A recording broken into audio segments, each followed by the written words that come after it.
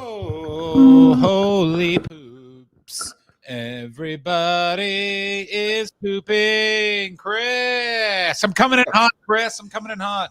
Okay. Hi there. I'm coming in chill. Just had a chicken sandwich. Ooh, all right. Before we get going here, before I let loose, let's talk about this chicken sandwich. What do we Delicious. Of course it was. Hot chicken, cold chicken. Both great. Hot, fried in butter, yeah. pre-seasoned with just a little bit of salt, a fair amount of salt, some pepper, and some oregano. I'll tell you this about the ketogenic diet, which is, I have lost some weight by, bullet coffee. Look at I got those cheeks back. That said, you sexy son of a bitch. Thank you. It's because I'm in rage. I'd like you to know, I wonder, I know what you're all thinking. John, did you spend literally from 8 a.m. until 1:50 trying to call the California Unemployment Division? Yes. Did I get through 100 and I think that's something at 120 calls, Chris? Damn. Thank you very much for the subscription, Baldy. You, my friend. Oh, can you separate us? Thank you very much. I feel much safer. I also did some quiz admin for Thursday, as usual. Saw that. I knew Cole Cabana was not going to remember the time, and I knew he played off like a joke. I knew he would. But he'll still be there. I'm very excited for the quiz. I did some quiz admin, talked to 1 million, making sure everything is all kosher for that. Nice. Hello, Steve Mooney. Steve Mooney. I just want to get this unemployment thing done, but I have a story that happened. So I got a document that they're like, you got to send this back by the end of today. So finish the sandwich. Fresh avocado, a little bit of mayo. What are we doing? On buttered toast. Whoa, back it up. That's all. We did it all. It's all there. What are we talking about toast-wise, Joe Trope? I have a job. It just doesn't exist because of COVID. Also, tell King Geo these artsy fucks, right? Yeah. Self-indulgent. That's what it is. Hey, listen. Rye toast, because it's all we had. Rye toast. That's good. That's a good sandwich toast. Absolutely worked out. Gets dry and it's thick. Doesn't. Because here's the thing: why people? My ex-wife and I were very close in many ways, but one area where we differed was she was against toast. What kind of stance is that? That's like someone I know who doesn't have hot drinks. You're out of your mind. I know, it's out of his mind. He's a good man otherwise, but Jesus. What was her problem with toast? Didn't like crusts. Chop them off. Yeah. That's not a toast problem, that's a crust problem. But didn't like any sort of crust whatsoever. Oh, and toast is one big crust. Yeah. We get to the crux of the crust. You don't like hot drinks? Future Bear King, get out of here. All my coffee is cold. In Nice, what? Of all places? What? In Nice? You talk that kind of shit here by all of my Viagra? You're talking like that near all of my Viagra. The hardest thing in the world over here? My boyfriend doesn't like toast crispy. That's why it's called toast. He likes warm, soft bread. Sometimes twitches. I hate to say this to you. You're going to have to break up with your boyfriend. Chris? You can do better. You can do better. Yeah. You deserve better. I'm a fancy boy. Future Bear King, I don't think you've seen my collection of novelty-sized Viagras. We're all doing pretty good. Look how big this is. Look how big they are. It's not like he's compensating. Look how big that is. His penis is fine. Shh, no, it's not. Down here. Like this. Right there. Yeah. It looks like a bunch of overboiled spinach. Have you guys ever thrown a raw octopus at a wall? It's like that. Oh, sensual. Yeah, that's right, Baldy. Get him in the chat. Get him in the chat, Twitches. We're sick of this. Get this boyfriend in here so we can berate him. Yeah, damn right. Sometimes Twitches. Apparently, by the way, the quiz update. One member is now claiming that we said it was going to be at 1 p.m. their time. That's cool. I remember it being 11 p.m. 11 a.m. is what he said. I don't remember. I'm sorry, I can't back you up. I wasn't totally paying attention to that part. I mean, there's like admin, so I zoned right out. Yeah. I know how this works. This is the problem with having a. Listen, I'm broadcast. We are no. We are not toast positive. We are toast absolutists. We're toast fanatics. Yeah, absolutely. That's real good. Any sides with the chicken salad? You know what I always think about a chicken sandwich goes well? Potato salad of any variety. Potato salad does not get the credit as a classic sandwich side that it deserves because French fries have really monopolized the side area of the plate for a sandwich. But so I don't always want fries, and also fries. It's too much with the fries. Fries are the bacon of of this decade. Do you And they're remember that delicious, and you can never have too much of them. you can have too many fries? But do you remember the aughts when people went like literally bacon crazy? And I do. as a sausage man, I can say bacon can kind of fuck off compared to sausage. There's Insane. There's no Insane. contest. What are you talking about? You've said a lot of nut bar things on this stream, my Prove friend. me. But to say that sausages, pudgy child fingers of the breakfast foods, are better than bacon peeled straight from the thighs of Zeus himself. You're out of your mind because you are only thinking of one type of sausage. You see the thing? Sausage is pish. Baldy is not a Scottish person. Baldy is a fake fifer. No Scottish person would ever say sausage is pish. No And Scottish- overcompensate with pish. Yeah, this is. Are Thank you you- Daniel thank you, Sloss? Gio. Are Thank you you, Gio. Daniel Sloss? You can't trust this man. His babysitter was a heroin addict. Bacon is king. Yeah. That's why you can make a crown out of it. Try to make a crown out of Adam your stupid Albright, rolling 84, sausages. coming in with potato salad, mayo, mustard. Now, Oh, I made that face as well when someone first pointed this out. Instead of mayo, I like a little dab of mayo in there anyway. But then you get some like nice, like a little Dijon mustard, or what's that mustard that's really big in England, where it's like the little balls of mustardy goodness that are in the mustard with it. cookie. Whole grain. Whole grain, put that with potato salad. How you fucking doing? Here's why I don't like potato salad with my chicken sandwich. I've already got mayo on the sandwich. What do I need mayo on my side for? But then why don't you put mustard in there? You're having a fucking, you know what you're having? But You're it already having a came. wonderful- It already came. What are you talking about? I never make potato salad at home. You I'm never not a make homemade potato salad man. No. If I'm making my potatoes, slice thin, and then either with like cheese and some sauce, squilky. What's happening? Cookie. Or nice big fat chunks and I roast them. But this potato salad business at home, not interested. There's certain things that I will only eat in a restaurant. That is one of them. Poached eggs is the other. Absolutely. Poached eggs, especially like anyone's like, I'm making this holiday sauce at home. I'll be like, hey, I really like you. I do not want to have diarrhea today, so I will not be doing that. There you go. Because it's a giant petri. Because it's one of those ones where it's like hot, cold. So it's literally like if you've done one bad thing, you are toast. Sometimes Twitches, it's a bacon crown, a king hat, to quote Paul F. Tompkins. Yeah.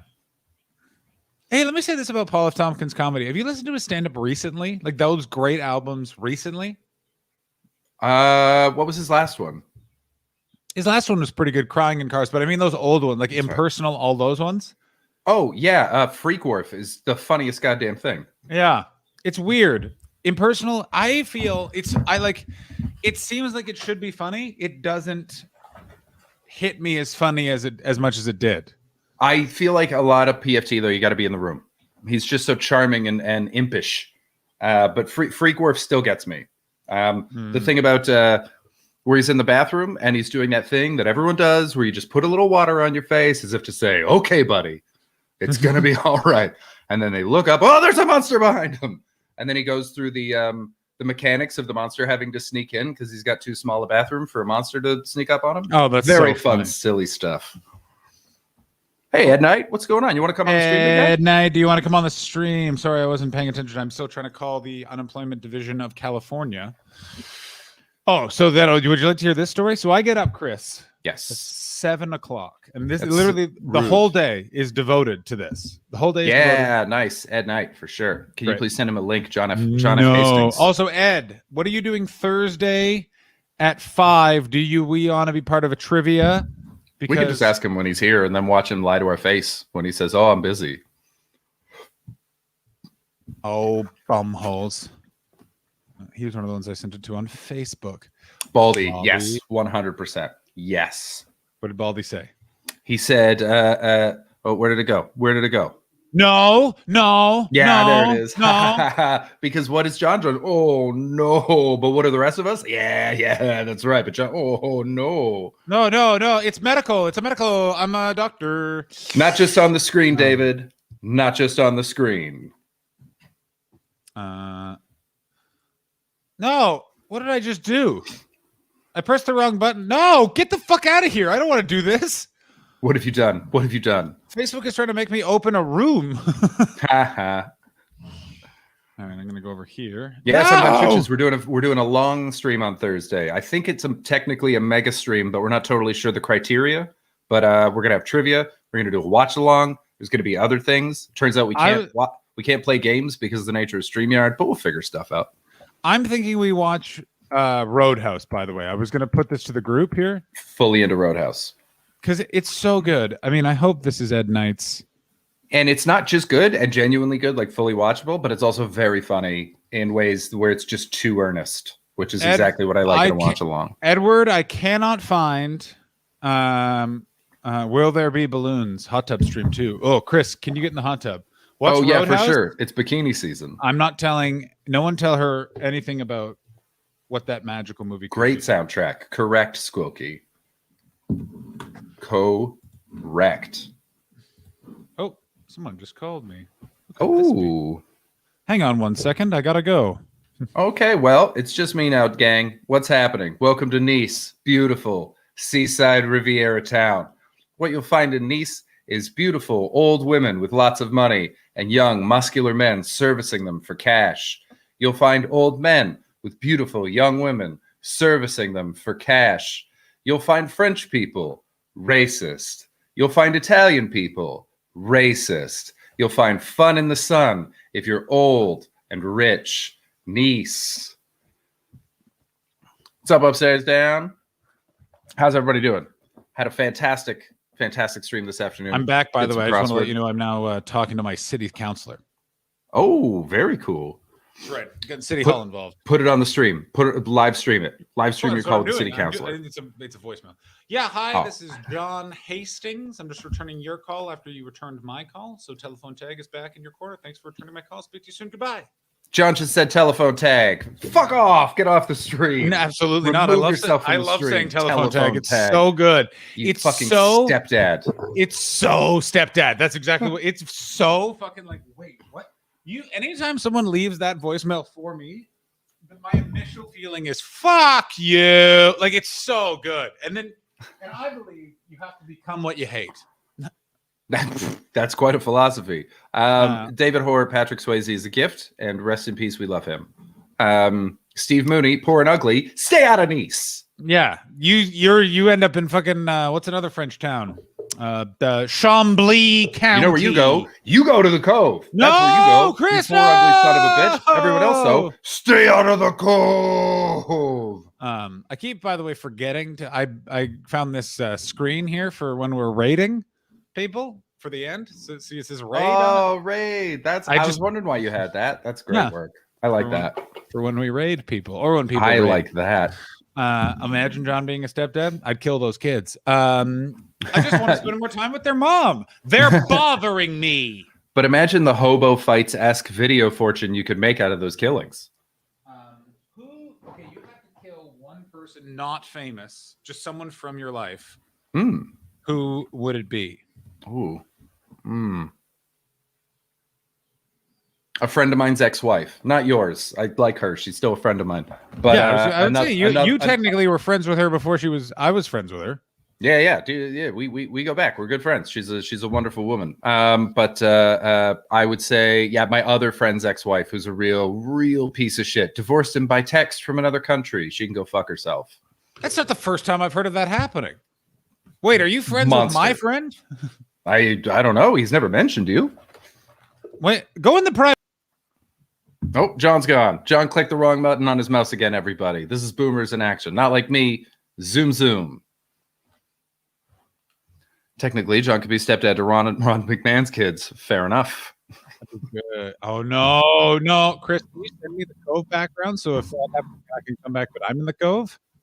Yeah, I can send you the Cove background. Great. But put in the private chat the name of your friend, because there's no way that more than one person's broken up via text from another. Wait, what country was she in?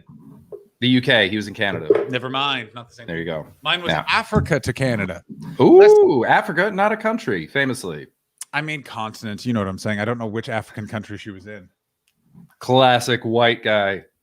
I believe it was Nairobi. I guessing. don't know. I have no idea. She was on a missionary trip. She met someone. An affair ensued. Oh, Here's the in thing, God's house. though. I mean, yeah. I worked at a Christian camp, and let me tell you, not a lot of Christian activities going on there. Mm. Down for free. So let's just put it this way: as having I'm not actually. I'm like, oh, like last week was such a bag of dicks. Like it was an actual plate of butts. Oh, So like this yeah. week, just having it like just this EDD thing. Where now I'm just like, I will eventually get through and be able to fucking city. Oh, who gives a fuck? They were in a place on the African continent where she was cuckolding my friend. The main So fuck her. I want to make this clear. The important part of the story was her breaking a solemn promise to someone that she claimed to love, not the location. Imagine if we actually allowed. Did she get missionary in this position? And that is a great question. Future King. And you know what? That is unconfirmed, but I hope so. I also want to say this, by the way. He took the breakup so badly. I'm sort of on her side. Have you ever experienced this? Wow. Not 100%. Not 100%. I'm at first not on her side at all. Of course. Like, What a terrible action. 0%. Yeah. I'm 2% on her side now, I would say. Yeah. Yeah. Every now and then where you see it and you go, oh, is that what you're like? Ah, okay. Yeah. Like I'm still on his side. But you know what I mean? Like it's yeah, I totally it's one of those things. Breakups are interesting. Also, what's the worst you've ever seen a person handle a breakup? Oh, Ed Knight's texting things. What are you texting, Edward? I'm gonna read these on the stream. Oh my god, so racial. Sometimes switches. We both have friends that were divorced by text from other countries. Yeah. Crazy world. Also, when Ed Knight comes on, chat, I would just maybe ask him why he said that. Just ask him. Just see what happens. Also, Ed Knight, Elliot Steele out for trivia, Ed Knight in for trivia. Yes. Which, you know what? That means there's going to be more right answers. No offense to Elliot, but I'm just saying. Yeah, that's true. It's too hot for a coat here in Nice. That's what I'm finding out. Interesting. You see, I'm by the raid, so I'm just under the kitchen sink. I just got a raid background. I just got one. You've inspired me. I'm waiting also for my raid videos to be made. Ooh, I really want some raid videos. I need some stuff to be made. I got a guy that's real good. He took all of Alex's sort of the images and then he adapted so it's still in that style. Because I was I really liked what she did, but he's like an animator and stuff like that. Very cool. I'll hook you up. He's great. Does great work. Yeah, let me know. Let me know. I mean, I might just I might do the typical bets thing, and over the next 4 months, try to make it myself. Because God damn it, it's just who I am. Oh no, what have I done? But hey, no. Oh. I tell you what you're going to see. SD boober. Oh, hello there. Welcome to the void. Didn't work. A lot of guys I lived with that had massive residual from previous breakup, get drunk and one of them broke a fire door with his fists. What? Yeah, that's its powerful fist. All right, I'm trying to think. There's someone that we could get on Discord to talk. I don't know. He actually, one of the people I know who like had a bunch of big breakups and like took him hard, but he took him hard and it was really fun. So it was like a party. Other way. What's that? Also, Chris, and like I am no one to be criticizing someone's chroma key. Yeah. But just if you just shine, I think, and King Geo could probably correct this. Either you shine a light on, either your screen needs to be more lit, or you need less, just because you're getting the weird. Not better, but you're right. Yeah, I think it's on your screen. Yeah, I think it will be. I'll fix it. I've only got the one light. I need a second light. But I just wanted to get that up so that now it's available. That's fun. Also, the Amazon. I literally typed in lights for green screen for streaming, and I got these.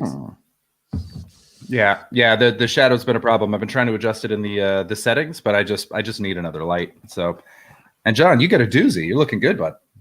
Which one do I want? I like this one. I like being in the internet. Yeah, I was really pissed off because so EDD, I get through at 9:00. Get through. Talk to a guy. We're swimming along. I explain what my problem is. He goes, "Yep, I can see that." And I go, "Can you?" And so, what are we gonna do? And he's like, "I don't know how this happened, but you are not in the right department. I can just see your stuff." And I was like, all right. So what do I need to do now? And he's like, I will connect you. And he hung up on me. And then you kind of have to love that. That's it was. I was like, oh yeah. That's not even the craziest one. I was on Sunday with a friend. We just sat with both of our phones. She got through, and like she's had a job throughout all of this. Like she just sort of has no idea. One of my cool new LA friends, and so she was like, "This is demoralizing as fuck," and I was like, "You don't even know. Sometimes that'll just hang up." And she's like, "No, that can't be possible." And we're on hold for an hour, and then it just hangs up. And she was like, "What the fuck?" And I was like, "Yeah, Jesus." Yeah. The governor, the governor of California is getting recalled in September, and he's going to lose. Is this Newsom, Mr. Gavser? Alex Watson. It is 100%. It is Centerlink. It's the same thing. Gavin, the only Gavin I've never heard of, or the only Gavin I've heard of who wasn't the lead singer in Bush. Are those the only two famous Gavins? We're the only two I can think of. What about Stacey's boyfriend? I don't get that, but I like it. Gavin and Stacey. Oh yeah. See, they haven't heard of it. Never seen it. Doesn't count.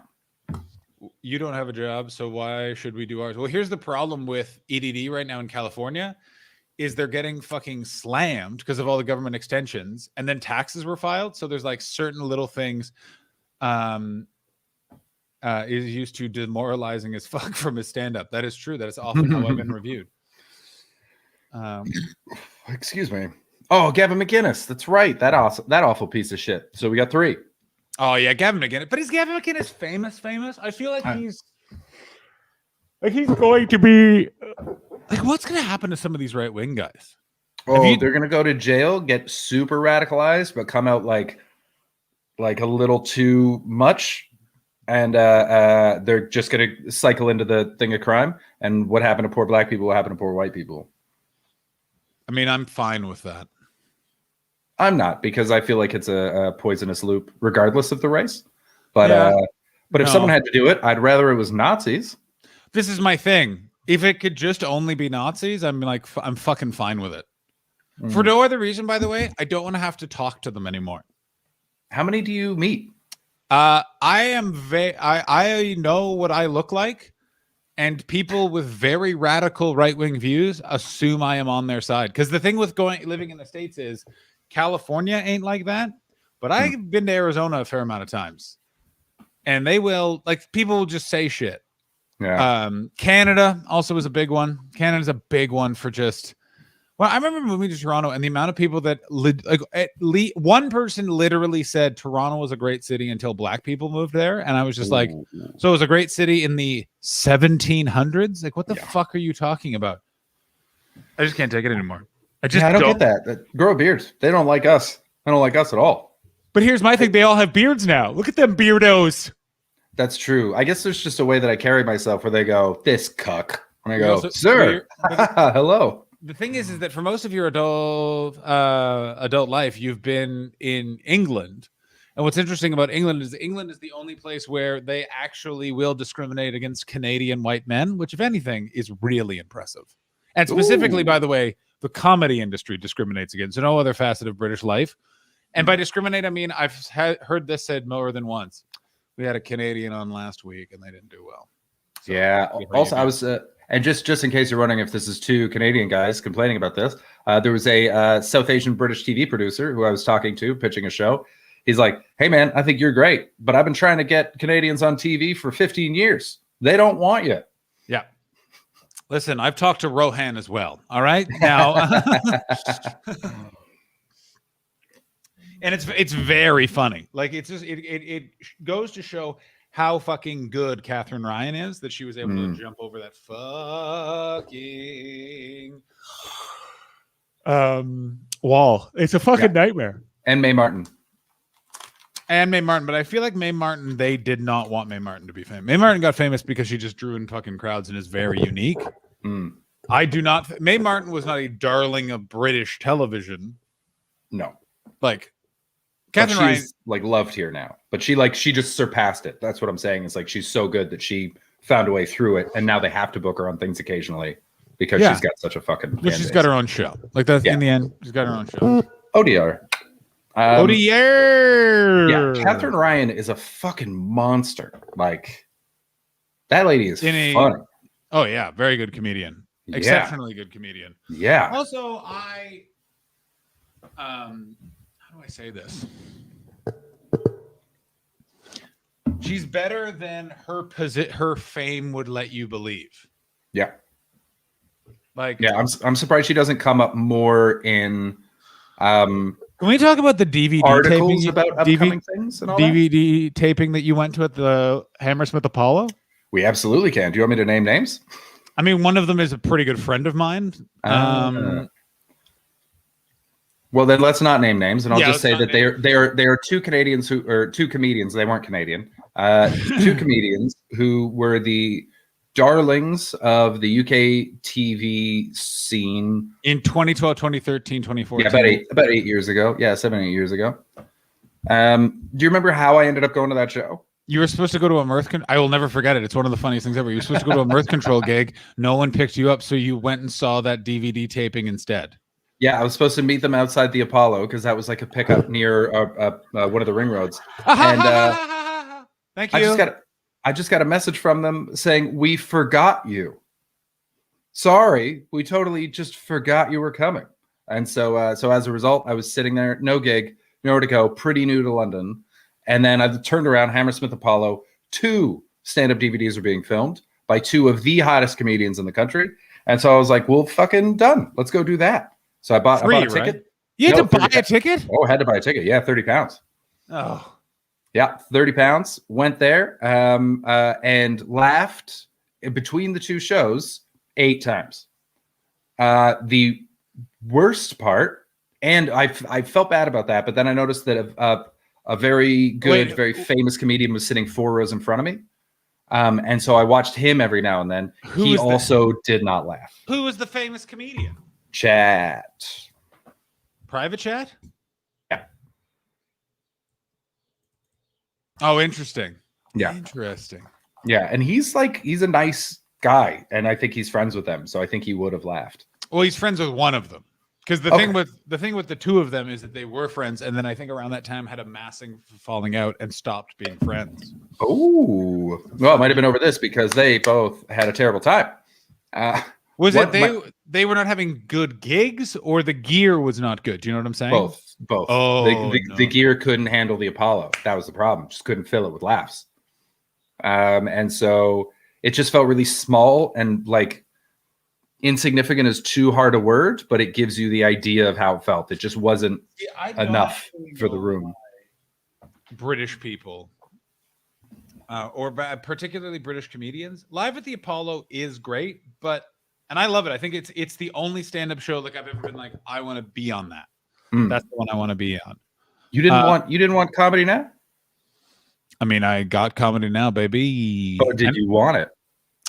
I wanted it when it was the weird Purple House background for the first couple of years. I still want a Just for Laughs TV set. That's on I've been watching that too long my whole life. And I know it doesn't mean what it meant, but I still want it. Yeah, I have one. That's why I have 2. Ooh. And one's coming out at some point. I don't know when it is. Richard Wright, what is Sarah Pascoe's advice about Live at the Apollo? But here's the thing with Live at the Apollo is Josh Hastings does not laugh but has small strokes. That's true. The thing with Live at the Apollo as a show is it's great because everyone looks like a rock star. It's 4 minutes, kaboom, kaboom, kaboom, kaboom, out. But that room for an hour, that's a big fuck off room. Like that's like a fucking big room, and it's a big high ceiling. It's a concert hall. Yeah, it's where Motorsmith filmed No Sleep Till Hammersmith, the seminal live thrash and heavy metal album. Decarb, welcome aboard, sir. Decarb. Oh, goodbye, ODR. Have a good sleep. ODR, I want you to sleep well and kiss me when you go to bed. Chris, let's sing the Kiss Me song. And kiss me, oh, didn't you go to sleep? And I am with me. That's a great song. I love. My grandma used to sing me that. You want to have a decent gig, but not smash it, because if you smash it, you can't help but look pleased, and on TV it comes across as smug. If you have a decent gig, they'll edit it to make you look great. Huh. I actually I agree with her. It's also amazing. There's a set. I mean, I'm going to show you. I can't really show. I was at the Winnipeg Comedy Festival, and I saw someone. You didn't enjoy. Oh my! Josh Hastings comedy's in the chat. Yeah. I like Josh Hastings. Josh, welcome aboard. Josh, are you participating in the chat? But it's such an interesting thing because that was the last. I feel like we arrived just at that last gasp. I mean, it's a weird thing. I have a real knack of showing up in comedy scenes right when it's over and rebuilding. Like it's me too. Burn it down. Well, it's because we moved to England at the same time. Yeah, and I moved to Montreal just after you left, and it was brutal. I mean, I feel like your Montreal was way better than my Montreal. Only had comedy off the main, Grumpy's, The Works, and The Nest. You had The Works, The Nest, your show. Yeah, but that's because we made shows. That was but that's what we did too. We had to make sure too much. Like everyone, you always had to fucking you always had to make your own shit. You know what I'm saying? Yeah. But like when I got there, it was like, excuse me, it was clearly rough. And then we got lucky, like within about 6 months of me starting, a bunch of really fun new comics started. But like it felt like the end of something when I first showed up. Everyone they weren't really talking, no one was hanging out. It was a weird vibe. Yeah, because it was definitely a brain drain. Because once I was gone, Ali was gone within a year. I think Deanne was. Yeah, Deanne was still definitely there. Deanne was still there. She closed the first show I ever did. Man, she mentioned me while she was on stage. She referenced one of my jokes, and I was like, she hated that joke, but she remembered me. I'm gonna be famous. Did she hate that joke? She hated that joke, and she was right too. I even stopped it halfway through and was like, "This is gross. I'm not going to do this anymore." I apologize. What was the joke? It was a thing about poetic devices in porn. And then fuck you. Oh, hi everyone, it's me, Chris Betts. First 5 years into let's all read from Smart Fuck book. And then did you know that Latin and pussy means platin? Like, shut up. But it was I started jerking off, like miming jerking off on stage, and I caught myself halfway, and I was like, "What the fuck am I doing? This is gross." Apologized to everyone. They all laughed and appreciated it. And then I moved on with my set.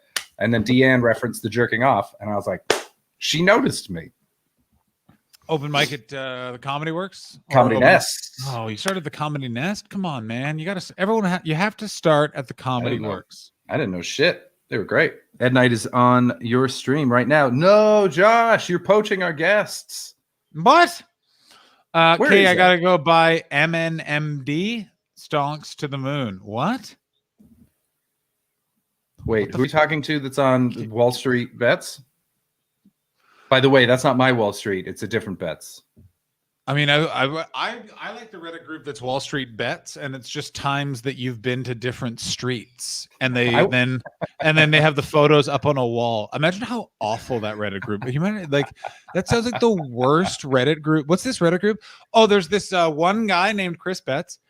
And we put he just goes and stands on streets, and then we hang the photos of them on walls. Come on in. It's a really vibrant community. Also, I keep discovering there's a lot of people in my social media that are just full on advertising OnlyFans now. Really? Is that because we talked about it the other day? I don't know what's going on, but I think what it is just every woman is just like, you know what? People want to see my Norks. Time to make some fucking cash. I think honestly, OnlyFans is going to normalize sex work. Oh yeah, more than anything else in the universe. Oh yeah, because everyone's like at a push. Second cousin is on it now.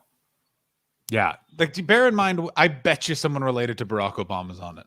Oh, for sure. Jill Obama, his 8th cousin. Mm-hmm. Where is Barack Obama these days? What's he up to? He's doing a podcast with Bruce Springsteen. No, he isn't. He really is. It's on Spotify. No, they don't. Yeah, they do. with Bruce. Oh my god! Told you. Oh my god! Yeah. Why? Because why not? You get to hang out with the boss. He's also I'm- like running fucking a bunch of charities and stuff. But every week, couple hours, just Barack and the boss hanging out, I kicking got it. news for you. Barack Obama makes sense. I don't know if I want to hang out with Bruce Springsteen. I think Bruce Springsteen kind of sucks. Oh, what? But he's the voice of the working class Northeastern. No, he's not. It's fake. I was driving down in the factory close, never and my truck was okay, but then it broke down. This isn't country, I swear. Oh, can you hear that? Yeah, I can hear him now. You Yeah. have one. It's You know what I do? You do. Yeah. Everyone on my crew has a podcast. My dog has a podcast. Well, recently, this is a big deal. Two hugely famous icons, President Barack Obama. Okay, hello, and welcome to Renegades, born in the USA. Oh, I thought it was actually them. Their podcast isn't called Renegades Born in the US. It's not. That's so stepdad. That's the most stepdad thing I've ever heard in my listen, That's not what it's called. That would be hilarious. That's why it's a Team Coco joke. I feel like it's called I better not be called oh no. No, that's what it's called. What? Renegades? It's actually called Chris. Mm. Are you ready? I'm Yeah, I'm on ready. the actual Spotify page. Okay. I'm glad you brought it up because, oh my God, it's actually called Renegades Born.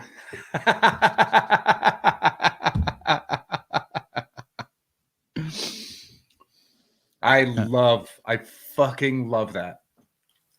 I absolutely love that. That's so funny. I mean, you What can a also, terrible you can also name. see that I also was following. This is Papa Roach. Oh, John, you deserve better, man. I mean, I got to tell you, sometimes when you're running, you just want to listen to some absolute crapola. Jesus Christ, they're terrible. I listened to a very nice interview with Serge Tankian and Rick Rubin today. Absolutely lovely. I want you to know, Chris, throughout this entire stream, guess what I've been doing? Calling. Calling to apply for pandemic unemployment assistance. Second Pandemic time today. unemployment. We're back on hold, baby. Oh! Hey! Everyone thrust, celebratory thrusts, Chris. They're not sexual. They're No, just getting this the is the legs dance. involved. It's Oh, the Humpty yeah. Dance. The Humpty Dance right. is your I chance to call the predict, ladies government and gentlemen, I will be on hold. for this whole stream. I think I'll probably be on hold until about 7:00 tonight. Nice. What time is it I there gotta now? tell you, 2:38. 2:30? Nice. I have to tell you, I was very Yes, Alex. Yes, please. Let me ask you this: do you go through these waves with like solo streams and stuff like that, where you're like, "Oh yes, we want a prediction for this. Yes, please." Okay, how about this? R.I.P. We're Shark gonna- G. Everyone in the chat, please pick a time, and whoever gets the time, I will PayPal you. I'll pay the PayPal them a monetary sum, like a stupid figure, 69 cents, something. Yeah, I like that. What about $4.89? Because that's 4.20 and 69. Whoa! I know that's not how prediction works. We're doing a new thing, Alex. If you head into my Discord, this is how it's going to work. Head into my Discord and DM me the time. I will not be paying Dogecoin. Decarp, you know I will not be paying Dogecoin. Future Bear King's coming in. Future Bear King, can you email that time to my Discord? DM them in the Discord. What time is it now with you? It is right now 2:40. He's 8 hours behind. I'm 8 hours behind the UK. Yeah. I was thinking, I forgot that one day we'll be doing this in the same time zone. Do you know how Right? much easier that's going to be? I can't wait. I'm so excited. I'm so excited. So at Mega Stream on Thursday, I'm going to be turning my computer on and we're starting 8 a.m. my time, 4 p.m. your time. And I say we're going at least 8 hours. Oh, yeah, for sure. Yeah. Because that'll take us to midnight, and then we'll take it from there. Yeah, exactly. That sounds very good to me. Also, Alex Baldy. I was going to say Alex Baldy, David Hoare. I was going to shoot you guys the link for guests. I trust you guys.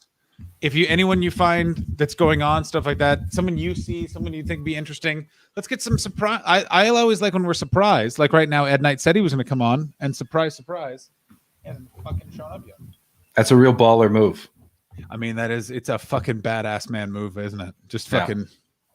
He dead-eyed us. He gave us the high hat, is what he did. You know what I feel like he's doing as well? I feel like he's watching the stream in his house, just smoking cigarettes and not answering, like a cool guy. Like when he sees your number come up on the phone, he goes, "Not yet," and then it hangs up. You got to call 4 more times, so you got to earn the Ed Knight. Put me in, coach. I'm ready to zoom. Do we do that end of the mega stream? We have chat people on the mega stream. Last hour of the mega stream. I like that. I like that very much. Actual chat people on. Ed's mom came in my room. Yeah, she did. Baldy. Baldy. I think that'd be very fun. Last end of the mega stream, chat comes on the stream. Oh, Decarp finished his bowling league last night. Oh, and he emailed me. I didn't write this on my notes for the show because I was too good. $27 to sponsor his bowling team. It's spent $27. Yes.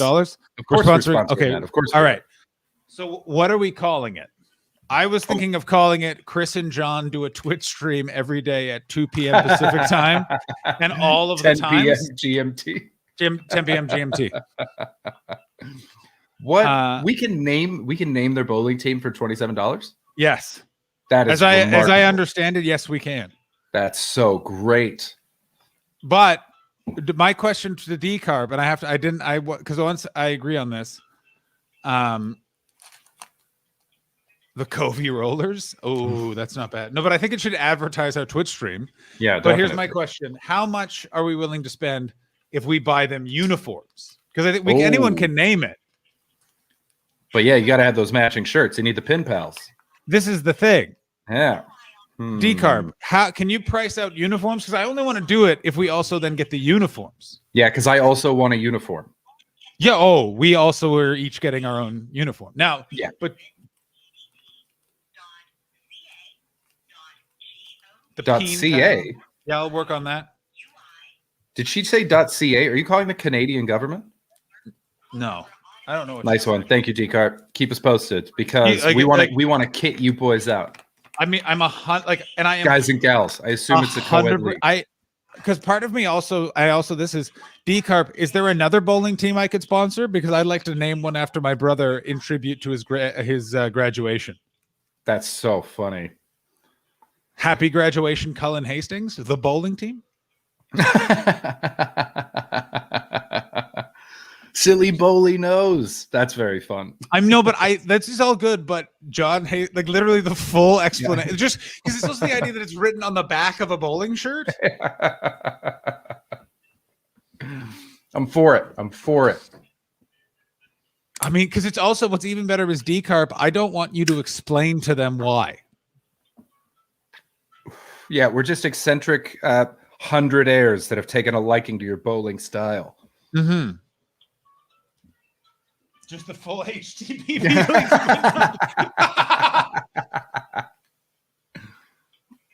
Come on, get in there. I can't believe I'm back on hold. I feel insane. The untitled Twitch stream bowling team? No, it has to be our full names and the time. It's so long. I know. That's why it's so good. But I don't want to embarrass these people. They're our team. It's Decarb. Decarb doesn't get embarrassed. 4 friends. Decarb has children. You can't embarrass stepdads. You can embarrass dudes that marry mums and pretend to be dads. You can't embarrass a dad. But what if his team doesn't want to be on the team anymore? We got to think about that. We got to think about Decarb. I can't be embarrassed. No, Decarb. No, but because Decarb would only hang out with other people that could be like Decarb. He's a dark soul. Is our Decarb? He's not hanging out with goody two shoes. Confirm, deny. Because I don't want to hang you out to dry on this. It's very important to me that we don't hang you out on this. But if that's the case, then fuck yeah.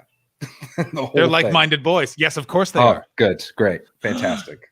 We could do a QR code on the back that goes straight to our stream. I mean, do you know how fun that is? One of those. What if things where what if it's a QR code that instead of the stream it plays David Hoare's theme song? Yes.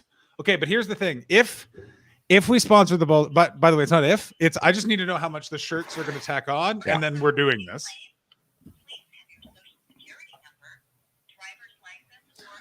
You should check out my stepdad's Twitch stream. Is that an actual Twitch stream? I mean, I'm still back on the fact that Barack Obama has a podcast. Renegades, born You in the understand? USA. I hope There they is broadcast from the back of motorcycles. I hope There's that's what nothing they that record in I the should be studio. doing. I shouldn't be doing anything longer than the former president of the United States of America. Do you understand that there was for a brief moment Except more- jacking it to Michelle. more? Oh yeah, I never found Michelle Obama very attractive. Oh, she's a very beautiful woman. I mean, like her. no, objectively She's very beautiful. graceful, She doesn't do anything. for me. powerful. I like No. it. Probably 6 bowlers, maybe 30 a pop, then less than 250 cash title out the door. Oh, absolutely. Oh, 125 each for our 125 shirts and the for- name. For shirts buddy. and the name. I'm Done. in. Um, We need a little logo for the chest as well. So we have it written on the No, back, no. and then we It- need a logo on the chest. it's each of our faces. Cool. Yeah, perfect. Yeah. Mine will, of course, be wearing this blue wig. Now, here's the second question. I just thought of this. I don't know if, and I don't know if 1 million can do this, but do we do a comedian's quiz at what time is that? It would be at 6 p.m. UK time. Alex, we've offered to pay you in the past, and you've turned us down every time. It's too Yeah. late. It's going on the I'm wa- bowling tee. I'm waiting for the invoice. You had your chance. Can We're your throwing our money at faces be bowling on the tees bodies now. of the guys from Due South? Yes. Of course they can. Yes. Chuck, I'm being bent in your Ray. I'm Diefenbaker. That's a dog. You can't be the dog. The dog just has to remain unedited. He's a great dog. I like him so much. I mean, I like also naming it after Diefenbaker. Fun fact about John Diefenbaker, Canadian Prime Minister, made a big bunker outside of Ottawa called the Diefenbunker, and now people just go throw rocks at it. And it's where the Carp Fair is, I think. Cool. Can you go in? I want to go in the Diefenbunker. No, I don't think you can. I don't know if you can go in. I don't. Think I mean, it's so. probably safe in there. It's fucking Diefenbunker. I mean, it's such a Canadian thing that you just named the bunker after the fucking. Oh my god, it's an escape room now. oh, what? I mean, of course it is. 2 guys on my team own the bowling alley, so we can talk about putting a show on.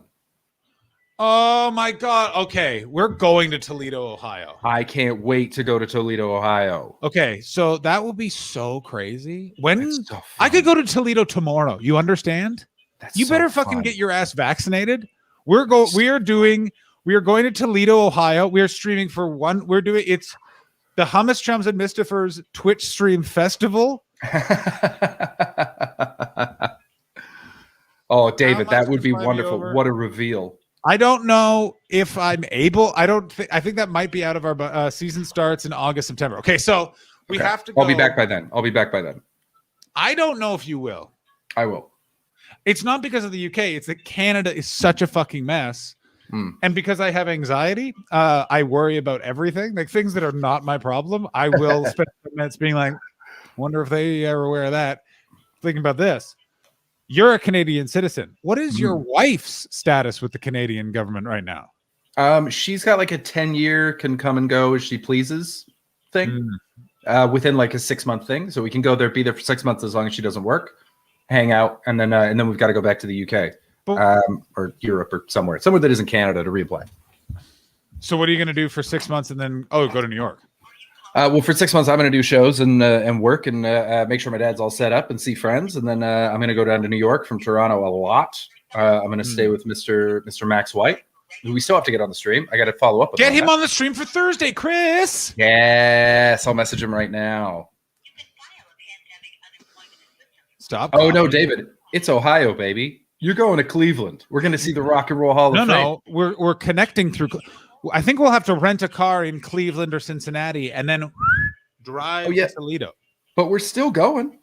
Oh yeah, 100%. Why do people keep using this fucking? Okay, let me. Okay, I for the first time in a while, a show has tweeted out a headshot of mine because I'm on it next week. Yeah. Let me show you the one that they picked. And so many clubs picked this one. I think And I I know. don't- Well, there's I one. don't even know there's where one they of got it. 3. This is why I love the underwear shots, because there you're always going to go with that one. I honestly have no idea where the fuck they got this picture from because he didn't he sent it to me. Would it be too early to have the show in Ohio, or would you consider it in a few months before it's Toledo? I don't get the wordplay that she's doing, and sometimes switching is doing in there. I don't. Where's this headshot from? Genuinely had it taken. There were these guys that were like, "Hey, we need to work on taking headshots of individuals. So if any comics want free headshots done, then come on down." So they took a bunch of headshots, a bunch of great ones, and they were like, "Can you just take one in front of this red background with you looking dead-eyed? Because we think that would be very funny." So I just took it because it was like funny and we were laughing, and then obviously never used it. I never posted it with anything, and so I have no idea how it got out because it's not on any of my websites or anything. If you Google And image- clubs use it all the time. I'm sure it's on Google Images, but I don't know why. I mean, I never under. By the way, and I'm going to say this because we have people that are comedians in the chat, people that might get into comedy. Here's, by the way, what the fuck? Oh, that was yours. Here's my favorite interesting thing about when you get a new agent in comedy or in any walk of showbiz. First thing they always say is get new headshots. Yeah. To the point now, I held back on a set of headshots, and I'm just waiting. I love that. Night, Joe Trope. We'll see you tomorrow. Night, Joe. You're great. If you Google image Chris Best comedy, it's the second result. Yeah, that's Sarah. You did it right there. Thank you, Richard. Right? But well, no, I understand that it's up there, but I don't understand why it's on the internet in the first place. Have you thought that maybe it's because you're a dirty little fuck? Oh, I hadn't considered that. That makes a lot of sense, actually, now that you say it out loud. Everyone knows that Chris is a dirty little fucking boy. Woo! So you're messaging Maxway. It's from your TikTok, Chris. Oh, of interesting. course it is. That's right. I forgot that I put it up on my TikTok. I moved the mouth and it does Terrence and Phillip jokes. Oh, interesting. Goes to Cove, quietly die. Are you embarrassed that you're the fault? It's your fault this is out there at all? That's so good that it was your TikTok. Oh, that makes me so happy. Oh. No. Yeah, don't go to the Cove, Alex. No, Chris. Don't go into the Cove. Chris, can you send me the Cove? I'm stuck in the Cove. It's a nightmare. It's a nightmare out here. There's no Nessie. I'm in danger on all sides. There's neckers. There's drowners. There's teenagers trying to get pregnant up on Pregnancy Point. Did your town have a place where everyone went to go fuck? Ottawa did not have that, but we did have a section of the Ottawa River where dudes used to go to just to get sucked off. Because here's the thing that we had before. What? What's so funny? Where dudes used to go to get sucked off. That's where they. It's not like couples went. It's just dudes. Just Yeah. dudes went to get sucked off. It's Is this like where gay guys hang out and they just stand around and then look at it's each other like funny? it's like the Snake Pit in Hampstead Heath, but it's just a section of river in Ottawa. Yeah, they've got that in Stanley Park in Vancouver. I mean, that's the thing. You could straight people really fucking drop the ball when it comes to like outdoor anonymous sex locations. I mean, we dropped the ball in a lot of things, A lot of things, yeah. human rights for other individuals. But the one that's affected me is there's not nearly as. I mean, I thought you meant sucked off like by the current of the river. Where would that happen? Where would that happen? Twitch in the Cove? No, it wouldn't happen in the Cove, Chris. It would never happen in the Cove. I'll tell you where it would happen. Do you want to know where it would happen? Where would it happen? Well, you'd be hanging out, just picking some weed, and then you take a wrong turn, and then oh no! Oh, get out of the woods! Oh, good. Thank you. APD, always be dogging. Explaining dogging to Canadian audiences is one of the great joys of going back home and doing stand-up. A friend of mine, he's a bit of a wild card, let's be honest. Let's see if. Oh God! Oh God. Oh, it's infiltrating. Yeah, that's what's happening. He's a bit of a wild card, let's say, and he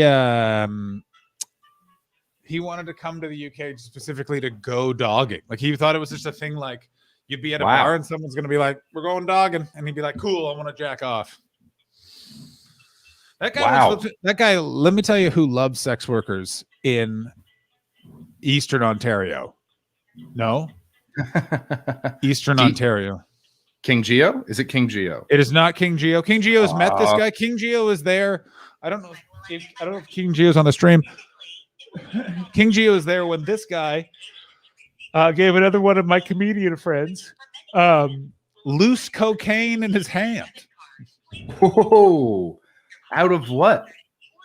Little paper envelope. Just Oh man. I'm going back to the hotel. Hey man, here's for you to have a hotel party. No, knew that guy since I was 11. all on your own. Just go do some coke alone in your hotel room when you're going to sleep. Nice. It is not Time Travel Agent. Time Travel Agent 100% knows this person. If Time Travel Agent was here, I would almost get her on a Discord voice call to talk about this particular individual. This particular individual is someone I just assumed would die in jail because of being a drug dealer. And he now legally grows weed for the government. Totally fine. Got away with it all. Yeah. Has a really nice, normal girlfriend. Well, like, you know what I mean. Do you know one of those things? It's not Mr. Shouldice. I mean, by the way, if anyone can track down, let's find a photo. I don't think we ever found a photo of Terry Shouldice. Hey, it's these dead peeps. What's going on? Please, the people to the home hunting. Max White is in. What? Is he doing the quiz or is he just coming on? I told him to just come on. Yeah, but we can also have him do the quiz. But I feel like he'd be great just as a solo guest. Yeah. Max White gives me life. Better be wearing a fucking nice jacket, or I'll tell you what, it's going to be curtains for that man. Oh, he's going to be inside, John. Don't make him wear a jacket inside. I just tracked that. It's so spicy and nice. I'm actually too hot right now. Yeah, you are. Too hot. I'm going to go God, somewhere I could else. go for a Diet Coke right now. Order one. Isn't that the beauty of the world? And just be like, oh no, it's too small. Why did that happen? I like this. I like that you just have a framed. You got the Rocky Mountains. Well, if you're going to broadcast, just a nice little picture in my library. If I'm going to broadcast, you're goddamn right. I'm going to broadcast. If you're going to broadcast from Canada, I'm broadcasting from Canada. Oh, there we go. Some cool mountain air. I feel much better. I'm just in downtown Ottawa. Oh, yeah. Pretty. That's very nice. Welcome home. Welcome home. So if you're, hang on, let me get situated. And we already sent you 3 grams. Yo, please get a sex dungeon background. I have a 3-liter in the fridge. Fuck, I'm jealous. Okay, so this is these are the Parliament buildings in Ottawa, Ontario, Canada. Up until recently, if you went behind there was a giant cat sanctuary.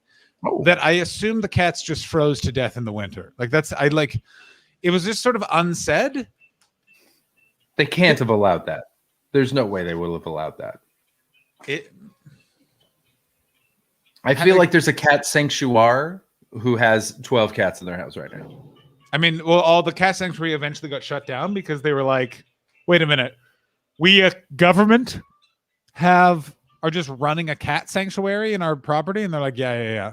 It's because they're having to rebuild the entire Parliament buildings because they were legitimately falling apart. And they also, like, a bunch of the doors just didn't lock.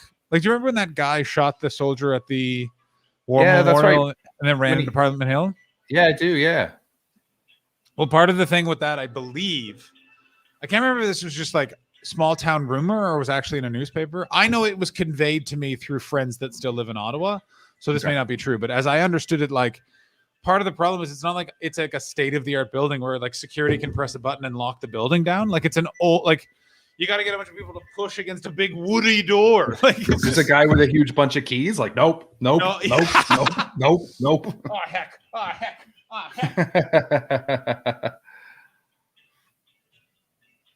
Oh, all right. Chris? Yeah, take me through your Canada plan. So you're gonna head home. Your dad, early stages of the forget me nots. Indeed. Yeah. Gonna go back home. Gonna It's a spend. real motherfucker, that one. I got my grandfather on one side, grandmother on the other side, both capute as a result. Just an absolute. It's because what's also annoying is no case is the same, so there's no relatability to it. Like there is in broad strokes, but it's not like the specificness of it. Yeah. It's just fucking. Well, his mom's had it for the last like 15 years, and she's been in a home. So Wait a my minute. grandmother. Your grandmother's still alive? She died 2.5 months ago. I'm really sorry for your loss. Thanks, man. It was COVID that got her, but honestly, it was kind of it was time. How She old wasn't- was she? 90 something. Good God, no. Yeah, and she was like, she had like terrible dementia.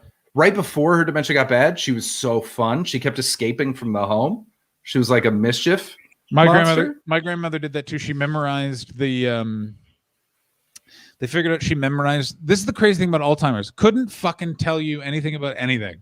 Memorized the keypad pattern once. They had to then put a cover on it. Then she figured out that if she got into the kitchen, these dumb fucks had just there's a door that went to like there was like sort of an airlock between one part of the secure ward and the other. Yeah. And then she just go in there. But that thing, the doors, like the first part of the doors, you couldn't open from her side, but some fucking goo bag just popping along. She would knock on the window. They'd be like, "Oh, hey," and she'd be like, and then they would open, and she's out, baby. I think more escapes. Dorothy McNeish was responsible for more escapes. Oh, in the nice. history of the Glebe Center in Ottawa than anyone else. Very nice. Same with Norma Kenyon. She was a wily old gal. And the last time I saw her was at a Christmas concert. She spent the whole time making fun of everybody and then looking over to me like, fuck these guys, right? And I was like, yeah, fuck them, Grandma. But as a result, yeah. So she's so I'm gonna go take care of my dad. I'm gonna do at least like a month there just to be like, what is his life like? Who is his doctor? How is he set up? And then depending on what I find there, we're either going to stay for a longer period of time or we're going to shoot over to New York. I'm going to do some shows and hang out and then come back. But yeah, basically, first things first, Vancouver Island, spend some time on the beach with my dad. And hopefully Because have a he's lovely on the time. island. He's on the island now. Yeah, he moved. I mean, that's good stuff, actually. Yeah, it's great because there's so many old people there. They're like ready for it. That's true. Because I was gonna be like, was it a thing where like your brother's done some stuff, but I don't think your brother lives on the island. I feel like he lives somewhere ludicrous, like Red Deer. No, my brother's like lower mainland, but it's 3 hours to get to my dad's house, including the ferry. So I mean, but that It's like- ferry's good. it's a pain in the ass. But First yeah, things so it's still first, not great. bowling alley, bumfuck, Ohio, bro. Toledo. Buddy, let's do it. Because literally here's what I want to do. I want to go. Do we go to Toledo for a week? I want to watch our bowling team play. Yeah. I say we do live stream from a different Toledo location. Definitely. I want to see if we can somehow do a comedy show in Toledo. Oh, for sure. It's our bowling team, Alex. It's our bowl. If I'm the co-owner of this bowling team. Goddamn right. Okay. All right. Which great sports owner are we going to be if for our bowling team? Ooh. Are we going to be Mark Cuban? Oh, no, we're not being Mark Cuban. Absolutely not. Are we being Steve Ballmer, new owner of No. the Clippers? No. He's cool. He's very supportive. No, He I loves don't the wanna team. be support- Big fan. No. John, you can't own people anymore. Ugh, Baldy, you know what you're doing? A lot of this. Now, you see, future Bear King is now someone's blowing my skirt up. Who's Al Davis? Fill me Owner in of on the- Al Davis. Owner of the Oakland Raiders, basis for Mr. Burns from The Simpsons. Oh, that's right. Who's Al update. Davis? 2.5 hours into the stream, 10:30 a.m. Is that too late because it's too close to the quiz? Or should we bring him in for half an hour, then do the quiz with him for Max? Well, that's easy. So he's in New York. Fuck. I don't think that. All right, if we start at 8 a.m. my time, Yeah. he's 3 hours ahead. If he's on at 10:30, I won't be on yet. No, PST. Your time. We're yeah. talking in Pacific Standard Time just to keep everything simple. Oh, that's good. 10:30. That's pretty close to the quiz. Well, say come on have him come on pre-quiz, Yeah. and then have him do the quiz. Cool. Yeah. Yeah. I'm just gonna say we're streaming right now, but I'll get back to you. Yeah. Oh, I forgot about Plantation John. Oh, never forget about Plantation John. I Plantation Elliot as well. Plantation Elliot. Oh, there was of course. Yeah, Plantation Elliot is who. Yeah, you want to know what Plantation Elliot's plantation is? What? Here it is. Oh no! Oh, it didn't work. Never mind. That was you owe no too soon, my friend. I know. I was knowing for it not working. See? Oh, okay. Oh no! You can't till those lands. All you'll get is No. child bones. Yeah. All you get is teeth, glass eyes, and such. Ah. You just get little scraps of paper with your address on it. Yeah. Dementia's a real motherfucker. Let's explore. So, what are you gonna do responsibility wise? Because what's his level? Is he aware that there's something up, or is he? He is in very strong denial. Go good. That's always very helpful in these Yeah. situations. That's gonna How's be your really memory, fun. Dad? Great. How's your memory, Dad? Great. Cool. Good. So not acknowledging it, not taking it well. What we're going to do is we're going to get power of attorney, just so that when it gets bad, we're ready and everything's set up. Yep. We're going to meet his doctors. We're going to look into getting someone to come and visit his house twice a week to Yep. make sure that he's eating and everything is clean and he's fine. Yeah, that kind of stuff. So it's just like it's all about setting the groundwork think to you make can sure also- that as he transitions into it, it's as easy as possible for him, and we don't let anything slip through the cracks. I know this because my entire one side of my entire family has a fear of Alzheimer's. So, Mm. and I hope you're all sitting down for this. I hope Chris is sitting down for this. My mom has, of course, investigated the whole thing and the procedures for if in case she gets it. Mm-hmm. Your mother's very thorough. They're very thorough, but Mm. there's a bunch of stuff that doctors can help you with in terms of getting cameras installed and stuff like that. Okay. So you can literally just check it. I know that through OHIP, so Mm. I don't know what the BC version of that is, but like literally go to his doctor and be like, because there's the clock test and a bunch of things they have to go through quickly to determine it. Okay. Like, do you know if he's had that? Yeah. They're pretty much like, I mean, we can't Oh, okay. guarantee this, but this is what's happening. So it's how they always are with dementia, where it's like Yeah. could be this or cancer, and well, how Yeah, will frust- you know frust- when he's frust- dead? Yeah, You not don't till know, he's so- dead. Yeah. Just like, wait, what? You're like, yeah, it's so. This is why I kind of love science, is because there's certain areas of science that are so complex, and it's like taking us 50 years to figure out, and then there's other ones where it's like, what do we do about that? Nothing. In fact, there is Yeah. nothing we can do. Wait, why? Nope. Like, why? Would you like Ah. another pillow? Would you Yeah, like yeah. some food? Are you You want hungry? would you like some lovely morphine? Would you like to meet John Cena? I mean, how let down would you be if you accidentally got? Could we sign your dad up for the Make a Wish?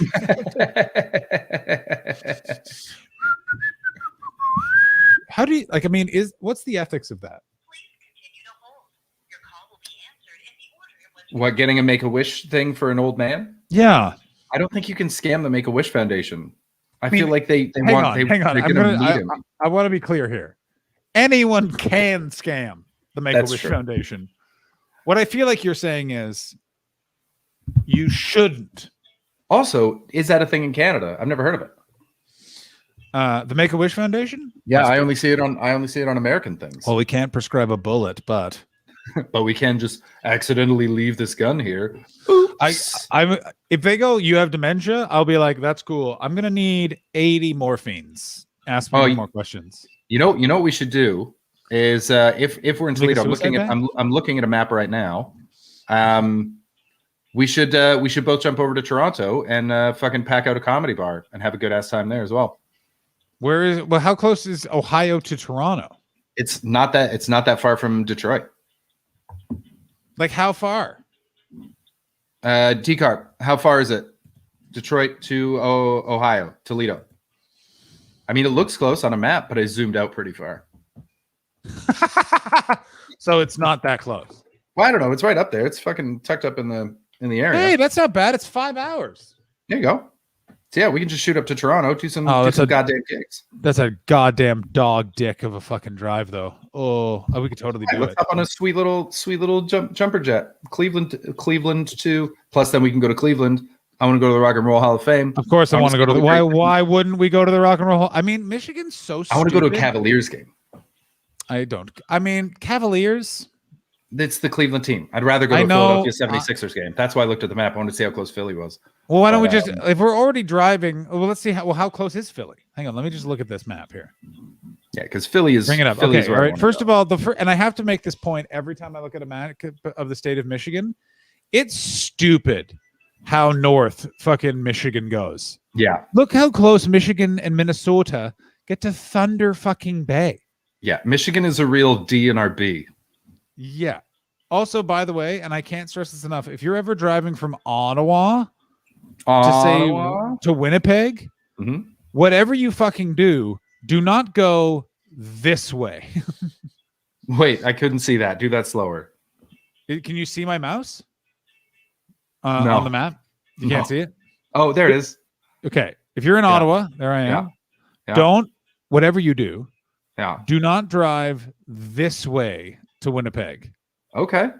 Because you have to literally go like basically like up and Oh yeah, I around. see Like, that. I see the highway. Yeah. like you see how there's just a million little shitty lakes? Look at all Yeah. these shitty lakes. You fucking lakes. Yeah, you literally have to go. This is me in Ottawa. When I should be able to do this. Ah, right in. Just go like this. Ah, So what? You drive through the states instead? You go south? of course. Take the real roads? Yeah. Just like a Very fucking, interesting. like a man. You go like this. Wee right through. Yippee! Yeah. Well, technically, I think what you do is you actually drive like I think you cross here or something weird. Have we talked about when Faisal went to Winnipeg for a weekend of shows? No. Faisal, Basil Butt, noted comedian, friend of mhm. mine and Chris's. Indeed, Every time- mentor to Chris Betts. Took me under his wing, made me yeah. feel safe in comedy. Very dirty under that wing, I bet. Very dirty, but very fun. One time I had to get home real fast, and he lent me a child's bike that he'd stolen. Yep. So we I he was like, remember Faisal, and I'll never forget this. Hey man, how was your weekend? Fuck me, bad weekend, man. Don't not a cigarettes. Oh, I was in jail. now currently doing a bunch of commercials with his adorable daughter. Oh, because Really of turned his COVID. life around. No, even before that. I mean, They're just casting him. They just like his look, and his daughter is genuinely just the cutest fucking thing in the world. he's a great guy, and his wife. I assume they're married at this point. Yeah, I assume so too. I'm not sure, but they're still together. They've been together for ages.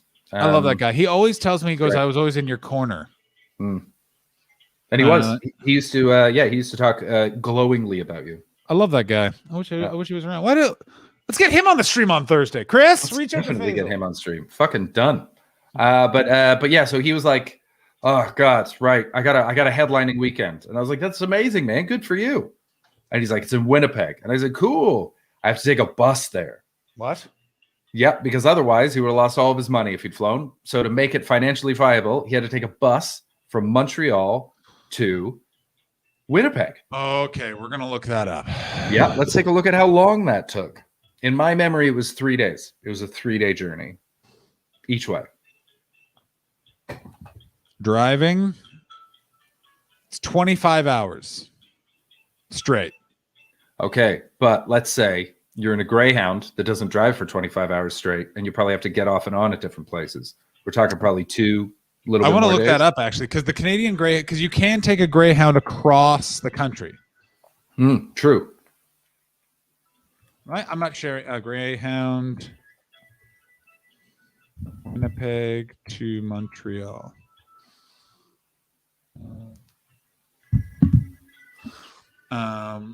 Oh my God, where is it? Oh, this is V. Oh, you can take a train. But I'm on busbud.com, everybody. I'm on I- Busbud. Hate that website. Used it a lot when I was back last year.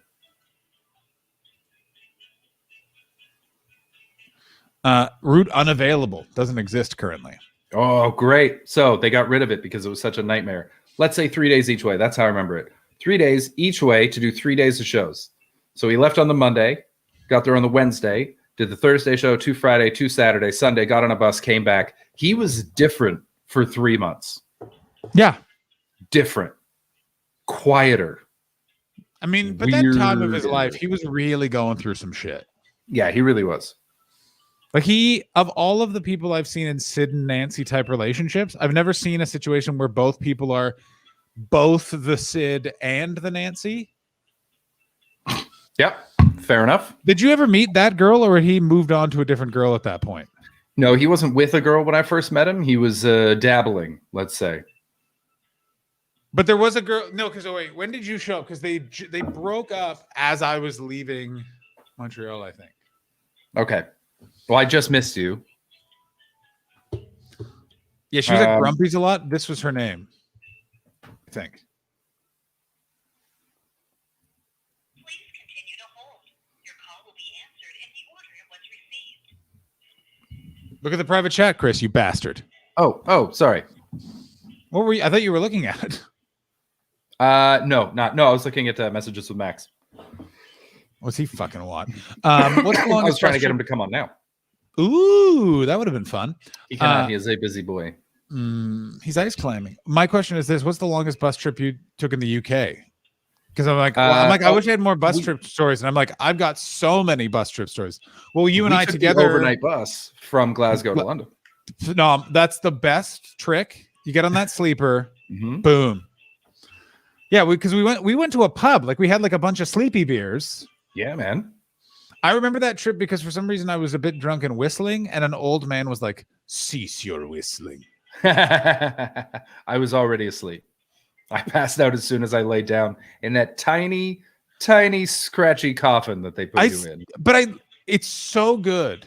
I mean, that's second. The best one ever was I was alone on a megabus to Glasgow once, overnight. Ooh, that's a long ass time. It was amazing because I was by myself in a brand new, perfectly cleaned bus. Oh, literally the only person on the bus. Only person on the bus. Oh, that is nice. That is nice. Did the bus driver play his tunes? Did you get some Mac? He literally Some went. Jovi?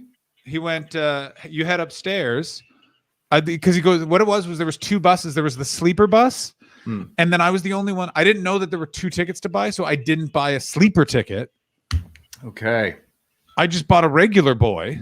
Yeah. So technically, they couldn't put me on the sleeper bus. This is the weirdest thing. So and that the other bus had to go to Glasgow. So they were like, it was just me and the driver. And he was like, we don't have to make any of the stops because I can see like who's bought tickets and like there's a cutoff point. You know how there's a cutoff point with Megabus because they have to print out the list. Yeah. He's like, we're going straight to Glasgow. You go upstairs and I'll wake you we'll stop and get breakfast. Awesome. Stopped. It was it's one of those this is the UK. The UK will keep you like locked because it's just weird shit like this happened. Yeah. I watched the movie Dread twice in Nice. a row. Only time I've ever watched a movie back to back. God, it's good. That movie's Jesus. so fucking good. It's Really? just I still watched it. it's great. It's literally it's the Raid but with Judge Dredd. It's the Raid great. with Judge Dredd, and Cersei from Game of Thrones is the bad guy, and you're just like, this is the best. Cool. It's so good. I can't recommend it enough. Nice. And then so we stopped, got breakfast, came back. I was in Glasgow at like 5 a.m. And this best showed up at the hotel the stand keeps you in. And I was like, hey, I'm supposed to check in today. And they were like, you're early. And I was like, can I just get my room? And they were like, yeah. And then just checked me in. I was in my room. It was the weirdest thing. It was like, I have gone to bed at that same time in that hotel for very different reasons. The worst, I mean, I think the only thing I love going on the road, I like airports. I like traveling. I don't even mind waiting as long as I get there on time. I fucking love being on the road. Showing up 2-3 hours early and the hotel being like, no, you can't come in. I call ahead. Infuriating. I call ahead. I call days out. I always call the day before and go, hey, my train's coming in. I'll be at this time. I know it's not always possible,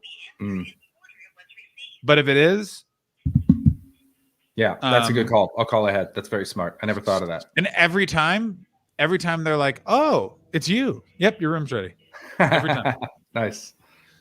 Because everyone else just shows up and expects service, but because the thing is actually call ahead. Also, no hotel has ever sold out of rooms.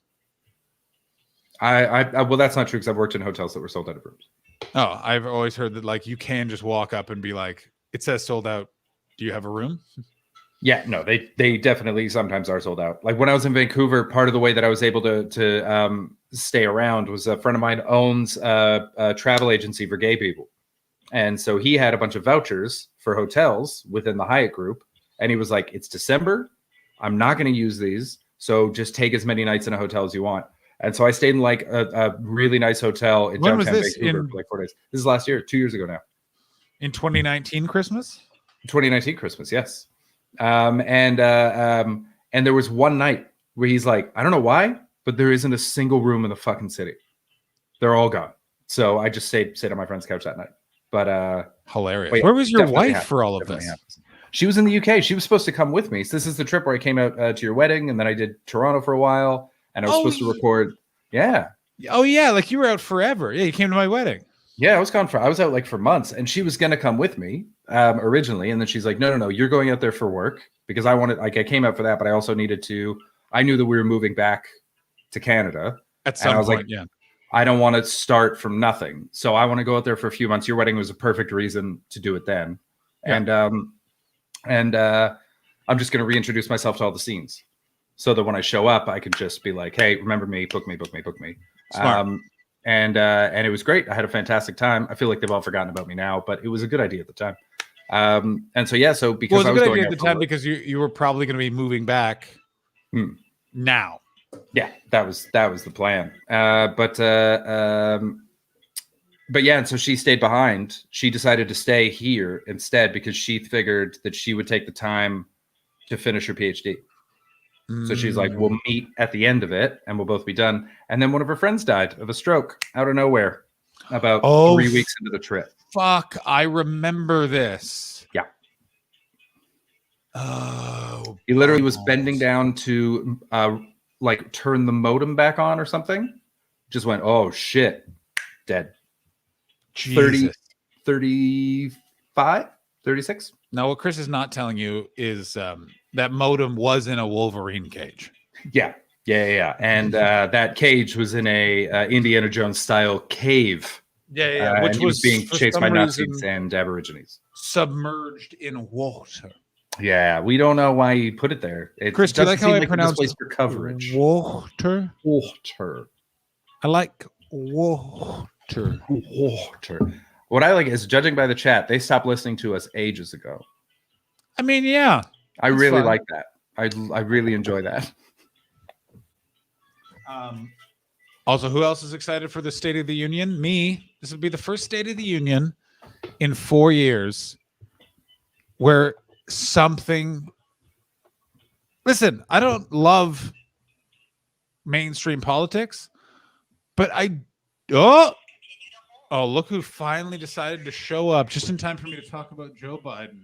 Oh, we talking about Joe Biden? I gotta tell you, I know all you libs, Ed, don't like Joey Biden, right? Libs. You think libs don't like Joe Biden? I just like saying libs. He's lib short for libertarian. Yeah. Yeah, Oh, that's yeah, I'm me. a big fan of liber. Oh, can we talk? Why do you have Garfield and Princess Diana behind you? My stream chat made me buy it. What? It says, I hate Mondays, but I could never hate her. Oh, I hate that. It sucked. I was like, I went on stream and I was like, we need to buy some decoration for my plain white wall. And we went on Redbubble and everyone voted for that.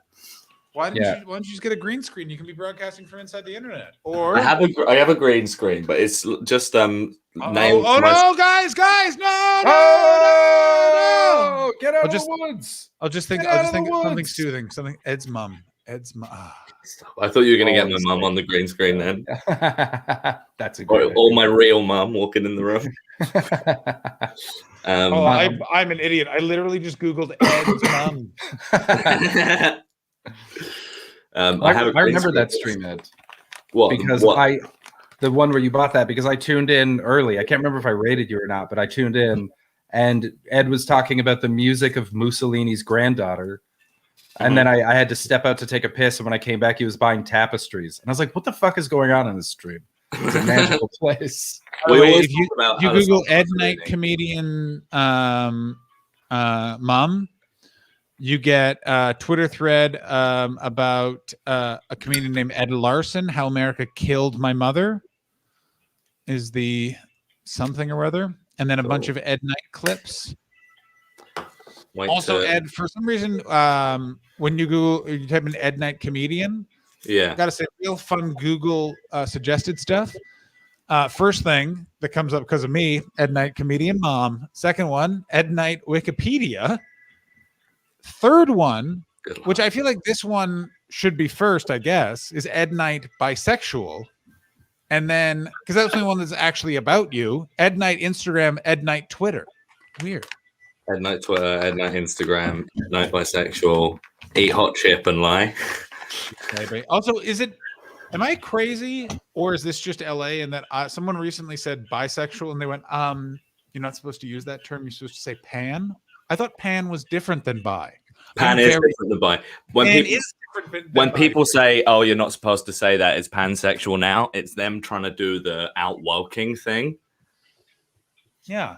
What is the difference? Because I've been wondering that if there's like, I mean, I guess bisexual, you have to subscribe to binary genders. That's what But- I no, not at all. The consensus in the bisexual community is actually that bisexual purely means attracted to genders alike to your own and those that aren't. Okay.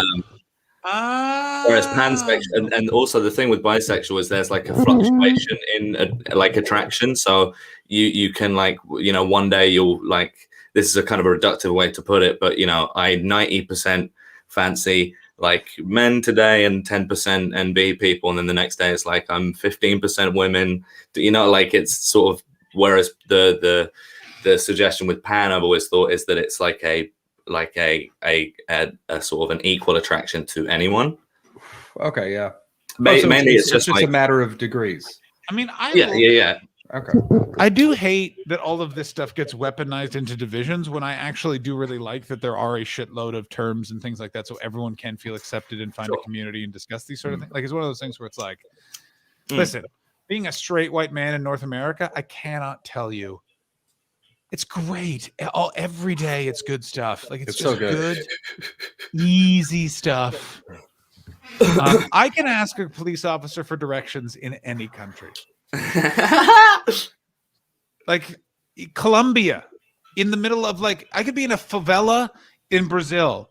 Pardon me, officer. Which way, por la biblioteca? There are no cops in the favelas, my friend. They take Yeah, I care was of gonna their say, own. also, if you spoke Spanish to a Brazilian cop, I don't think you would have. I mean, this is why it's so good to be a white North American man. Hola, Canadian. Olas. Just Hola. point at the flag Lo on your hab- backpack. Yeah. Ah? Los hablos portugués.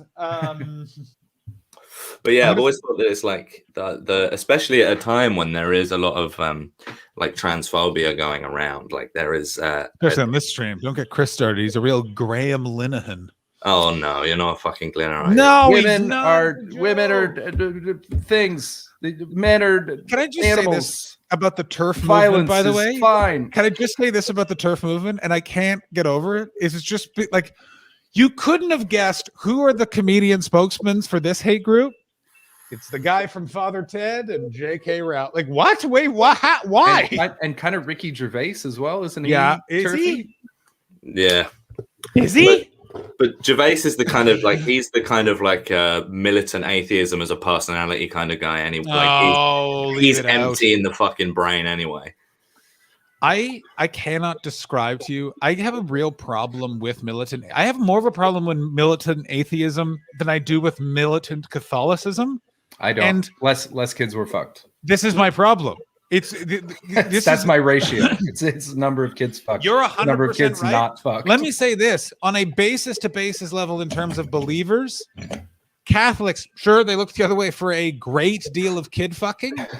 Far more better was- for it just some was light pretty chat. great. Yeah, like just far much better on light chat. And militant aid Yeah, immediately. everyone likes gold and wine. You've got something to talk about. All right. Thank you, Ed. But Yeah, also, gold with and wine. militant atheism as well is often just like covering fire for extreme Islamophobia. It's crazy. Like the crossover on that Venn diagram is Also, by the way, if you're Massive. Islamophobic and I see you eating dessert, I'm smacking you in your fucking mouth, you hypocrite. Mhm. I don't understand why we're not going after Islamophobes, or it fucking hurts. No dessert for you. Nothing that's like poetry. No, yeah, brown math. You're not allowed hair. to fucking add anything. Thank you, Ed. No math. Mm. Yeah. Exactly. Yeah. It's weird. It's like Although the- yeah.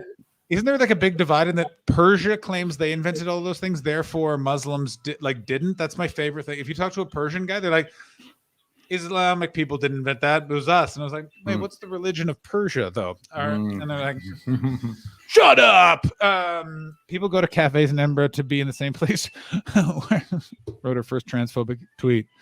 And Hey, every so you cafe in guys Edinburgh doing says it was them that did it. Yeah. we are absolutely doing the Baldy, but you just need to keep us abreast of when the Scottish elections are. But we are Yeah, doing. You're gonna have to tell us. Ed, we need to do some admin here. Ed, will you be here for our Scottish elections, watching to see if Leo Kearse wins a seat in the Scottish Parliament?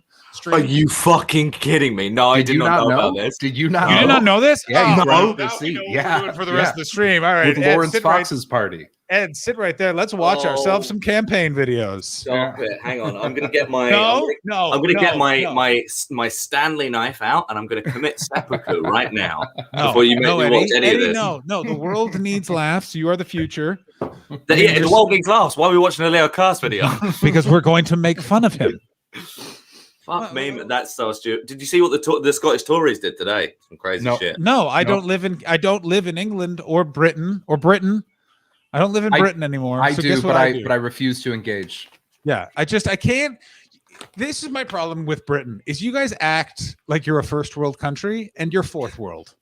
We are 100% a tributary state, but everybody in this country seems to think that we still have an empire that covers a quarter of It's- the world. I It's mean, bananas. It's what's amazing about it to me, and I never get over it, is there are about 30% of the English population vote, and I know they're thinking when they're ticking the box, empire's coming back. Like that's what their thought is. And in the same way that in America, they're about 30 to 40% here are going, guns protected, abortions done. Hello, Father. Welcome aboard. Oh. Ed, say hi to my dad now, please. Hola. Hey, John's dad. He does not speak Spanish. Oh, sorry. I should have spoke Portuguese. What do you think he is, a Portuguese cop? Come on. Yeah, he speaks Very good. Portuguese. Very good. Yeah. Very droll. Very good. I can't believe that Peter Politics, our very own Ed Knight, did not know. I've been following the Leo Kearse Scottish Parliament campaign. Oh, it's just absolutely brilliant. Shit. It's so funny. Would you like to watch Actually- Would you like to watch a campaign video, Ed? Yes. I Aren't you think I curious have what his to. positions are? Yes, you do. How Leo Kearse relates to the common man?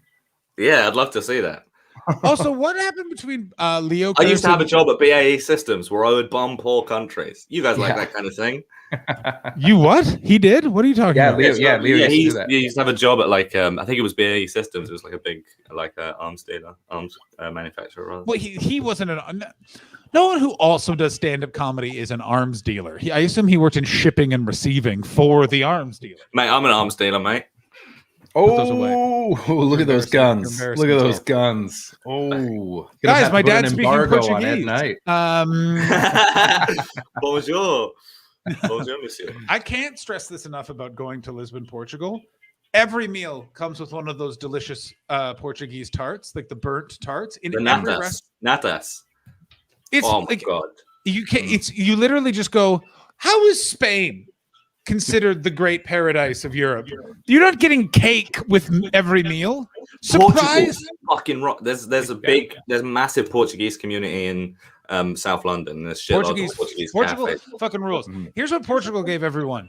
Hey, you know chicken? We found an even better way to roast it. Get the fuck out. Then you eat it and you go, oh yeah. And what's that come with? Delicious pastry. Thank you, Chris. Also, have you ever seen like TV coverage of like Portuguese football rivalries? Yeah, they have to have the barbed wire fences in the arena. it's the most heated. Like the commentators arguing about like Porto and Sporting and fucking Benfica and stuff in the studio is incredible. Nice. But it's also they're one of the countries that they have fences in the arena for the supporters, right? Really, I think cool. there's a list. I know Argentina is one, and I think Portugal's another one where there's fences separating, and then and you can see footage of them literally like people like holding on to the side, like the mezzanine of the balcony to and sliding, like going like. Just to start a fight, just to get To their start a ass fight. kicked by a It's mob so of people. That's why it's so good. This is why I could never be a sports fan, is because in my head at a certain point I know that I'm just going to get kicked in the face. I'm not going to have superpowers because I like Lisbon United. The confidence of being like, I'm going to drop into the other side and I'm going to John Wick all these motherfuckers. It's And, just me versus 150,000 fans. I've been reading this first subtitle over and over again while you guys have just been talking, and I've decided I don't want to watch the video. Actually, Well, too bad. I don't want to be a politician. Politics is boring and everyone's ugly. I'm a comedian. I just want to do comedy. You know how they say if you have to say you're a millionaire? Never mind. he's upped his Scottishness for the video. Yeah, he really has. Yeah. I don't know what you're talking about. He's not doing the classic. He's not weighing back and forth. That's how you do. You're talking Scottish there, Ed. You all talk like these. Fucking hell, man. Acting like he hasn't lived in London for the last Also, fucking 15 years. Am I crazy? When's the last time he fucking lived in Glasgow? Am I crazy? But is this Clissold Park in North London? Yeah. Where in Glasgow is this? I don't know. I don't know Glasgow that well. I've only been I have like to 5-6 stand times. against the SNP's hate crime bill. It could make my job illegal. Under the hate crime bill, if you say something that someone else perceives as abusive or intended to stir up hatred, no matter what you said or how you meant it, you could be prosecuted. Scotland has a proud history. Oh no, I mean, I'm gonna say it. I think he's at that weird golf coursey thing in Edinburgh. The links. Yeah. I think he might be in Edinburgh. Yeah, I think that's the links in Edinburgh, right? Is that? Yeah. No. Is that? That's not the Meadows in Edinburgh, is it? Oh shit! It might be. It looks a bit like the corner of the. Oh, Baldy says says it's Glasgow. Baldy says it's Glasgow. Oh shit! I mean, how fucking fun would that have been if That would he be filmed just it in Edinburgh? hilarious. Oh, I would have loved I want to know what his job is that he thinks that under the SNP's hate crime, like you are really snitching on yourself by saying I can't do comedy anymore if they pass this hate crime law. What I don't understand is the one thing I don't understand is the count. Self-own. The whole Count Dankula thing in Scotland was stupid. It was stupid. I don't know why they prosecuted that guy. What, are you French? Just Count Dankula. Was it Count Dankula? I don't Count know. Dankula. Bonjour, va chercher le Count Dankula. Like that was a real fuck up. But here's something that the Scottish government are never going to do that again. They looked like such assholes for fucking prosecuting that guy. Mm. But like, I still don't understand how. Like, it just struck me like, why did he get prosecuted? I don't know what it was. He taught his dog to Zig Heil. Yeah, he taught his dog to do a Nazi salute. Yeah. But it's one of those things where it's like I didn't think that warranted to be a crime given the context of which he explained. I understood what it was. One of those things where it was going. The law in this case is blind. We are literally doing this because there's other people that are going to teach kids to zig. Like I understood the law of it. It's more just one of those things where I wish Gandungula had gotten a better lawyer. Do you know what I mean? Because what annoys me about this case is it gives credence to this sort of nonsense of this hate crime bill is no affect comedy. I find it like for stuff like that's that extreme. I think like stuff like, and it is different with Germany because that's obviously where it happened. Yeah, it is different with Germany. It's in Germany. It's full on illegal. Yeah, KISS has to change their logo when it goes to Germany. Really? Yeah, because have they got an Iron Cross or the SS? The lightning bolt S's look like the SS logo. There's a lot of that stuff in like anime as well because there's like all the Buddhist stuff. The Buddhist symbol which looks like a swastika but angled, which is fairly innocuous in Japan, which is weird. I've always thought that it's weird that that's innocuous in Japan, by the way, because they were part of the Axis. But that's how much they don't care about European culture. they're They're Oh, they just don't not care. interested. They don't care. And frankly, it rules. I wish I could not give a shit about. Oh, it'd be so good. Well, the That- reason why they don't care about that in Japan is just being very busy being quiet because all the other countries in Southeast Asia fucking historically hate because Japan was the England/America of that region. Like they loved a bit of the pop over and do some killing. Oh yeah. Japan has like a lot of imperialism and war crime. I mean, it's like its state name, I think, was the Empire of Japan for like 50 years. Yeah, it was- or whatever it was. well, it was between not- the war and the It wasn't until they that whole thing with the nuclear bombs and the war. Which they yeah. unfortunately It was, lost. but it was like after Japan was like an open country, so in like Yeah. halfway through the 1800s. But it's always fun. Like you see there's lots of weird like Americans online who try and justify the nukes by being like Japan did lots of war crimes, as if everyone hasn't done lots of war crimes. I love this. This is such an interesting. Whataboutism? I cannot stand it, and it is an absolute fucking shelter of a fucking moron. Well, what about this? What about it? What does that have? What does that have to do Yeah, with it's what we're it starts to talking about? let you kind of like disengage in your head and say, well, what about this? I don't have to sort of think about it because like, what about if this thing that's never going to happen happened? Well, it's like Checkmate. the big one in the States was, well, Barack Obama started putting kids in cages, which he didn't, by the way. He didn't put kids in cages, and he She didn't. didn't, by the way. He didn't. And he didn't. Trump changed the rules for that. I mean, not at the border, but let's face it. In the basement of the White House, there were a number of kids in cages that were paid to participate in fight clubs that we all know about. White Mm. 18-year-olds, and No, they it knew what was they a- were getting into. It was a basement of a pizza restaurant in DC. We all know that. Oh my god! I mean, I gotta tell you, I want to go to Comet Ping Pong Pizza so badly. Like, I want to go so badly. And by the way, if I owned it, I would have so many "this way to the basement" signs, and you just end up outside. I have a lot of respect for the guy that went to Comet Ping Pong. Which guy? The guy that showed up, and then when they said there's no basement, and he just fired a gun in the air, and then when asked why he did that, he was like, "Well, I guess the intel on this op is incorrect." Yeah, and he just was like, well, yeah, arrest me, whatever. Just like lay down on the floor, Yeah, I'm gonna get my water. bang to Uh, it. I'm gonna get my water, and then we are gonna then watch this whole thing. Baldy, yeah, that is true. They are giving Kamala Harris's book to the kids in cages. No, it's not. Well, they do. Yeah, it is true. What they've done is they've kept the same cages, but they've painted a big Daffy Duck mural on the side, so it's 4 kids now. For the record, that's not true. But It is. also, They've put a it big is. picture Of of course it Duck is. Tracy up on the ceiling so that the kids have something to look at when they're lying on the floor. All right. Let's watch this fucking guy who did an open mic during the insurrection. Also, another thing I don't like about all of these comedians that have gone right wing is I really liked them when we were hanging out behind fucking back of comedy clubs, and they didn't seem like this fucking stupid. So either they're faking it then or they're faking it now. Do you know what I'm saying? Yes, yeah. You just think that like there's no way that this isn't like and it's completely fucked either way. If it's like instrumentalizing like this kind of thing, this kind of ideology for Hi. 1 second. Oh. Sorry. I'm just mute yourself there, John. I will. Pardon me. Please don't hang up on me. I've been trying to get through all day. I just need to mute myself. There we go. What's he on? He's been trying to get through to the California government literally since 7 a.m. He's What, is having he a hell of a running day. What is he they running they for come. Congress or something? Yeah, he's Reclaim he's Party. arguing. He's arguing for smaller cages. They've got too much space. Yeah, no, I think what I think happened to Leo is because like I remember when I got here, he started being like the troll on the Comedy Collective. Yes, I And that remember was him. That was him just fucking with people. And I'm a big believer that anything you do ironically, you begin to do earnestly.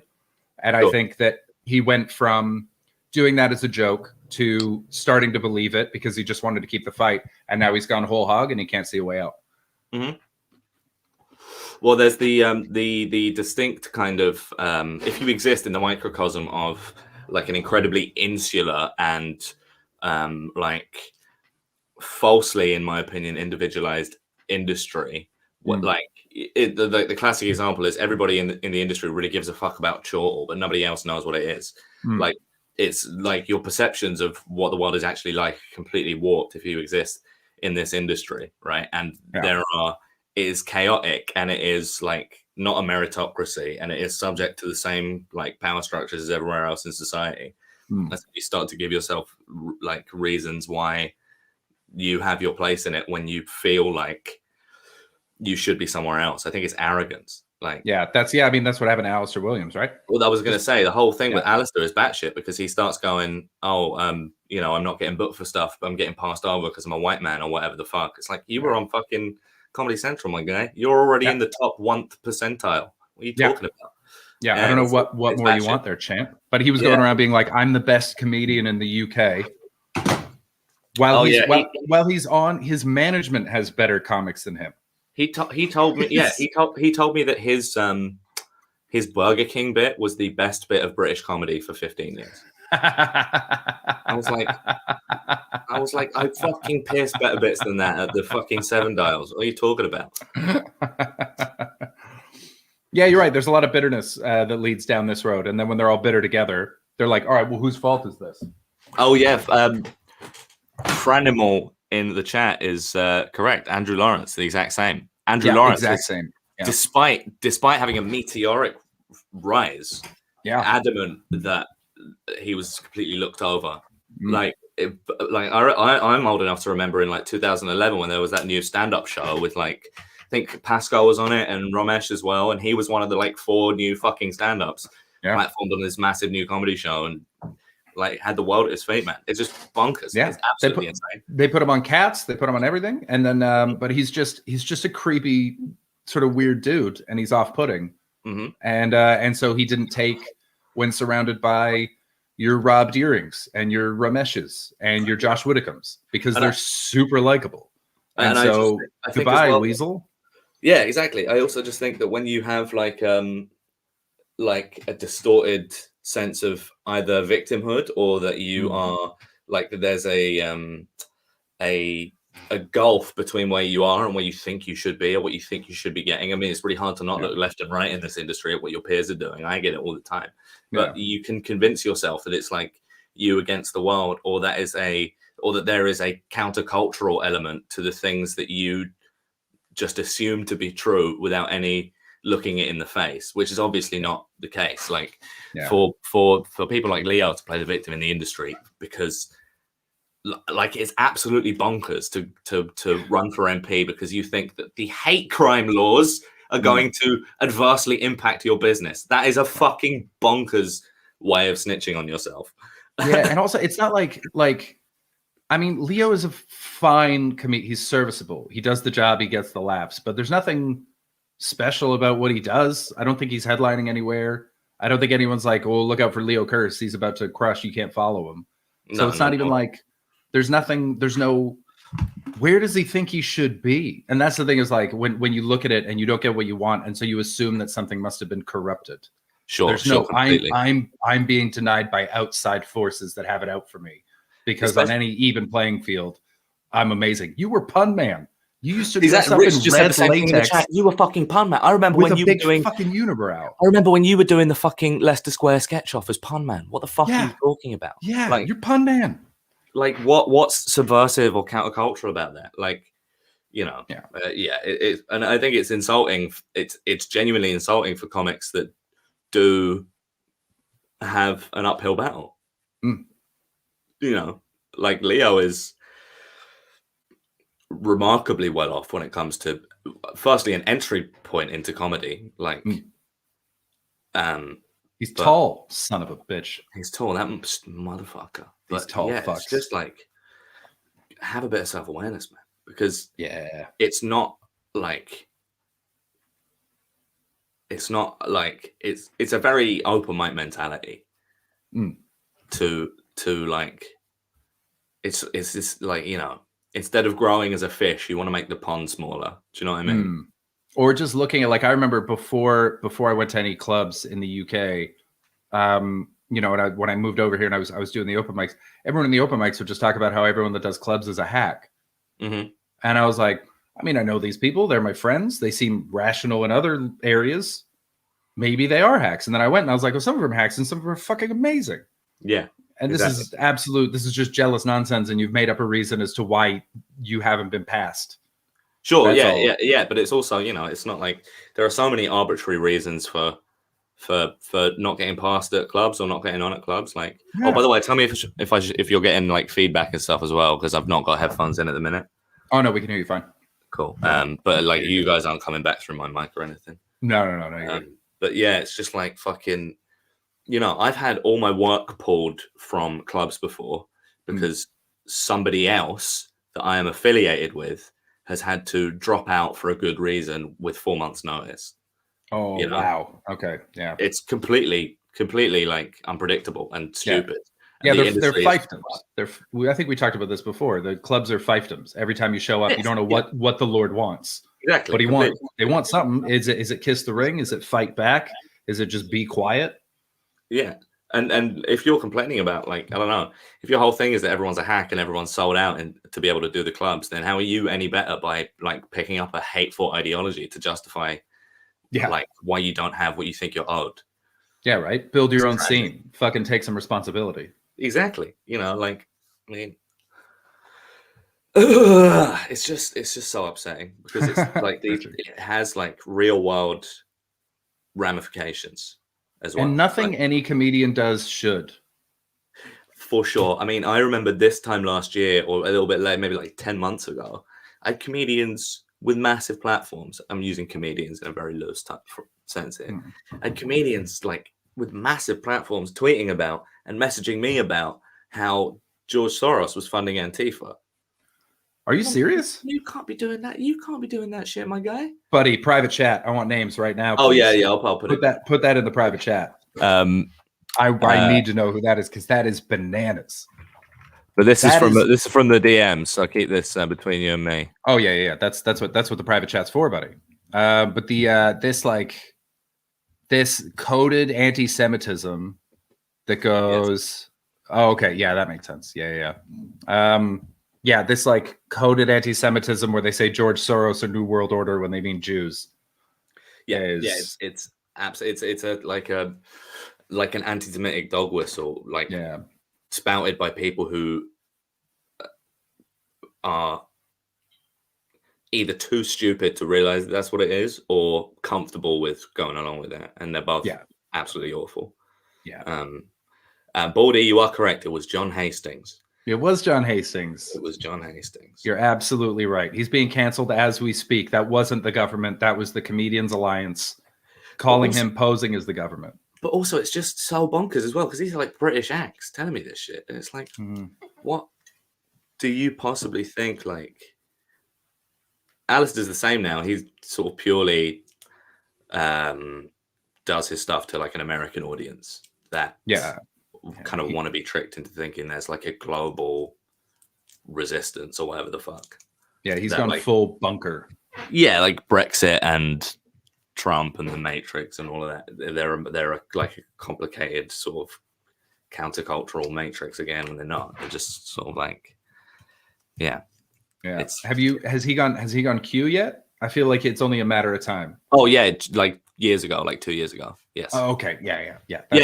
Oh yeah, 100%. Yeah, I remember before the lockdown, messaging other comedians like, that he was starting to put Q stuff on his Instagram stories and on Twitter. His like bio, his Twitter like banner cover photo now is a quote from the Bible, and his bio says "Soldier of God." Jesus Christ! Yeah, dude. Are we going to see Alistair on the news? Yeah, like no, but like genuinely, like in late 2019 we exchanged some Instagram messages based on something like he'd put up on his story or something. No, I'd put something up on my story, a joke about how I wasn't verified by Instagram yet. And he replied being like, it's because you're a white dude, man. They're going to be rounding us up and putting us in camps soon. And I was like, please fucking listen to yourself. Wow. That's a big jump from Instagram verification to camps. Yeah, I was like, but Instagram won't verify me because I'm a nobody. That's why. Because I've changed my name to like Sparky McGee and Johnny Longsocks 10 times this month. That's why they won't verify me. Which is it, Ed? Which is Yeah. it? Yeah, my fucking like because I'm desperate to use any name but my real name on my social media. That's why I fucking give me the blue tick. Because Himbus 2000 doesn't exist. That's why. Yeah, it's just absolutely absolutely wild. Yeah. What a shame. What are you enjoying lately? I mean, we're gonna have to get back to this fucking nonsense when John gets back. But right now, what's good? What should I be checking out? What's good? Oh, this tough. I've been listening to. I've been watching a lot of cooking shows. I love to cook, and so when I come out of like a low fucking mood episode or whatever, I'm just caning cooking shows and new recipes and shit. So I've been watching a couple with my girlfriend Liv. We've watched Snack Masters, which is great. Jade is on that. Jade's in that. She's cool. really good in Nice. it. Snack Masters is they get like professional like Michelin star chefs have 5 days to recreate like a snack item or a fast food item. Huh. So they've got like the head chef of Bibendum in Mayfair or whatever has 5 days to recreate a Whopper. And it Sick. is just and he's like trying to sous vide it and shit. He has no idea how to do it. It's really funny. and like Jade goes to the factory to see how Whoppers are made and shit. And it's like Burger King must have paid them so much for the advertising because it is just Fred Serio going, "The Whopper is an iconic burger. It's juicy taste. It's big, very big, the biggest burger you can find in a fast food restaurant." And it's like, fucking hell, man. How much is the king sliding you onto the table, you know? Yeah, you're a fucking duke somewhere now, bud. That's Exactly. Yeah. So that rules. I'm watching a lot of anime, classic. I've been watching fucking fuck. I've been watching all the like the new kaiju movies from Legendary. I've watched like King Kong, the Kong Skull Island, Godzilla vs Kong, and Godzilla 1 and 2. Caning them. They're fucking raw. Kong Skull Island is so funny because it's just like there's this huge ape, but also all the animals are big, and that's just it. It's just fucking big animal island. The scene where fucking the guy tries to have a heroic death. He tries to get eaten by the skull crawler by like letting off a lot of grenades on his body and getting eaten. So he blows up from the inside, and it just whacks him against the cliff, and he explodes. It's just so good. And fucking, I was gonna say John C. McGinley, but he's the guy from Scrubs. John C. Reilly. Oh, love John C. Reilly. Playing a World War II pilot who's been stuck on King Kong Island for 30 years. It's so funny. Skull Island fucking rocks. That's my kind of movie. And have you seen Godzilla vs. Kong? No, not yet. What's it on? I'll send you a link. Cool. To HBO Max. Cool. It's basically WWE, but for Godzilla and Kong. Like, awesome. They don't just have a fight; they have like an anime, like they have like a It is genuinely like King Kong jumps off a skyscraper and does like the people's elbow on Godzilla. It's fucking sick. It's so good. I love it when shit like that just goes, "We're dumb. That's fine. Let's go." Yeah, and it's all about the Hollow Earth. It's like it says Hollow Earth theory is real. They go into the center of the earth and find an ancient civilization made up of King Kongs. Awesome. Yes. And like a big monkey throne that King Kong sits on. It's fucking sick. So he's literally a king? He's literally a king. Yeah. So his name in the movie is Kong, but he's literally a king. It's really cool. Really cool. Dr. Cox should have been in Skull Island. That is correct, Baldy. That would have made it a lot better. That's fucking excellent. That shit wicked. I'm getting into like all the Japanese Godzilla movies as well. Okay, so it's all monster stuff for you right now. That's your I just love that dumb shit, man. It just makes me feel good. It's like it's the pinnacle of escapism. In fact, there's a really good movie called Shin Godzilla, which came out as a Japanese. You nerds are talking about Godzilla? Fuck yeah, we are. Fuck Yeah, yeah. we're talking Shin Godzilla right now. It's the reboot that came out in Japan in 2016, and it's like half a comedy movie. The whole point of the film, there's no like action scenes. It's just the bureaucracy trying to figure out how to deal with Godzilla. But it's really hard to get past the red tape. That's awesome. Like Godzilla kills like millions more people than he should do because the president's like, what do I do? That's so good. It's really That's a good. great idea. Really, really good movie. John, are you set? Is the government on your side? I spoke to one person. She literally went, "What happened to your claim?" And I explained. She was like, "They shouldn't have done this. This is not your fault. I have to escalate this. I'm really sorry." And I was like, "So what happens now?" She's like, "You're on hold. You're going to have to speak to about 3 departments." What happened? And I was like, I'm a self-employed person in Canada. In America, they passed a law, self-employed people, you go on a special unemployment program. Mhm. I did a commercial. They paid me as if I was an employee for a day. The unemployment goes, well, then you shouldn't have been on unemployment at all. You owe us all this money back. And I was like, shit. no, I don't. Fuck you. And I've been trying to get through all week to like explain this. And like every time I've gotten to someone, they were like, yeah, this shouldn't be happening. This is a waste of your time. And I was like, yeah. And they're like, yeah. So it's like any bureaucracy thing is if you have enough time to actually deal with the problem, it gets resolved. I've had that twice in the last year. The first time was like 2 days before the lockdown happened. I got a fine from one of those like the littering like private police that the councils hire in the UK. Okay. You know, they're like dudes in like the black stab vests who walk around and give you a ticket for littering. I refused in Scotland. One of those guys came up and said, for putting a butt on the ground. And he went, I'm going to give you a ticket. And I went, no, you're not. And it was really stupid, by the way, because we were literally stood by a poster of my face. And I went, I'm not showing you my ID. You're not a cop. Yeah. I got manhandled by 3 people, though. But the original guy that did it the original guy that did it didn't have a body cam or a ticket machine. And he just like got in front of me and like pushed me back. Get the fuck out of my way. And so I called him up. right I was there. Like, this dude has the no cops, proof. right? The guy that actually gave me the ticket was his colleague that he called over 5 minutes later. And I was like, you can't do this. And the person on the phone was like, holy shit, this is a real fuck up. We've got liability for this. I'm really sorry. And then I got a letter in the post saying your fine is overdue. You still have to pay it. We've had a look at it and that's all fine. And the second time was the exact same thing happened. My benefit got cancelled and they wouldn't tell me why. Oh. Jesus Christ. My personal favorite was I went through a yellow light on a bike in Toronto. I got pulled over by a cop, and he went, "You ran a yellow light," and I went, "Yeah, I was going too fast. If I had stopped, I would have crashed."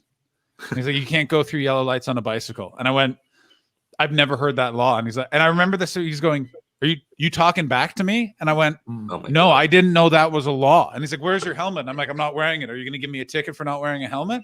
And he went, "I am now." And I went, "Cool." And then he's like, "Where's your light?" And I'm like, "Don't have a light." And he was like, "Yep." And I was like, "You understand? I'm going to fight all these tickets because you can't have pulled me over." And he was like, "It'll be your word against mine." And I went, "No, it won't." And I pointed up to the camera that was on the traffic light. I'll never forget this. And he looked and he was just like, that was, yeah. And he filled out all the tickets. I went home. I fought them immediately. Oh my God. And then 6 weeks later, letter came, tickets had been forgiven. And then there was a big giant expose on the Toronto Police Department that were giving a bunch of unnecessary tickets. Oh, shit. Because their benefits had been cut by Rob Ford in a crack stupor. Wow. Yeah. Oh my God. Millions of dollars in fraudulent fines paid. Because so many people wouldn't fight it. By the way, and I want this to be known. I fight all speeding tickets. If I live in that city where it's happening, I'm fighting it. Yeah, I got a friend like that. He's had almost all of them passed on because the cops don't want to show up to court because they're busy. Bring it on. Yeah. Bring it the fuck on. C's Dead Peeps in the chat says they got a £250 fine for jaywalking in the UK. And a similar thing happened to me and Alfie. What? But it's not a crime here, though, as far as I know. Yeah, right. So me and Alfie were doing a gig together in Rotterdam, and we were there for like a couple days. It was fucking sweet and we were there and fucking it was me, Alfie, and fucking what's his name? He's an Australian comic, Thomas Green, maybe. Yeah. Tom Green. Yeah. It was 3 of us, and fucking me and Alfie were staying at the same hotel, and we were spending every day together. And we been walking around. We were like a bit pissed. We'd been to a buffet, and we like What You a know, like when you have, wonderful like, day. You're a cycling bit lanes and pissed stuff. and you've been to a buffet. Yeah, we're just seeing all the sites, seeing all the fucking sites. And you know, like, you know, when you get cycle lanes, you get the little islands that divide like the little mini crossings, right? Yeah. In a big street. Yeah. So we jaywalked across one of those, and I'm not kidding. About a 5 foot tall police officer jogged up to us and was like, "Hey, hey, that is illegal. I'm going to have to give you a ticket." No, you're not. I'm not And we from were this like, country. no, you're not. Hmm. And it was really hard to not. He was like, "I'm going to have to give you. Are you talking back to me? Are you talking back to me?" I was like, "You're literally speaking to me in my own language." Also, by the way, this is a blanket statement for all Dutch people. Yes, I'm talking back to you. I Mhm. don't know how. Every day, the Dutch and the Belgians must get on their knees and go, "Thank God for the Nazis," or the world would know what monsters we are. Yeah, Alfie was so funny. He was like, "Well, what a stupid law," and I was like, "Yeah, sorry, it's our first day in this country, and we don't have that law." And he was like, "Well, okay, just don't let me catch you doing it again." Oh, fuck you! And I was like, "Well, you won't, because like we're just gonna leave. We're How gonna do you- leave and wait, go home." Officer, excuse me, officer. How do you know how cities work? Officer, great. that's not how this city works. It was so dumb. It was so funny. Excellent. Shall we watch Excellent. this? Ugh, Yeah, yeah, I go guess on so. then. I don't think we're gonna watch the whole thing. It's 5 minutes Of long. a co- Oh, yes, we. Come on, Chris. We got to know more about the Scottish hate crimes law. on a So clash What did I say, boundary what? pushing comedians. Billy Connolly, Frankie Boyle, Jerry I Sadler. Those want to are know the- how by the Frankie way- feels about being name dropped in this. Yeah, 100%. I guarantee all three of them don't like it. And I also want to point out those are the only three boundary pushing. Like he goes like No. Scotland's known for its boundary pushing comedians. These three comedians are known for saying swear words. The rest of them might also like. I don't want to be rude, but what boundaries are Frankie or Billy Connolly pushing? I understand Jerry Sadowitz for his time in the 80s. Oh, Billy Connolly got like full picketed by church groups for his Of course he last would've. dinner thing. Like that was a real problem. Do you think Mm-hmm. Fern was upset about not being name dropped in this? Yeah, I bet you Fern was very think upset. Fern's that she like, didn't mention. What am I doing here? This is bullshit. How much Scottish pornography do I have to put at the end of my shows? Leo Curse doesn't recognize women. No, that's probably what it is. Yeah. Oh, Ed, why did you say all of those things in the messenger? Can you explain that? What thing? Yeah, I told you he'd deny it. Oh no, about Thursday. Yeah, I'll be there. No, I was pranking you. I'll be there. Oh, no, I Oh, know. it's, What- they're all I'll be there, hilarious, I'll be and they've all said Okay, I've actually watched this before. This next part is infuriating. things that would get them prosecuted under this hate crime bill. Connolly was condemned by the church when he joked about Catholicism. So I want to point out right there. This is why this Holy drove fuck. me fucking crazy. Which is going, if we have to stop this crime, this crime bill, or someone's going to come after these comedians. People have already come after these comedians. Basically, it's like because it's like, well, wait, then what are you fighting for? Like, then this is futile. Like, you know, am I crazy? Where that's just a bad way of framing the argument. You know what I mean? Yeah, Well, 100%. Leo seems to think that if the bill doesn't pass, that means there will be like a right-wing Stasi to stop everyone slagging him off online. But that's not the case. It's just going to be how it already is, which is people coming after these comedians. Are people coming after them? The Catholics are. That doesn't matter. Well, actually, yeah, it does sometimes. I would love if the Catholics came after me. I would win that fight for sure. Attention, all Catholics. I'm going to say it right now. The Catholic Church supported and hid pedophiles, and their overlord is an annoying man in a dress, which is weird because they hate gay people, and that's bad. Fuck the Catholic Church. There.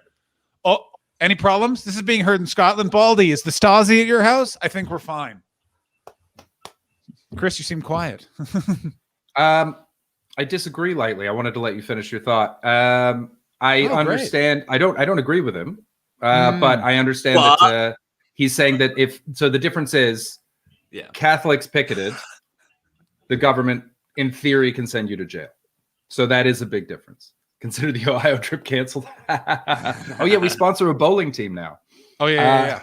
Oh, really? Yeah, this stream sponsors. I want to team. be clear. Yes, Baldy. Protestants are also bags of shit. Yeah, bunch of cunts. But that is a real difference in his adult mind. Great Yes, point. yeah. I'm glad. I'm glad you. It's a good clarification. There's already a possibility for protests from religious groups. The government could put you in jail. You're making a great point, Chris. My nipples are hard for you. Wait, what? Ooh. But the crucial difference is though that he is not talking about the same kind of thing with Connolly that would be presumably criminalized under the hate crime bill. But he thinks he is because he thinks he's a very big, important, boundary-pushing comedian. Sure. Yeah. Completely. Yeah. So Chris, in don't his worry. adult thoughts, that's what it Trips is. back on. Yes, Toledo. Ed, do you want to come to Toledo, Ohio with us? Fuck yeah, of course I do. I mean, and I'm being serious. When the world opens back up, Chris and I are going to Toledo, Ohio. We're going to stream. We're going to watch this bowling team that we sponsor play. Mhm. We're going to go to Sponsor a bowling team now. We're sponsoring a In bowling Toledo, team. Ohio. Yeah. How do I get in on this? Yeah. Decarb, is there a different bowling team? Is there something else that Ed can sponsor for your bowling team? Is there Maybe- or another? maybe- is there maybe another maybe your team guys' so that we stream can has play like against a- them? like an NXT style talent like build up strand where I can eventually graduate to. I'm really liking that you used a wrestling reference. That's a great. Yeah, I did that to appease you. You did. You know the path to my heart, you little scamp. I can get a share of this bowling team, like in like a Paddy's pubs type situation.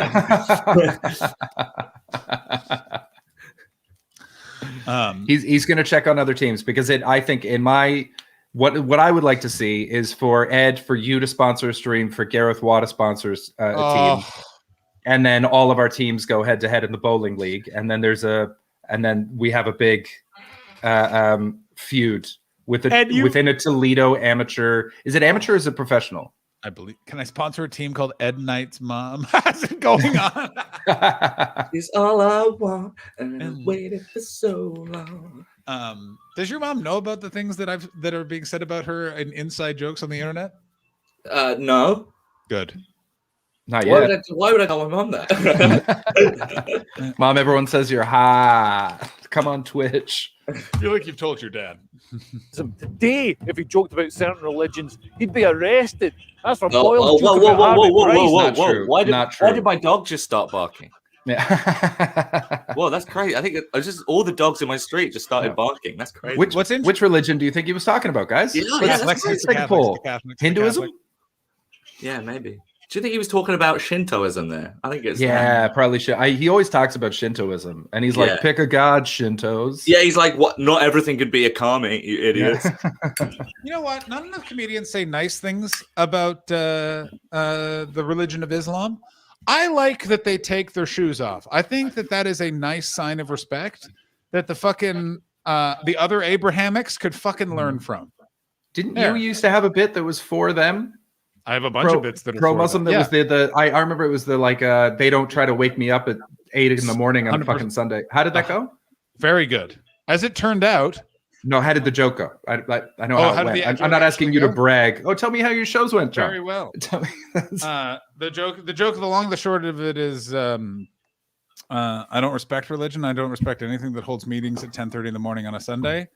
Oh, I can feel y'all really going after Christianity. Ooh, why don't you do that joke about the Muslims? You can't do that joke about the Muslims. They hold their meetings 5:30 Friday afternoon, a totally reasonable time. That's a That's good all it bit. And here's the thing, by the way, is it but this is not to conflate this, but this is the problem that everyone who runs after censorship in comedy inevitably runs into, is that some of the examples they have to use of censorship aren't funny jokes. Yeah, almost said it. all of them. I've said it before and I'll say it again. Louis C.K. for about 18 months was comedy's 9/11 Hitler. Like he was when they were going after him for doing a work in progress bit, and they illegally recorded it, put that transcript on the internet without the laughs. Like, listen, what Louis C.K. did was reprehensible. I'll never respect him as an artist again. But he did a bit at the beginning of Chewed Up that at that time period they would have used to roast him on a fucking spit, but they couldn't because the joke's too funny.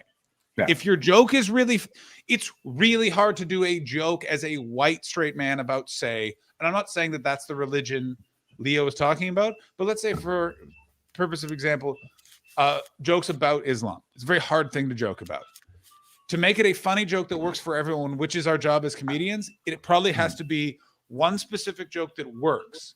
Then you can do that joke. Anything else, if it doesn't work, then it doesn't work. It's nothing to do with censorship. It wasn't funny, you fucks. Go ahead, Ed, and then we'll go to Chris. I've just had a thought. Do you guys mind if I Second say this one. thought? This riff about comedy technique, I think, plays into a lot of it. It's like how you actually this is a reason why your bit, right, where you talk about Islam, works, John. Right? Thank you. Because it's hard to say something like a joke about Islam as a blanket thing because it is so massive and multifaceted, and it's not a monolith, right? So by nature, a joke about Islam has to turn it into a caricature, more often than not, a very racist caricature, in order to be able to pick a facet to make a joke about. That's the problem. Your joke is about a very specific thing. Meetings at 5:30 on a Friday. It's funny, right? But it's not it's weird. It's not about that. I wouldn't say that's a joke about Islam. And by the way, I've tried to narrow it. My Sunni material that I did at the 2017 Edinburgh Fringe. Oh, that went down like a real Led Zeppelin. I always Dave Chappelle said something great. He's like, I don't like to joke about who people are. I like to tell jokes about what they do. Yes, yeah. Hey, And Mr. that's Betts. a big difference. That's a really good. That's a really good. That's right. So my wife just brought up a joke that I used to do, where I would be talking about. I was talking about how all white people are racist, and I brought up Islam, and I was like, I know talking about Islam makes people tense, so I'm going to use a different word just to sort of take away the tension of that word. I always liked Mohammedan. It's a fun word, Mohammedan. I don't do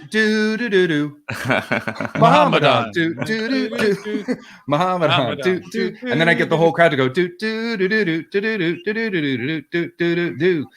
and then we'd go on with the joke, and it was all very fun. They knew I was coming from a playful place, and we all had a good ass time. Chris, was this during your time period when you were trying to be smarter than just funny?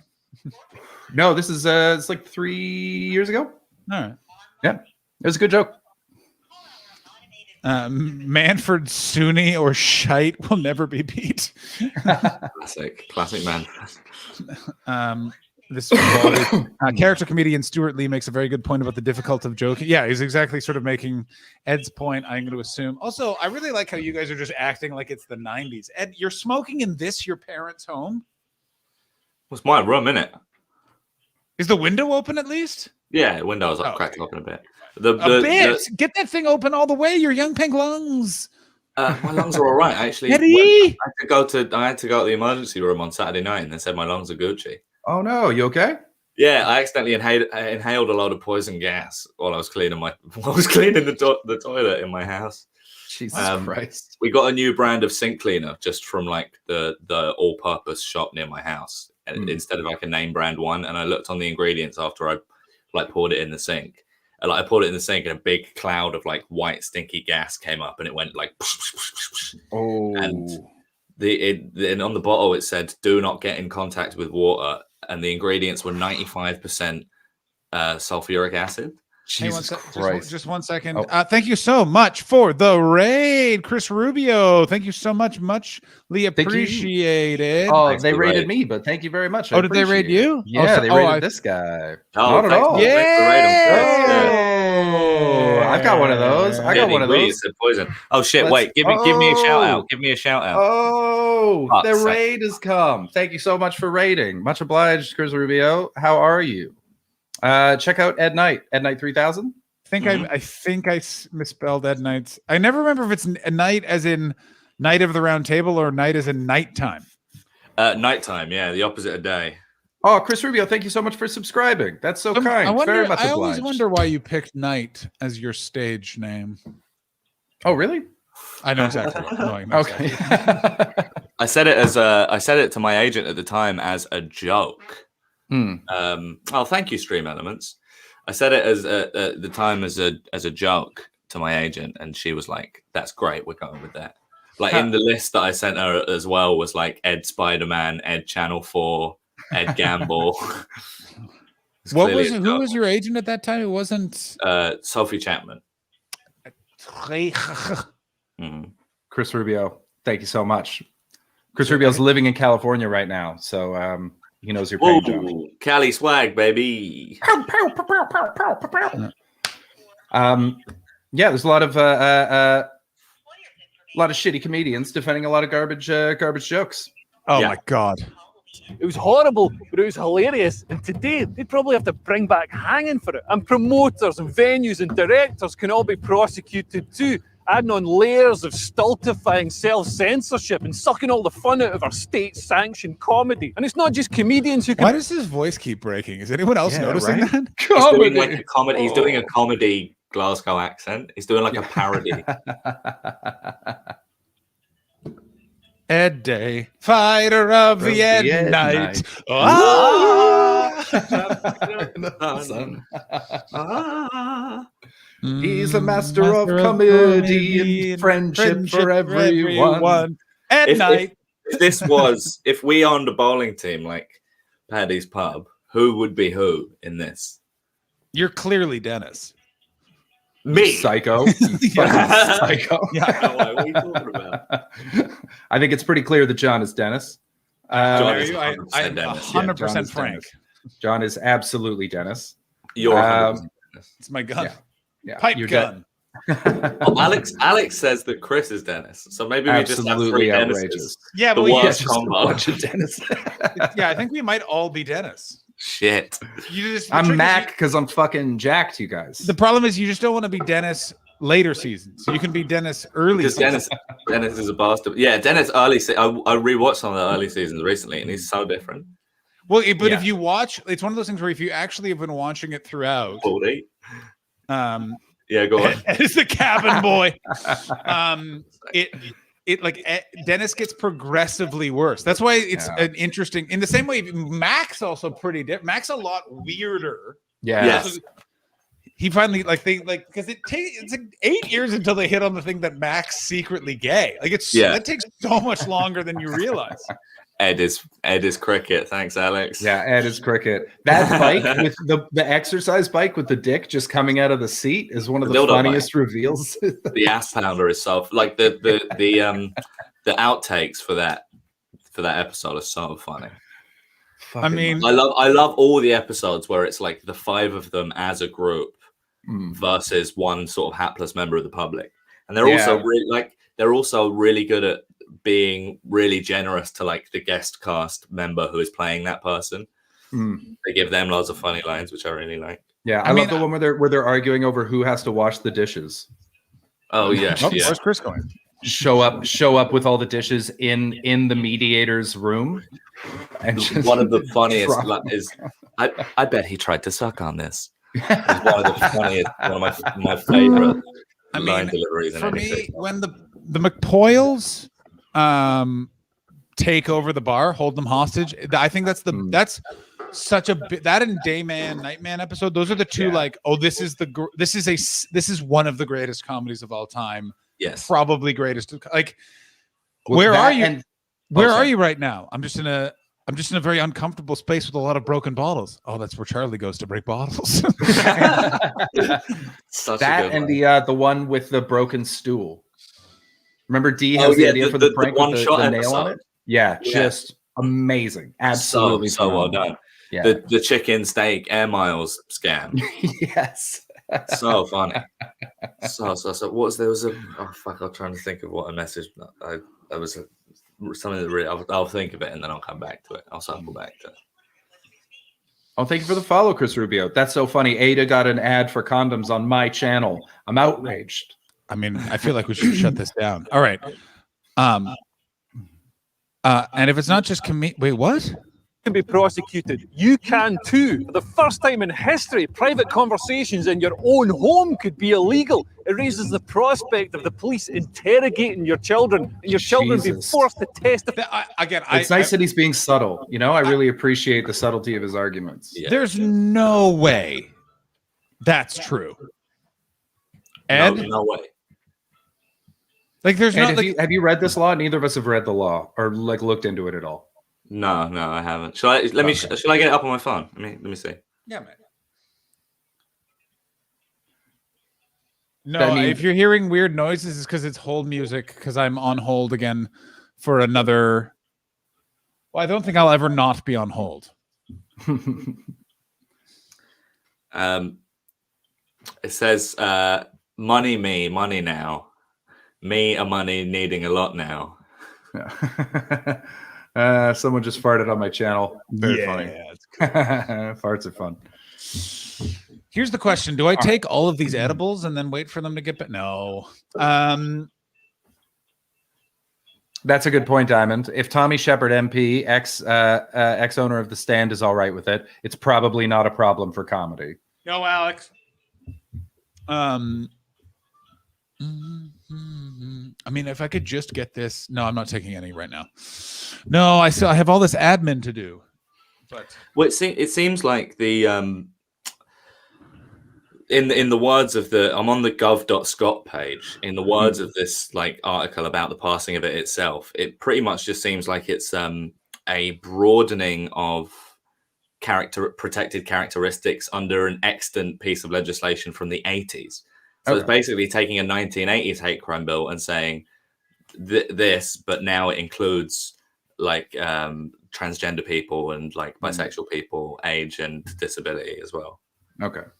are you upset that you're included in that bill with pan people, Ed? I know how you feel about them. The great feud. Yeah, they call it the other BP oil spill. I could never imagine like bisexuals being like, we don't want them. You know what I mean? Like, I know that there's a really hack joke, but it's just one of like, it's the way I'm always surprised, especially when there's like you meet it because I've never met a right wing lesbian, but you occasionally meet like a Trump supporting gay man. Oh, what the fuck is his name? There's a right wing pundit who's gay, and he just says, Milo? it's not Milo. No, Milo's a cartoon. Also, ask some of your colleagues in British comedy, because guess who they used to do open mics with? No. Yeah. Milo Yiannopoulos. Who do you know that did that? I feel like James Loveridge. I feel like Nish, maybe like someone more than one Crazy. person was like, he used to do open mics in London. And I'm just like, because Steven Crowder, also failed comedian. Deanne Smith used to do stand-up comedy with him, and he sort of like stopped doing it when I started. But they're all failed comedians. Yeah, they're That's all fucking failed comedians. mad. They're all failed comedians. Yeah, I'm just gonna go get another drink real quick. I'll be back. What are in you 2 seconds. drinking, Tea? Tea. I'm gonna get a tea. Ooh. I got a coffee over there that I think it's old. Here's the thing with old coffee though. Sometimes around now, you get to heat it up again. Oh, it's good. I sometimes like it when it's just cold as well. I do also like it Yeah, sometimes. when I it's like it cold. It's good cold. Good, Yeah, really but good the cold. thing is, I got cold brew in the fridge. If I'm gonna have cold coffee, what am I gonna? I'm not going. Go I for cold. hit the thing. I always really want cold brew, but then when I want it, I don't. I'm like, I'm gonna have to wait 24 hours for it, and I'm not gonna want it in 24 hours. And then That's I why- obviously do, but I haven't made it a day ago. That's why And I it just keeps happening. That's why you keep it in stock. Also, if you're a real son of a bitch, which I am, Whoa. you do calf cold brew and also decaf cold brew. So Oh, good shout. late at night, and you just want a nice, because sometimes I want to drink and I want to be as bitter as a comedian running for office in Scotland. These Ada's saying that Pierre went to school with Milo for a year. Like knew him. Apparently they mentioned it on Bud Pop. Oh, that's good. Yeah, see, Shit, that's crazy. We're gonna have to bring that up on Thursday. Is- I want to know is what he that confirmed fucking for the weird quiz? kid was like. Are you doing a quiz on Thursday? Is it? I'll find. Let me Yeah. get a drink, and then I'll ask you about it. yeah, Cool, you're cool, cool. you're doing the quiz on Thursday yet. Oh, what did Chris Rubio mention? Black gay conservative commentator Rob Smith. I don't know that person, Oh, Chris Rubio, I don't know that person. but yeah, that's another where you go. What are you getting out of this? They hate you. You know that, right? They're using you, and your operation. What was it? What was it in South Park? It was like Operation Get Behind the Darkies. Oh my God, yes, Operation Get Behind the Darkies, of course. Yeah. It's 100% that. They're just holding you out, like, look at this guy. Aim your shots here. Oh, Alex has got it. He attended the University of Manchester, but dropped out before graduating. He then read English at Wolfson College, Cambridge, but was sent down. Oh, expelled in 2010. What was he expelled for, Alex? Does it say? You also know he's declared that he's post-gay. Sure. God saved him. Yeah, it's just it's absolute like. What's great? Was progressive people, left-wing people, liberal people, normal people when Trump got elected? Were we this fucking crazy? We were very upset, but we weren't storm the Capitol upset. We took a lot of the rage for that was like, we're going to go to the airport and stop flights of refugees leaving. Yeah, I liked that. That was really good. Oh, the Muslim ban? That was great. Not we're going to send death threats to the politicians of the party that we're against. I found a quote on it. Bring it on, Alex. When I got invited to speak at the Cambridge Union last year, it was a real honor, and I won't lie, it was a pretty cool fuck you to Wolfson, who threw me out after repeated warnings for the ridiculously trivial reason that I didn't show up to supervisions, didn't submit any essays, and spent most of my time shagging and drinking instead of reading medieval literature. So they kicked you out because you didn't go to school, and that's ridiculous. I mean, yeah, that's that. What right there is that's someone who should have gotten out of that behavior in their 20s. In your early 20s, I totally get that thing. But when you're a fucking asshole. But also, you should be able to look back and be like, to be fair, it was a school, and I wasn't doing school, and so they didn't want me at school anymore. Absolutely. What's your opinion on successful right-wing comedians? Adam Carolla, Dennis Miller, Rogan, to a certain extent. I've heard a lot of comedians who don't speak politics are actually pretty right. I listen to Dave Smith, who's a comedian, libertarians. I gotta say, I've also listened to Dave Smith's comedy podcast or political podcast. I agree with a fair amount of it. Like Dave, it's an interesting thing. So Wolfson is a mature student college as well. So the at least 21, but still early 20s, whatever. Early 20s. My problem with listen, Dennis Miller's Off-White album, I've said it a million times, is one of the best hours of stand-up comedy you will ever hear. It shouldn't be funny. I think Joe Rogan just his podcasts are too long and he does too many of them and he just has the thing to fill. Adam Carolla's out of his mind. What the fuck happened to that guy? Yeah, Adam Carolla's lost it. He's 2 degrees short of an Anthony Cumia. That's like his future. I mean, Rogan goes. I don't know what Rogan's fucking deal is. I mean, he creeps me out and I don't like him. I like him when he talks to comedians. If he's talking to comedians that I like, I'll absolutely watch it because he's been doing stand-up for fucking 30 years. Yeah, he's they got great stories. He's incredibly informed. And also, by the way, the problem with that podcast is it does people his most recent stand-up special, not great. No. Triggered. He's got a blue shirt in it. It's a phenomenal hour. Disagree. Also, Rocky Mountain High, one of the best jokes about winter ever. Yeah, occasionally he's got good jokes, but I remember watching like one of his old specials years ago when I was like maybe a year into stand-up, and I remember watching it and being like, that's a very interesting premise that you completely undercut with a bullshit punchline because you came up and was he a Boston guy? Yeah, Boston guy. He came up in Boston, and so you had to dick joke your way out of everything, and that's a shame. Joe Rogan. We're talking about your mommy. Someone was asking about right-wing comedians in the chat. Chris Rubio was asking about right-wing comedians in the States. I think by Chris Rubio, I'll even take it further than this, my man. I'm gonna say I think that all people are pretty centrist. I think most comedians are largely apolitical. They just need an opinion. Yes, I think that also drives me crazy because I try and stay sort of informed. Politics are my football. Like I just find them very interesting. Sure. And it's very interesting now because it's a lot harder to follow because it's really back to being uninteresting. Literally most of the real news coming out of Washington, is the Matt Gaetz story. And let's all just take a moment and talk about how awesome that story. It doesn't stop being the fucking funniest thing ever. Dude, just not talk about it. He's Venmoing for bone. He's Venmoing people taking MDMA and calling Trump. Yeah.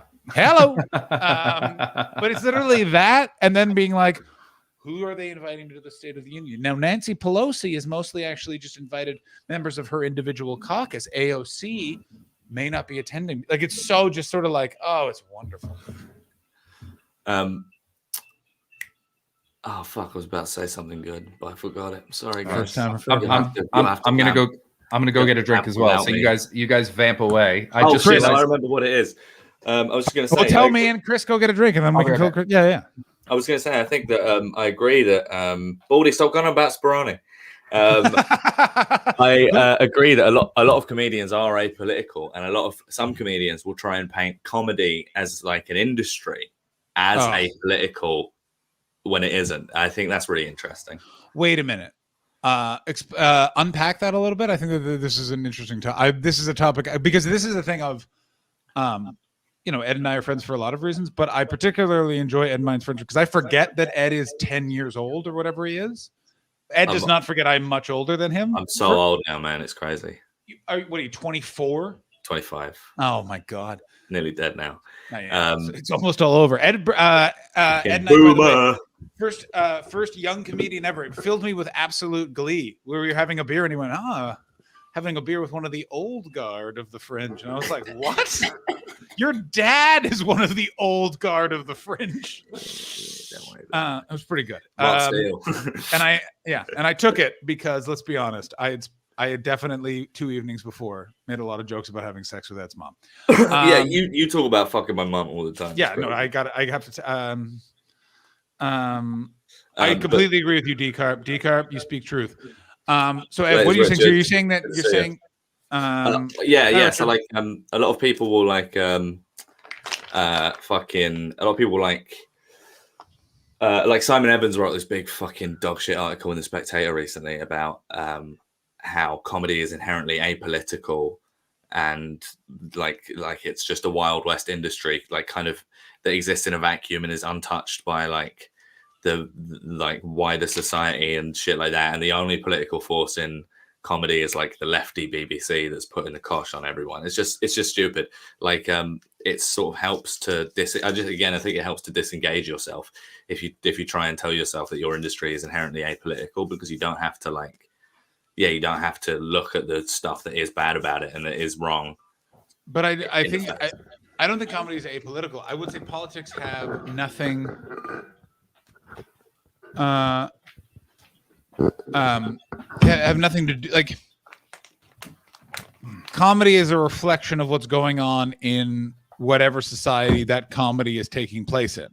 Oh, 100%. Yeah, but they kind of use it as a shorthand for like it doesn't have anything to do with any of that stuff, and it is just like if you're funny, and that's all that matters, which is obviously not the case.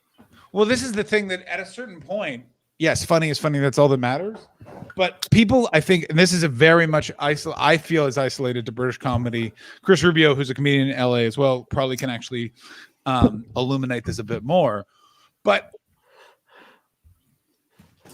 comedy is not apolitical, but also it's a fucking business. And I think a lot of people bang on about political correctness in comedy. What they're actually saying is, why didn't I get that? And it's just going.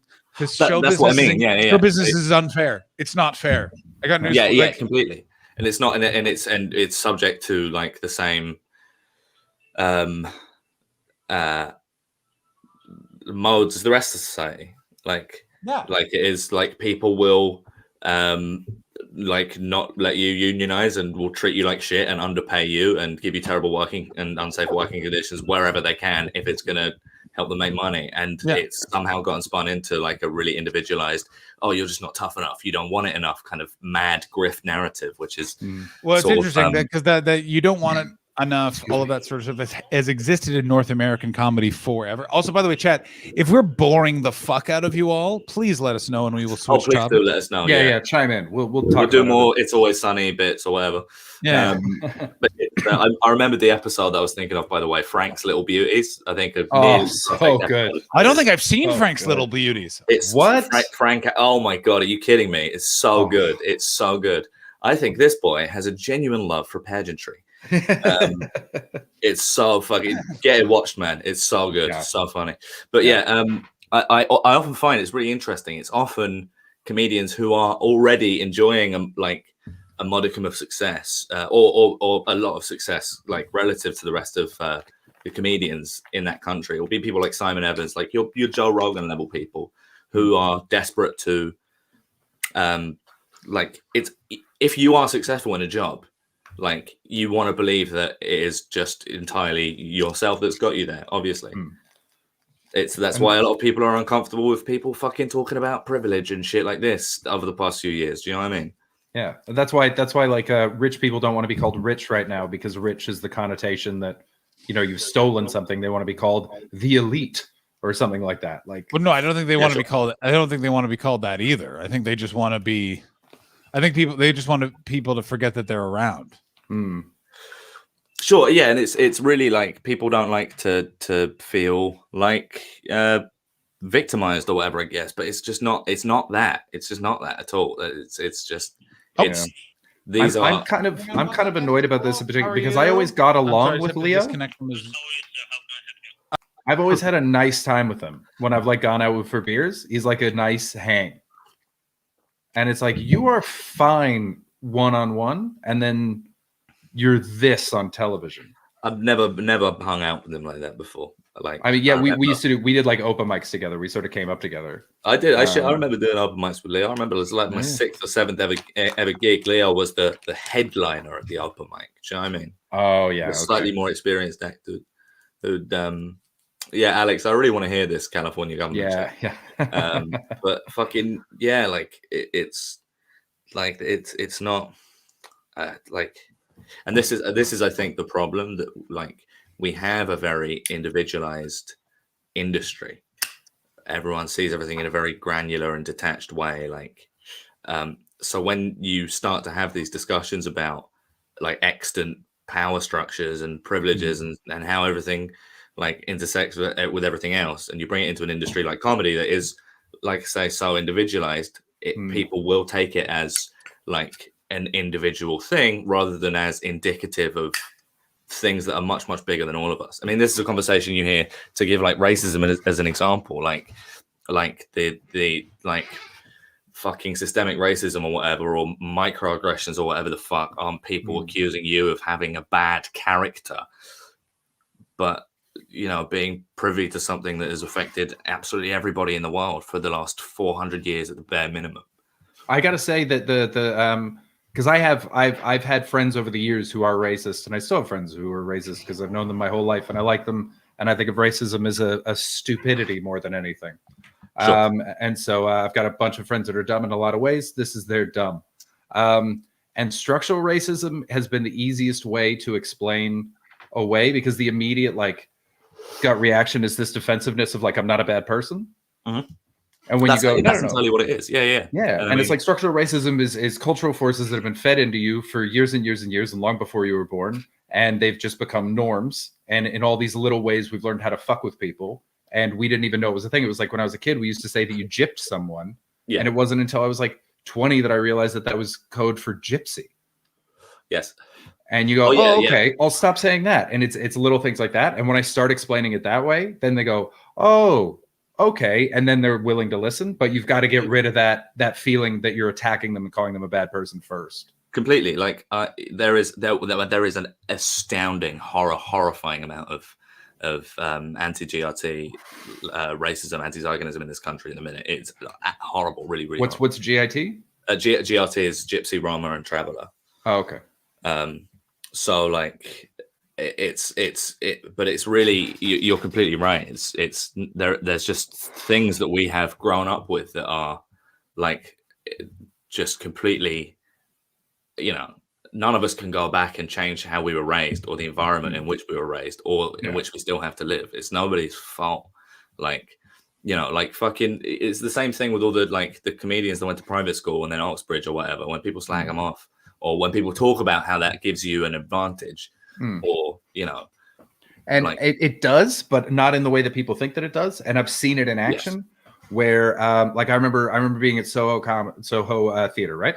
Yeah. And I'm there, I'm hanging out with Pierre Novelli, and a couple of TV people come over and start talking to us. They are also Oxbridge people. Yeah. And all I noticed was that they didn't know Pierre, he didn't know them, I didn't know them. But them and Pierre had immediate things to talk about. They were from the same culture. They had the same references. They spoke in the same sort of patterns. And so in that way, you just feel more comfortable with someone. You're more likely to befriend them. They're more likely to think of you for a job. Completely. And it's also just like the problem is like, this is going to sound like a massive wanker thing to say, but the problem is just how like the language is restrictive. People use Oxbridge as shorthand for financially privileged, or like it's in like an establishment sense, because I've also known Oxbridge comedians who are very, very good at comedy, but the reason they have been able to succeed is because their parents bought them a flat in London, or because they're in their mid-20s and they have a property portfolio already in their mid-20s, thanks to intergenerational wealth that lets them fucking sit easy. They don't have to try as hard as people that I was using this example when I was first explaining to my girlfriend about like comedy stuff, right? That I am, as a guy who was born and raised in London and can live with my parents, like if I need to go for a meeting at the BBC for a comedy thing, then it takes me £5 on my Oyster card. But if a comedian from Knaresborough in North Yorkshire needs to go for a meeting at the BBC, it's going to cost them £200 and 2 days. And 2 days exactly where they can't work. And it's that's the like, that's it's just small things like that. And because it's like Oxbridge has become a shorthand for intergenerational wealth that necessarily like will help you if you're trying to do anything. If you have that comfort, if you have that fucking financial barrier, it's not like none of these people fucking. I don't think that any of the people that like come from rich families chose to go to Eton when they were fucking 6 years old or whatever.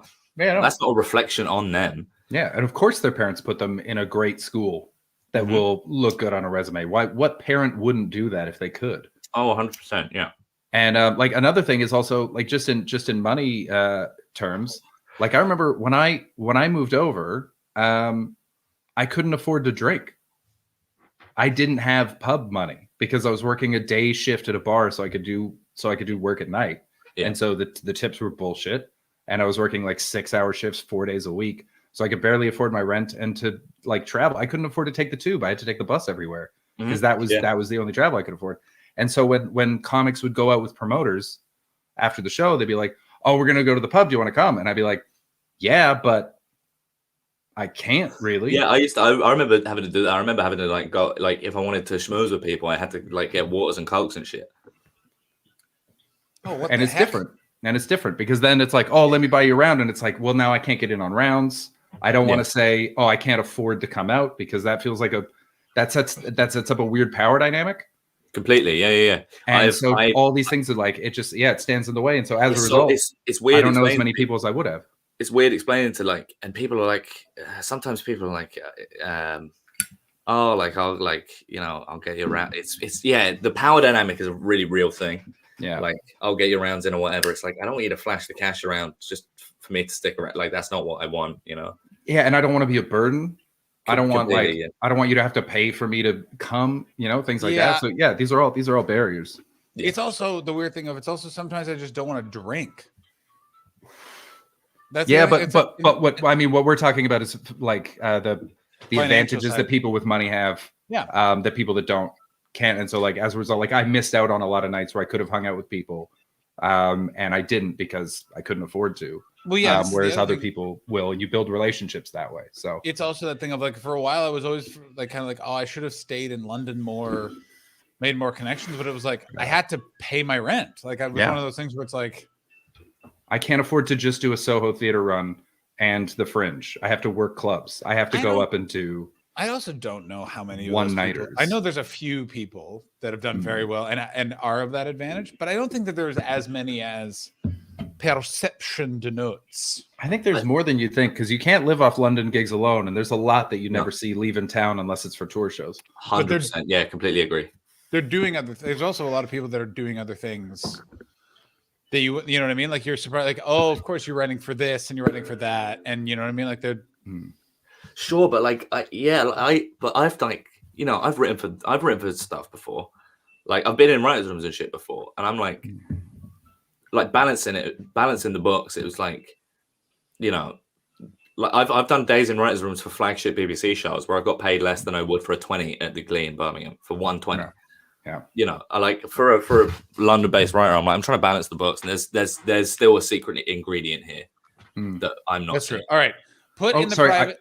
Put in the Oh, private chat. Go ahead. Okay. Oh, no, I just I just saw the Chris Rubio highlighted a message, and I don't know who these people are. It says, "What's your take on Crystal and Sager, The Rising? Do you know what that is? Crystal No idea. KRYSTAL and SAAGER. No idea.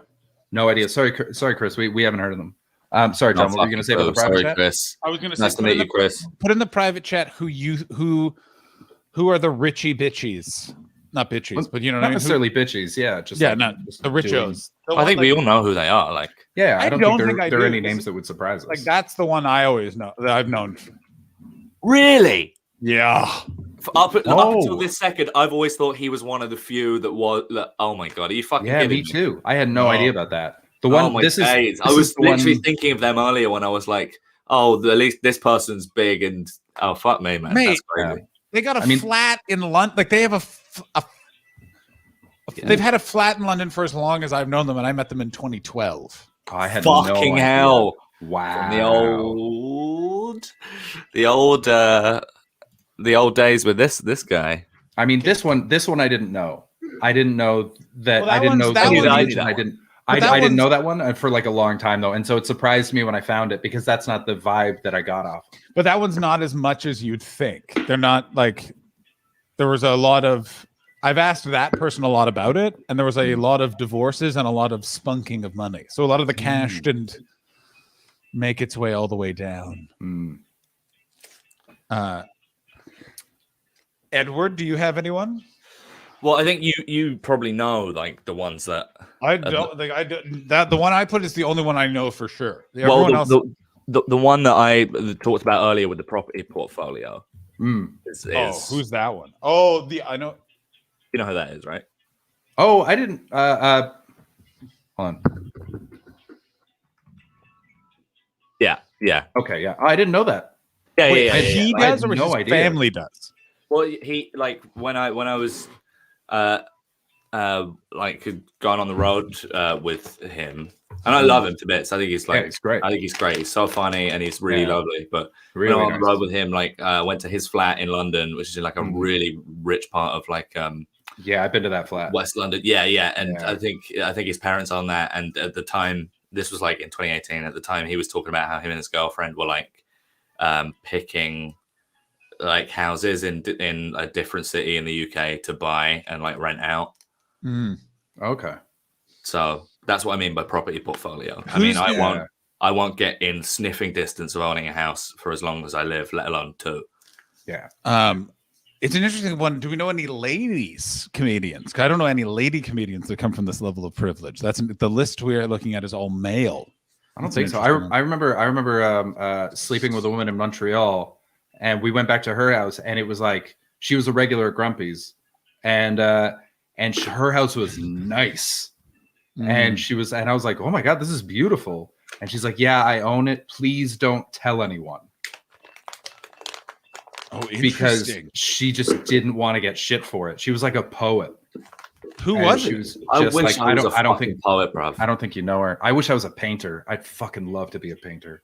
Just it's the painting's done. You don't have to go anywhere. You just pile them up and put them in a gallery. If you find it online, check out as Sky Arts did a series called Portrait Artist of the Year, and there's one called Landscape Artist of the Year, and it's just the most fucking peaceful television that you'll ever see. I'd love that. Fuck, I'd love that. I was reading this book of conversations with Henri Matisse. Oh yeah, and the life that he was living. I was like, that would suit me down to the ground. fucking. I would Fuck, give. I would love that. I would give every bit of streaming gear. I would give every bit I have to be 90-year-old Matisse living in some tiny town in France making fucking stained glass windows. Yeah, I'm sorry. Jesus. That's the life. Oh, we have an update from Chris Rubio. Okay, they are Rubio. Crystal, Democrat, and Sager, Republican, who give commentary on politics daily, really balanced. I think you guys might find them really cool. They pretty much exposed MSNBC and Fox's talking points behind closed doors. Oh, cool. Sounds interesting. Yeah, I'll check it out. Thanks, Chris. Yeah, I don't know any ladies. I don't know. Oh wait, we were talking about one yesterday. Put it in the chat. Oh yeah. Oh, but everyone knows that one though. Oh yeah. Yeah, everyone knows that one. Yeah. I didn't know that one at all. Okay. Like, yeah, there's like there's the guy we know who lives in London Bridge, but again, that's a different thing entirely. Oh Or yeah. London- I mean, well, we can just name Tower of Tom London. Houghton. Yeah, 'cause Tom Houghton everyone lives knows in the Tower of Oh London. yeah, well yeah, that's yeah, his yeah. whole shtick is that he's Yeah. like a fucking lord or whatever. I Yeah, mean, he the wears it fact on his sleeve. there's also, of course, the fact that Naz Osmanoglu is in the royal house of Ottoman. Is he? Yeah, he's That's an very funny. heir to the Ottoman Empire. Googling that guy is hilarious. That's so funny. He definitely has that, like, him. He reminds me of a younger Tim. Fitzheim, yeah. Yeah, with that, like, sort of there's like a wacky nobility to him. Like, this is Naz's full name.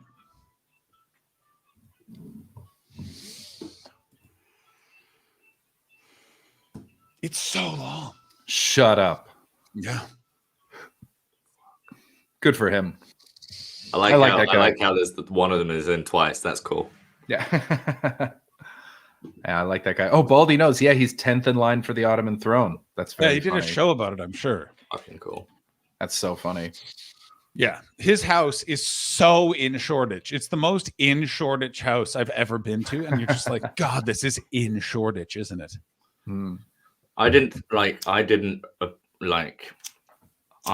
be fair, I started comedy pretty much straight out of secondary school, but I did not realize how far up the Tower of Wealth went until I started doing stand-up comedy.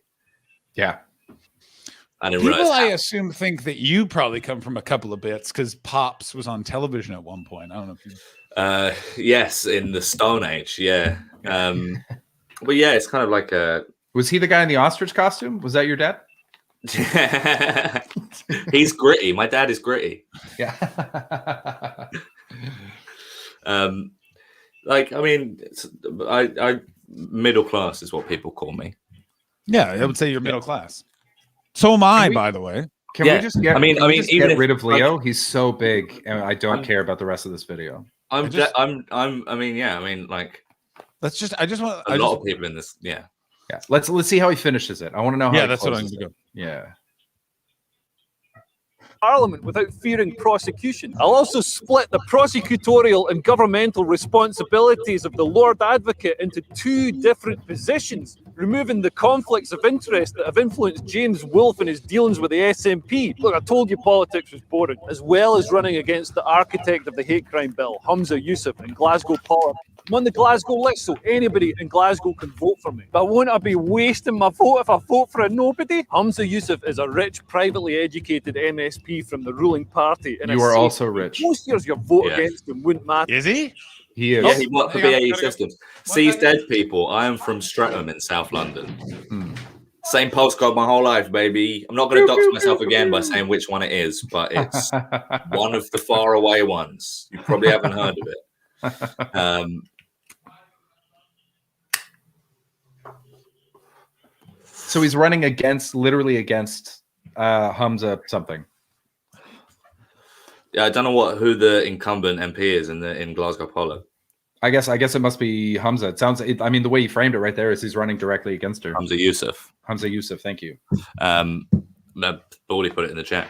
I'm from Oh, yeah. Streatham, South London. I'm proud, baby. Same postcode my whole life. Never gonna leave. That is insane. Never gonna leave. Yeah, my dad grew up in this postcode as well.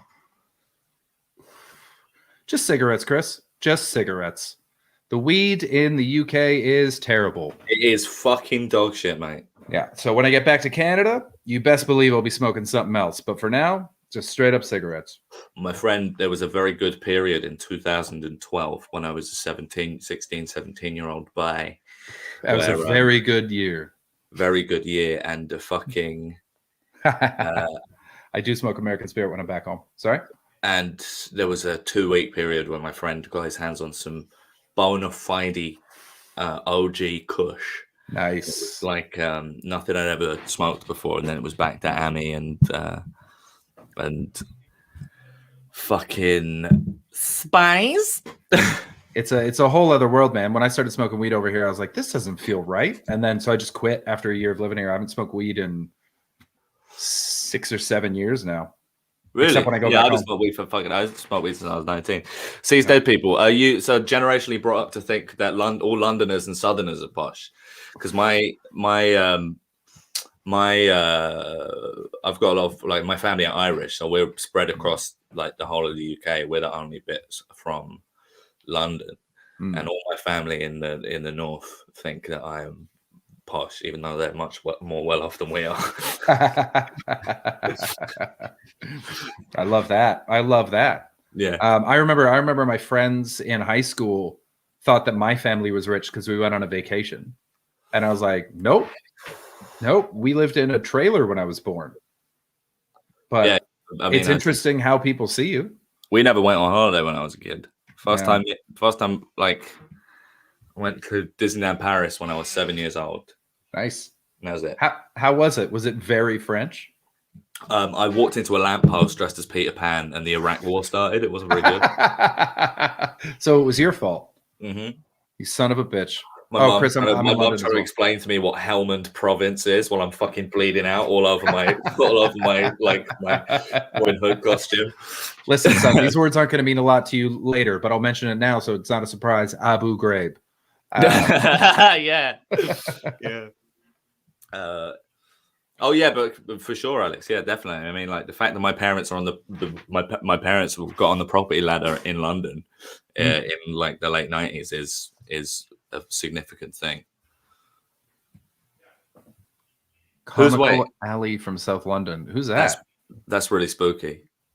Sees dead peeps. Why have you said Ali from South London? There can't only be one Ali from South London. No, but Ali is my mum's name. Oh, okay. Have I been doxed? No, then he would have written Hot Ali from right. South London. Yeah, it would have been a different I thing. thought my mum was called Ali. Yeah.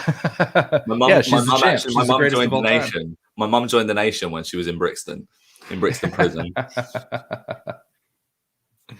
It was tough for her to get off that heroin, but just a little bit of nutmeg and water, and they'll ease you off. My mum actually got off heroin by doing the cinnamon challenge over and over again. Now, Hastings is my real dad, Alex. Yeah. Hastings is my real dad. Do you guys not see the resemblance? Mhm. It's pretty clear. It's where the Dennis aspect comes from. Yeah, I mean, your mom wanted to say no, but she didn't because of the implication. Because of the implication. Yeah, You're because not of the going to hurt implication. these women. No, I'm not going to hurt these women. But they'll have fear because of the implication. And when I love when he tries to do it on the boat and he gets thrown in the brig. Yeah. I want you all to know the man just came back to basically be like, this is crazy. I have to go to my supervisor. Good. And then he was like, I'll call you back. And I was like, you will not call me back. Please put me on hold. And he was like, I understand. Like, it's just like, Nice. oh my God. Nice. They took Comical me- Ali, Iraq War dude. Oh, no idea who that is. I had to set up a fucking payment plan for my taxes. Because I couldn't afford to pay them in one go. And it took me, I had like 10 days after I filed to pay. Oof. And it took me 9 days of calling up to finally get through to a person. Of like trying for 3 hours a day to find the right number and not get a robot voice and not be put on hold. It took me 9 days to get the payment plan set up. Absolutely Jesus. bonker. Ed, I got to tell you, I've been doing this for 10 days. I've been calling every day for 10 days. And this is the third time I've gotten through. Who's that, Baldy? Baldy is my favorite member of the Bath Party in my stream. He's so funny, man. He's so funny. Yeah, Baldy's very great. You started the bath party in your stream? Yeah. I'm the only pro Saddam stream on Twitch. I mean, he had a hell of a tash. And I got to tell you, he wrote some pretty good poetry. Okay. What's with dictators at a certain point writing books? All right. Let's see how Oh my this god, ends. the fucking Legacy, oh my baby. god! Have you heard? Wait, Legacy. sorry, I'm sorry. Have you heard all this? Like talking of dictators that wrote cool books. Have you heard all this Gaddafi stuff from the past few days? So No. funny. My favorite is the Oh my 500 Italian models that he flew over. And then Yeah, okay, when they that thought was it was going to be a party, he just gave them an hour-long lecture on Islam and gave them all free Qurans. Yeah, he gave them all free Qurans and sent them in a bus home. Yeah. Even better than that, I found out something else about him. Wait, where is all this information coming out of? He was obsessed with Condoleezza Rice, Mm-hmm. and he got a famous songwriter to write her a song. And he had like a fan book, like a dossier of pictures of her. And he kept like, whenever he had like diplomatic visits, he kept like trying to get in a room with Condoleezza Rice just to talk to her.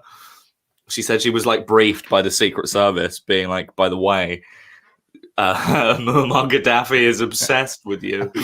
Where are all these stories coming out?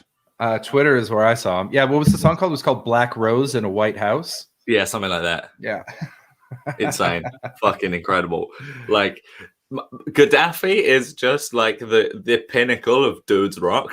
I mean, he's. Oh my God! Here it is: black flower in a White House. Mm-hmm. Yeah, he was a weird old dude. I mean, awful. The tent that he set up, all of the Anthony Bourdain accidentally outing Beyonce for playing his New Year's Eve party in St. Martin or St. Bart's or something like that. Oh, that was Anthony Bourdain. I remember hearing that story. I didn't know Bourdain broke it. Yeah, it's in his book. Dude, Oh, okay. it's so fucking like, I love the fact that, what was that fucking, there was like an attack or something on an airplane, and like Yeah, ages Lockerbie. ago. Was that Lockerbie? Yeah. It was before I was born. I don't know. Was it Anyway. before I was born? I know what it is. And then they go to Gaddafi. And all the secret services are like, "Hey, buddy, we want you to take the fall for this, and then we'll be your best friend." And he was like, "Yeah, okay. I trust you." Love that, man. He was also Muammar Gaddafi giving a lot of money to the IRA. Yeah, sound guy. Always loved him. Have you heard? I saw this fucking amazing Bourdain quote about Henry Kissinger the other day. Fucking incredible. Do you know what it is, or is that the whole story? No, I was like, I've never heard someone long-ass bring up quote, a but quote he's and like- then not say the quote. It's fucking long as shit, but basically the essence of the quote is like, if you ever go to Cambodia, you will never understand why Henry Kissinger is not in the dock at The Hague next to Milosevic. Mm. Yeah. No, and Kissinger's not dead yet. That's the other crazy part. Man, can you imagine how crazy? Like, there's going to be how much of a laundering of the reputation there's going to be when Kissinger dies. He was just on the Economist podcast like last week. Yeah, he's still. They've absolutely. I mean, the one that's going to be crazy. The whitewashing of George W. Bush's reputation is absolutely boiling my liver. Blows my Over mind. 50% approval with liberals now. How fucking mental is that? Crazy. I mean, I can't believe it. The shortest memories. The one I'm going to be fascinated by is the Trump whitewashing. That's Wait gonna for that fucking- one. That is. I can't wait for him to get Twitter back. It's going to be so fucking cool. He is not getting. He'll never get Twitter back. Fucking rock so hard when he gets his Twitter back. The whitewashing, the laundering of Bush's reputation is it like boils my piss so much. Who do you think's going to die first, Kissinger or Chomsky? Chomsky. No. Have you seen Chomsky's old man COVID beard? Chomsky looks fucked up. Also, he looks so looks- fucking fun. He looks like he's about to die, though. I'm gonna say this though, and this sounds really, like I don't. As a man, I already know. I'm like, Noam, fuck you. Like I love What? Noam Chomsky. I like think Noam Chomsky. I don't like him. I think he's brilliant. I bet you Noam Chomsky doesn't tip. Maybe, but he will fight for you to get a better wage. So What fucking was it? Didn't like Virgil Texas do a podcast where he was like, I just want to debate against Noam Chomsky? Did you see that? well, maybe I know. something I remember would like a few people challenged him, and it was like, was it the fucking one of the assholes was like, Noam Chomsky won't debate me, and it's like he doesn't have to debate you. Yeah. You're not on his level, you fucking weirdo. Did you I see mean, the other day, fucking Destiny debated Richard Wolff on stream. I don't know any. I don't know of the who words either you of just those meant. people. I don't. Fucking know. shoot myself in the mouth. Who are any of those people? Dick Wolf should not have. My lovely Dick Wolf should not have to go through that. Who? Dick Wolf, creator of Law and Order. Law and Order. No, Richard Wolff is a very well respected and very very cool Marxist economist. and professor of economics. Boring. He's a living legend, and he was debating a guy who streams and likes to defend his use of the N-word. A white man Named Destiny. That's Destiny. not a. Yeah, he's kind of like he's like in the Vaush kind of realm. You know what I mean? Yeah. Yuck. I mean, we have Yeah. somehow done 3 hours. Do you guys are aware of that? Yeah. Oh, yeah. cool. We started Leo's video an hour and a half ago. I was gonna say we're only fucking 4 minutes through the video. And we skipped 3.5 3 of them. We minutes. skipped 3 of those minutes. Yeah, fuck.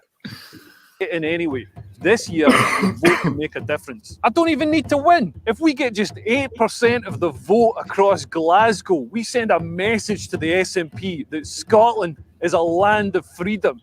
You didn't get a choice making this law. You do now. All right. I love that. I love the fact that he's linked to his own YouTube channel. I love the fact that he's like done some fucking hokey ass Historically, Scottish not all Highland people drums in have the been background. treated freely and equally. So hate crime legislation is generally a good idea. It prevents Excuse me. discrimination in employment or society against someone for being female, black, transgender, gay, or disabled. I mean, presumably you can discriminate a bit if you're hiring a lifeguard. Oh, fuck hello. I mean, I'm Oh, gonna be. yeah. I am on his side. I don't want a blind lifeguard. All right. Well, get yourself off the stream, Jen. You're no longer know what? welcome. Ed, Fuck we're you, doing fuck this you, together get now. fucked. This is it. Chris Rubio, I disagree on Milton Friedman. Even Alan Greenspan has said that he was wrong. So Which one's Milton Freeman? Milton Friedman is the like free market evangelist. School of Chicago economics. The king of He the king of advocates for a deep deregulation. dish economy with the sauce on top. Yeah, no. I hate. But here's my problem: is I don't like any. Is he an American economist? Hmm? Yeah, I don't like any American economist. I'm just like no, because at deep end it's like, and then we find some black people and we kill them. And you're like, wait, what? What's that have to do with the economy? We got to get boner somehow. Oh, I haven't read any economics in fucking ages. That used to be my jam. And I'm great. I just don't. I mean, it took me so long to get through Noam Chomsky's book on anarchism, and I 100% agreed with everything in it. Like I walked away being like, "Oh, I am an anarchist." But first, he has to explain to you that anarchy doesn't. Why can't Baywatch save my life if they're temporarily blind?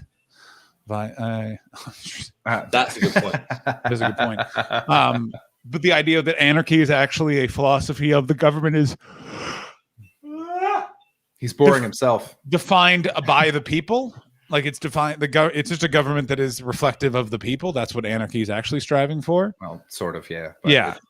Anarchism is not chaos. That's the No, it's that's not- The big Yeah, it's not the misnomer. Sex Not Pistols chaos, like yeah. everyone thinks it is. Yeah, for sure. Yeah, it's not chaos. It's not, and it's also evolved and taken on other. Like it's one of those things where it's like an argument could be made that a democratic government could be an anarchist government if that is reflective of what the people want. Blah blah blah blah blah blah. blah. I also think that there is something to be said for not having to read a shitload of theory because of the world we live in. Like it's a common mantra you hear, especially amongst like a lot of leftists, is just like read theory, just go away and read theory. I don't think that's like I don't think that's strictly necessary all the time. I think there's something to be said through getting your ideas through accessible way, like accessible media, and listening to people who have when I was a lot younger, I learned a lot of stuff from like people like Richard Wolff's YouTube videos because I couldn't connect with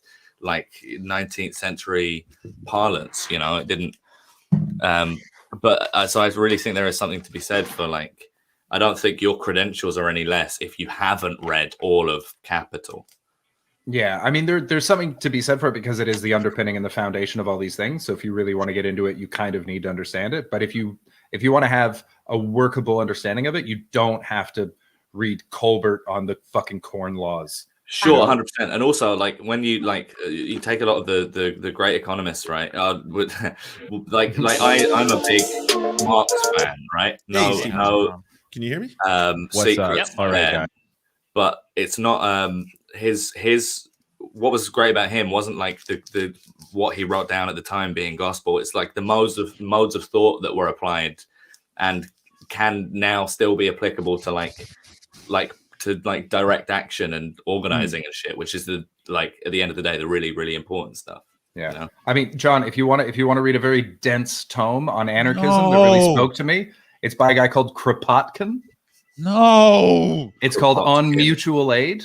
Wow. And wow. he's on right, anarchy was but this it's big. unreadable. Was this big? Yeah. It took me Kropotkin is that big. Yeah, that took And me it's 3 years. 3 years, dense. because you literally have to be like, wait, and like a paragraph will start with, and since you now know that, and you're like, I don't know anything. All right. If you want to read something cool related to mutual aid, read Lenin's The Dual Power. It's a 3-page like treatise thing.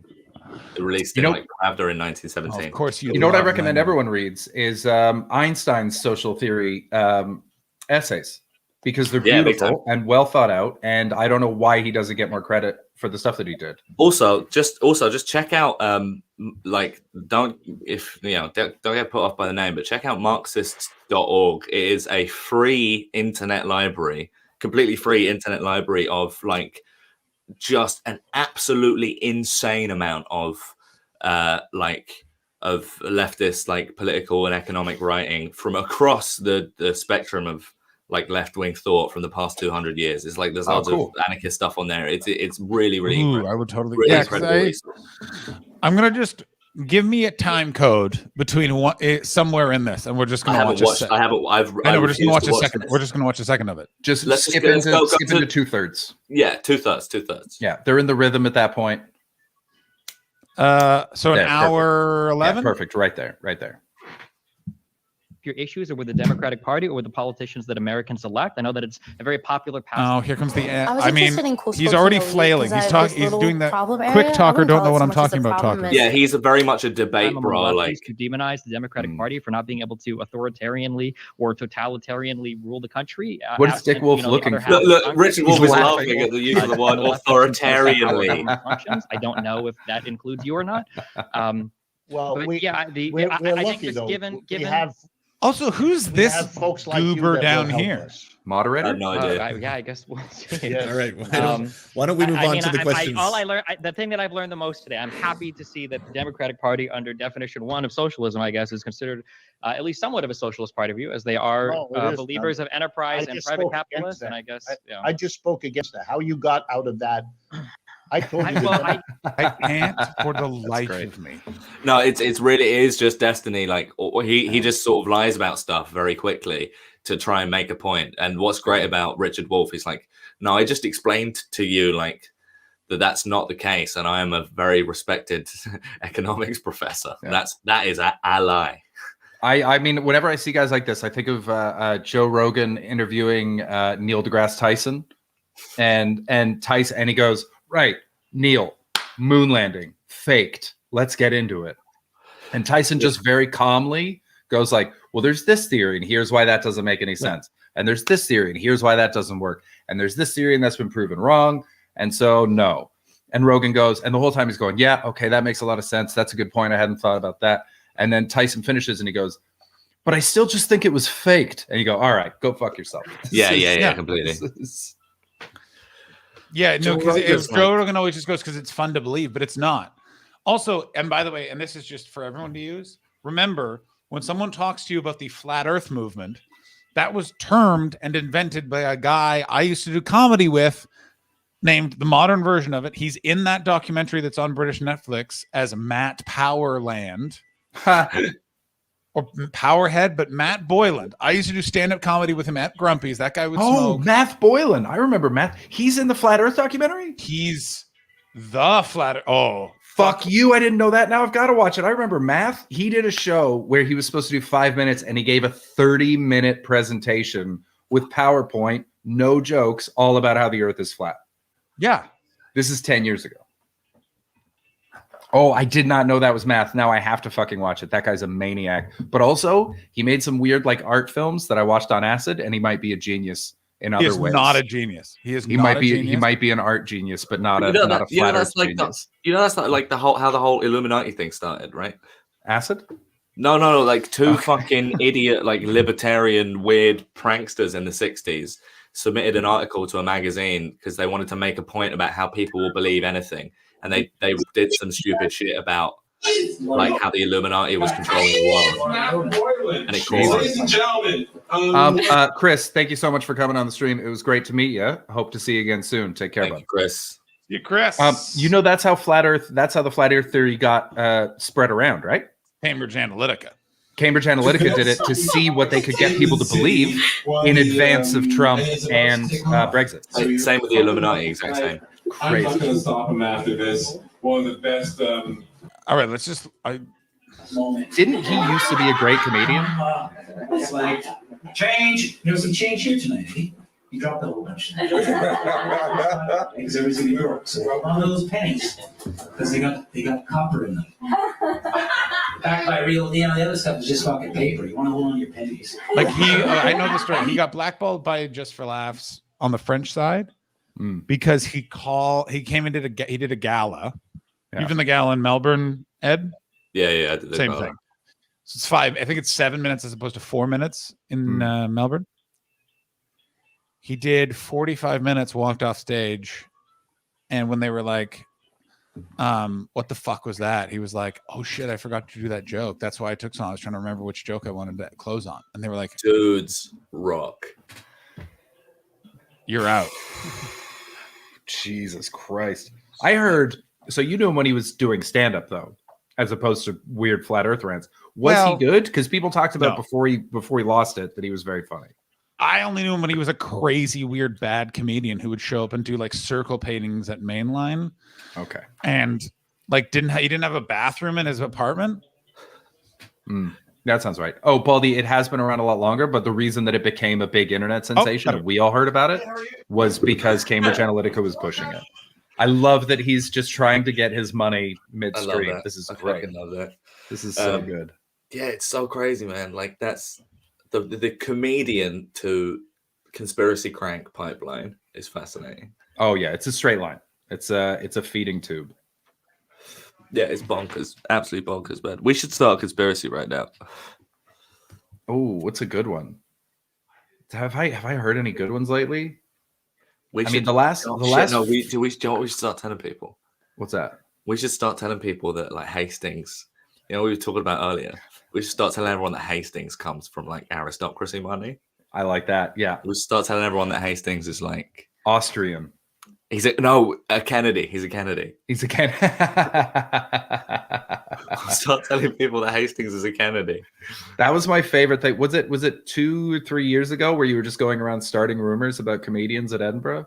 Yeah. Like when you go to dinner at Jimmy Carr's house, he makes you bring your own chair. That was the best one because it came back around to me by the end of the Fringe.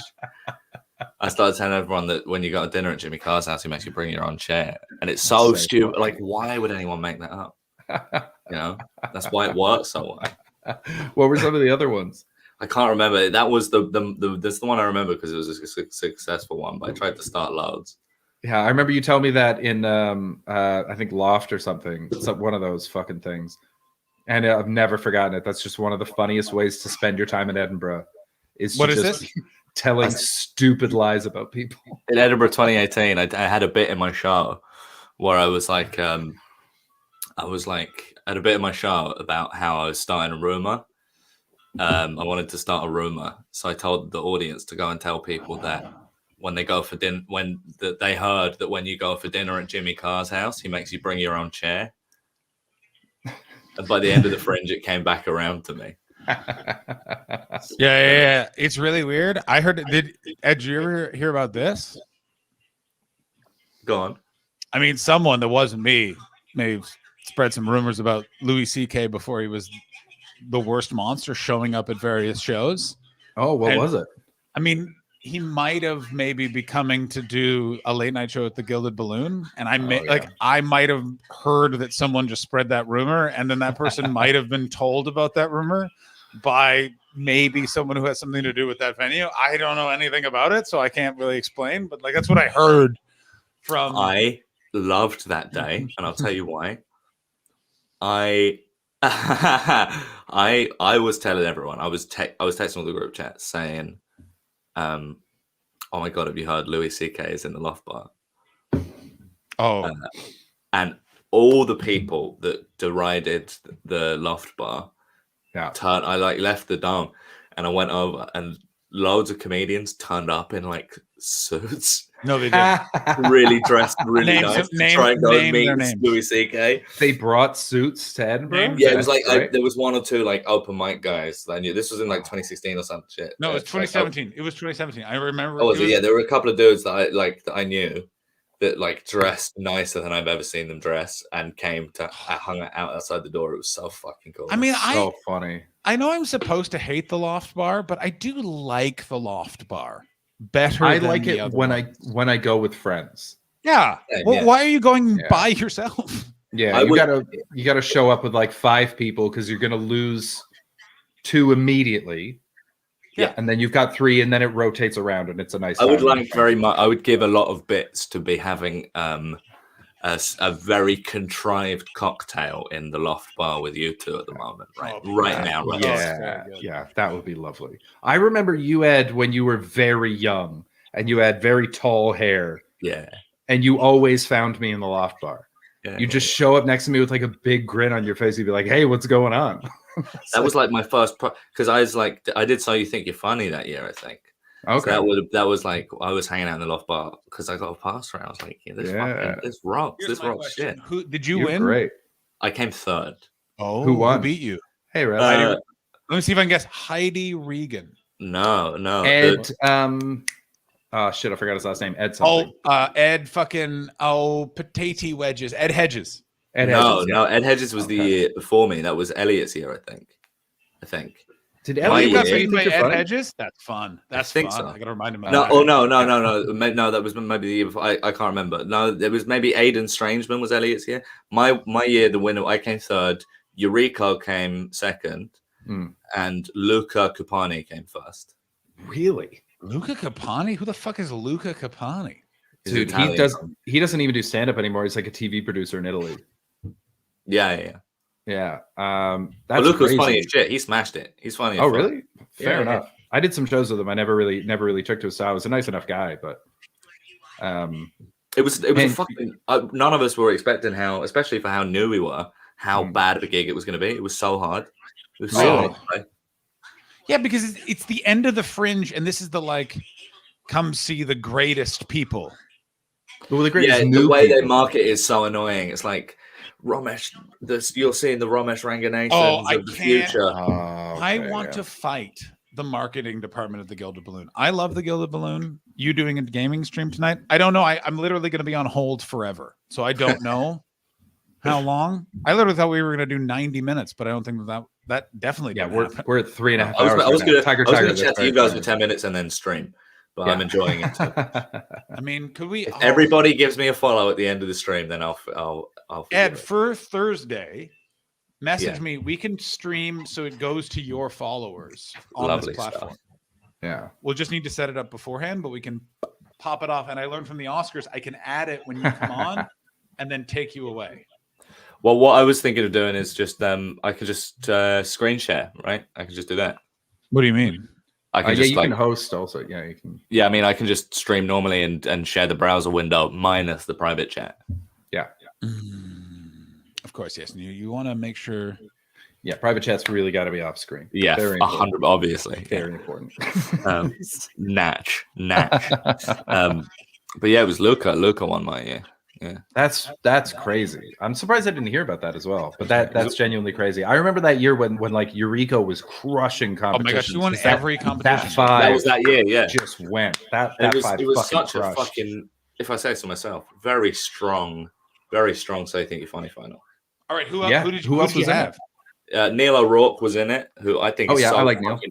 Neil is so fucking funny. Yeah. Ben Pope was in it. Oh yeah, I fucking love Ben. He's such Ben's a great. sweet boy. Yeah, he's so funny. Red was in it. Oh shit! Me and Red were the 2 wild cards. We called each other up at the same time to tell each other. It was really sweet. Nice. We were doing a gig together at. We were doing a show together that year, like an open mic show at fucking what's it called? The one that's like that horrible free fringe venue that's got like 3 floors. It's on like a little windy road just off Grassmarket. It's like a nightclub. You know, Espionage. Yeah, we were doing a show at Espionage together that year. Terrible. That was also the year I remember it because that was the year that Russ Haynes did his famous apology video. That was a great year. Which one is Russ Haynes, the one that we brought up on the stream before? That yeah, the nonce. Yeah. But yeah, it was a really strong year, really good year.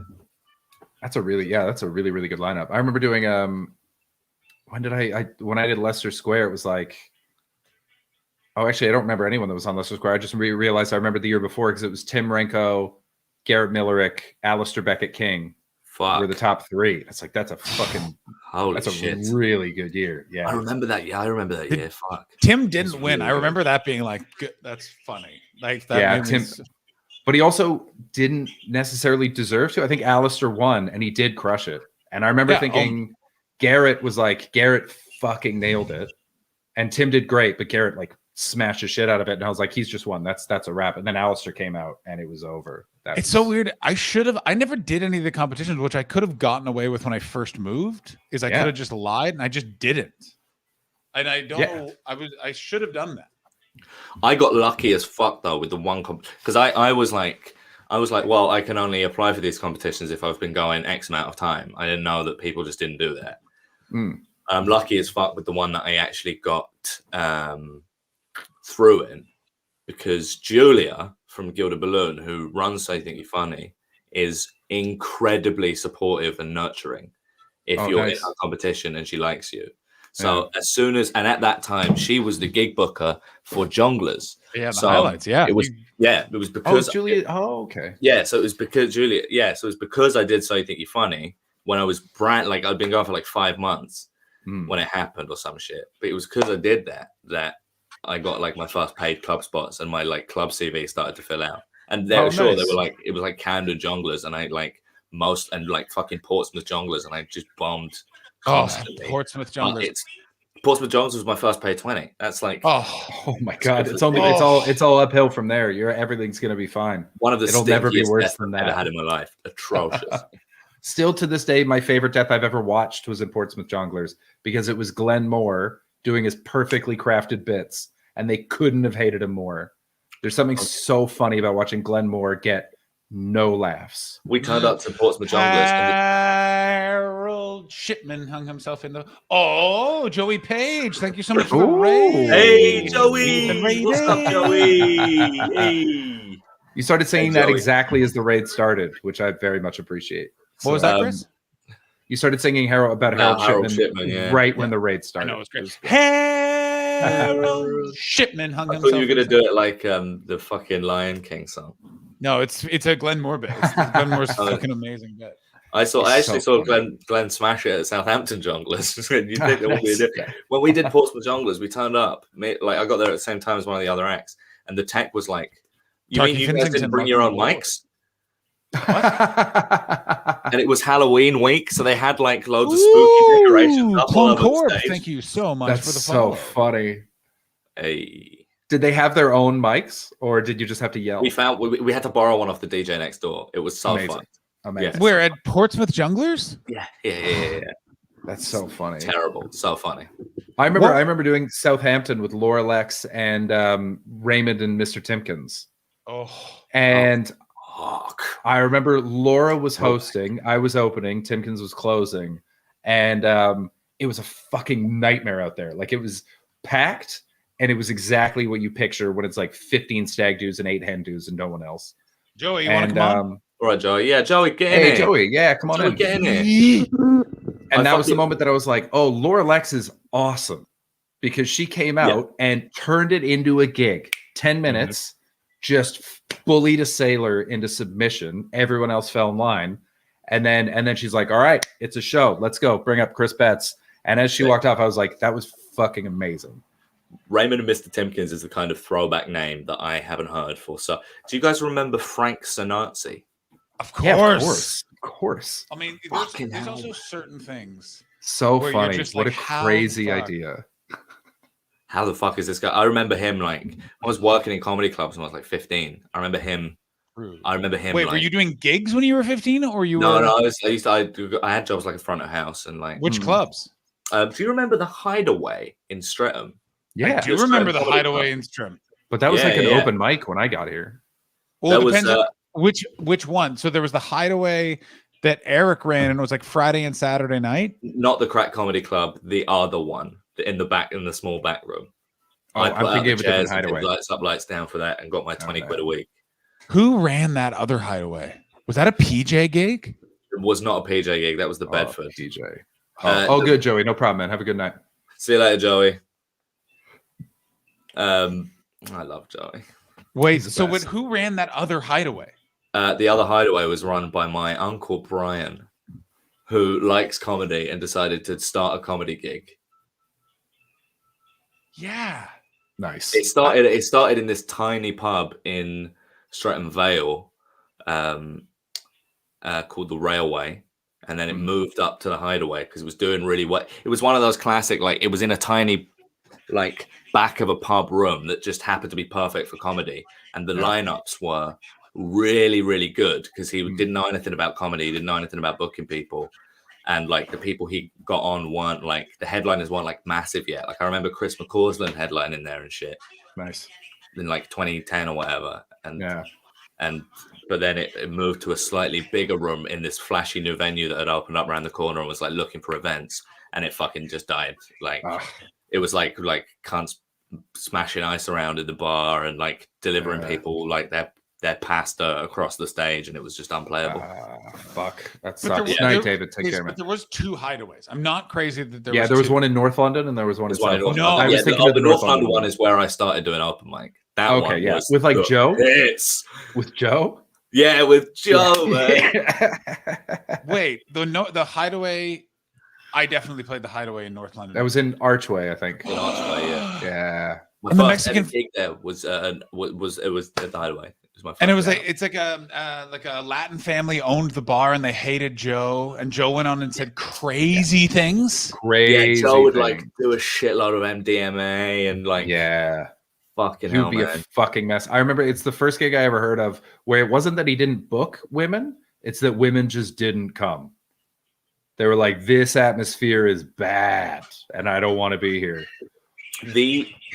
I did like my first I 6 was gigs. trying to reach a tier 2. It was like when I was, the kind of places that you frequent when you're brand new. Yeah, I was like 19. I Dirty only Dicks. I pretty much Dirty Dicks. Yeah. I only like that kind of open mic shit, like the really grottiest ones. I did the Hideaway a lot, and I'm still like a couple of the people from Hideaway. I'm still like super close to. Like I met Patrick from my podcast through the Hideaway, but then also nice. some of the most bonkers gigs of my life. Yeah. Like still, I think the best lineup I've ever been on. Joe Grant did a special birthday gig for his birthday, right? And the second half was a roast of him, right? First half was I heard about this. a gig, but the only people on the gig were me opening, doing 5, right? And I bombed because the only people at the gig were the Hideaway regulars who had already seen my only 5 10 times in a row. Yeah. And then Dangerous T, who did 10 minutes about my 5. And then Legend. Andrew O'Neill doing a whole work in progress, and he'd never heard of or been to the Hideaway before. It was incredible. How did Andrew do? Did he not just talk about Dangerous T the whole time? He was just super confused, and rightly so. But funny as shit, obviously. But like, just so good, man. So good. That's awesome. I fucking love that. I miss T. I haven't seen the likes of a Dangerous T in a long time. There was a 1 year where he was asking around, like 2015. He was asking around. He asked like me and Red. He was asking around for people to do a 2-hander with him at Edinburgh called "Fuck Short."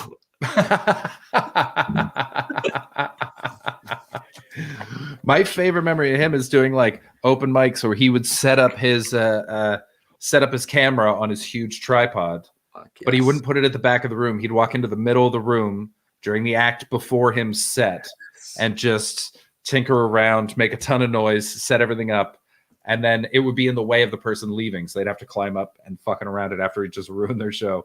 Do a set and then take it down during the next act. Just ruin 3 sets in a row. Perfect. Absolutely incredible shit, man. Absolutely incredible. There are a few like that I remember doing. I completely blanked out recently. I remember I used to do Chris Coltrane's gig quite a lot. Oh, I forgot about Coltrane. Whoopsie. From the wokest man alive to gone. Yeah, to change my name and delete everything because I'm a scumbag. Yeah, Wow. gone. Everything's gone. Yeah, fucking crazy. I used to. There was another completely one in forgot about Shoreditch. that It guy. wasn't Dirty. Do you remember David Gersh? He used to do a gig. I like Gersh. Yeah, I like Gersh is good crack, but he used to do this mad gig in this tiny basement in Shoreditch that I loved. You know what? Some of my happiest memories of doing stand-up, the London open mic scene. I don't care what anyone. Everyone slags off open mic, and a lot of it did suck. But some of those gigs were like I have not felt the comedy freedom since I did. That's it. There's no consequences. Yeah, There's 100%. no consequences. Didn't And so matter how just go good and you are on do stage. It was, something. Yeah. for me, it felt like all about how funny I was at the bar afterwards. Do you know what I Okay, mean? fair enough. With the Yeah, other yeah. acts, I felt a big pressure to do that. But then, like, fuck, man, like the people in the audience, they don't fucking care. Nobody don't gives care. a shit. I mean, I remember sitting down with friends of mine when I left Montreal and drinking with them and being like, I was moving to London specifically to be like, I'm going to become a professional comedian in London. I'm going to do it within 5 years. Yeah. I'm going to learn a lot and then I'm going to move to the States. That was the plan. Then I got married, set me back a couple years, but still worked out. And so I remember when I was leaving Montreal, sitting with friends and looking around and just being like, this is never going to be as fun again. Yeah, like I talk to American friends of mine and Canadian friends of mine who are like, yeah, Mike's a really high pressure man. And like, you have to go up 4 times a night if you want to make it. I'm like, that sounds like it sucks. I want to be just in physical danger. That like the London open, like the UK, I will say open mic scene definitely seems very distinct from like the North American scenes where it seems really like takes itself very seriously and really high pressure. Like I did not feel that. Like the only pressure I felt was that I wanted to get off this batshit scene as soon as possible. That was the career drive that I had. Yeah, It wasn't, like, that's the every staging ground for later every gigs. open mic scene. The Canadian open mic scene is the only one I've ever seen that's like fun and encouraging. But I think that's just because I was with a bunch of people started at the same time, so it was just good people. Well, I also had it where like headliners would do the open mics. So like I would do open mics with David Pride, who had been doing fucking Just for Laughs for 10 years. Yeah. And then he would give me notes on my jokes and then recommend me to the bookers at the clubs and stuff like that. So that made a huge difference. Whereas That's in the the UK, weird thing it's with completely UK separate. Yeah, they don't. Do you have to pay for an open mic in the US or is that just New York? No, that's we have everywhere paid in to the play US. here and bringers. Yeah, they're Yeah, dumb. you just don't do them. What's the best feedback you ever got? I remember, like, I think it was, I can't remember who it was. Like a real big circuit name. Watched me bomb at Portsmouth Junglers and told me to drop all my stuff, and then went and smashed it. Who was it? Who was Can't it? remember. I wish I could remember. Who did? What did they look like? I really can't remember who it was. It was one of those guys that I never saw again. Yeah. I remember the best piece of advice I ever got was if you're going to take the mic out of the stage, take the mic out of the stage. If you're not going to, don't. But don't put it back in and back. Like, yeah, fair enough. That's a great one. I just remember Jimbo from the Comedy Works pulling me aside after I used to have this bit about Bengal tigers that was really fucking left field and weird. And he just went, that Bengal tiger stuff. It takes a real fucking maniac to write that. And then walked away. I was like, thanks, Jimbo. That guy was out of his mind. Jimbo, by the way, was a bald man with a wig who loved Frank Sinatra and owned a bar and a comedy club called Jimbo's in the Comedy Works in Montreal. Possibly the best comedy room ever. And perfect. His mom died. He got inheritance and he just closed the club. Is that what happened? Yeah. Shit, I didn't know that. Yeah. That's such a shame. That was such a fucking great club. And then they turned it into a karaoke bar and burned it down. Yeah. Talking of great rooms, I've never been to North America. I'm afraid I've never gigged in Canada. But thank you for pronouncing it properly. Yeah, thank you. But what was really, it's such a shame because like it was, I worked there for a year. It was very exploitative. But the upstairs at Piccadilly Comedy Club was one of the most amazing rooms I've ever played in my life. It was a good fucking room. It was a really incredible room. What happened with that guy? Like I suddenly heard like it went from being a good room. I know. Ed, do you know the story? I happen to know the story. I just stopped working there when it happened. Yeah. I don't But know. do you know what happened afterwards with the new guys that took it over? Not straight afterwards. I know about everything up to the fire. Okay, so what happened was wait, there was a fire at that club? Yeah. They was out of commission for like a year. Yeah. Oh, no, my I know God. just after the fire as well, after Stebbin and them took it over. Yeah. Tell me. So he owed a lot of money. Mike did a lot of fucking money. Well, how? That's what I could never figure out. Sure. You could put it in the private chat if you don't want us to get in trouble. I don't think we will get in trouble because it's something that actually happened. But I think, I don't know how either. But like, because he was I worked there. I know how much he was paying his 2 staff members. Like we set the room up. We were the tech. We were the bouncers. I at 18, 19 had to stop so many bottlings from happening. Wow. It was and like obviously no contracts, cash in hand. We got paid like, if you think that the acts didn't get paid enough for those gigs, then we definitely did not get paid enough for those shows. And like one time I was like, I had to get between a fight between 2 groups of stags when I was doing the door, and I went to Mike and I was like, Mike, what should I do? And he told me to fuck off until he'd finished counting the door takings. Oh my God. He was making money hand over fist. I have no idea how he was. I heard, and this is allegedly, I want to put that out. I don't know this for sure. I heard it was gambling. I heard he had a gambling problem. Oh, really? Yeah, that's what I heard. But again, I don't know for sure. He kept putting me on. Yeah. Hey, whoa. But yeah, so he had all these debts, right? They're outstanding in the Piccadilly Comedy Club. So these 2 guys take it over. I can't remember which comics took it over now. But, Andy Stedman and Nick Coppin. Yeah. Stedman Thank you very Coppin much. took it over, Yeah. So they paid Mike to pay all the debts off. Mike then again didn't pay the debts, just disappeared.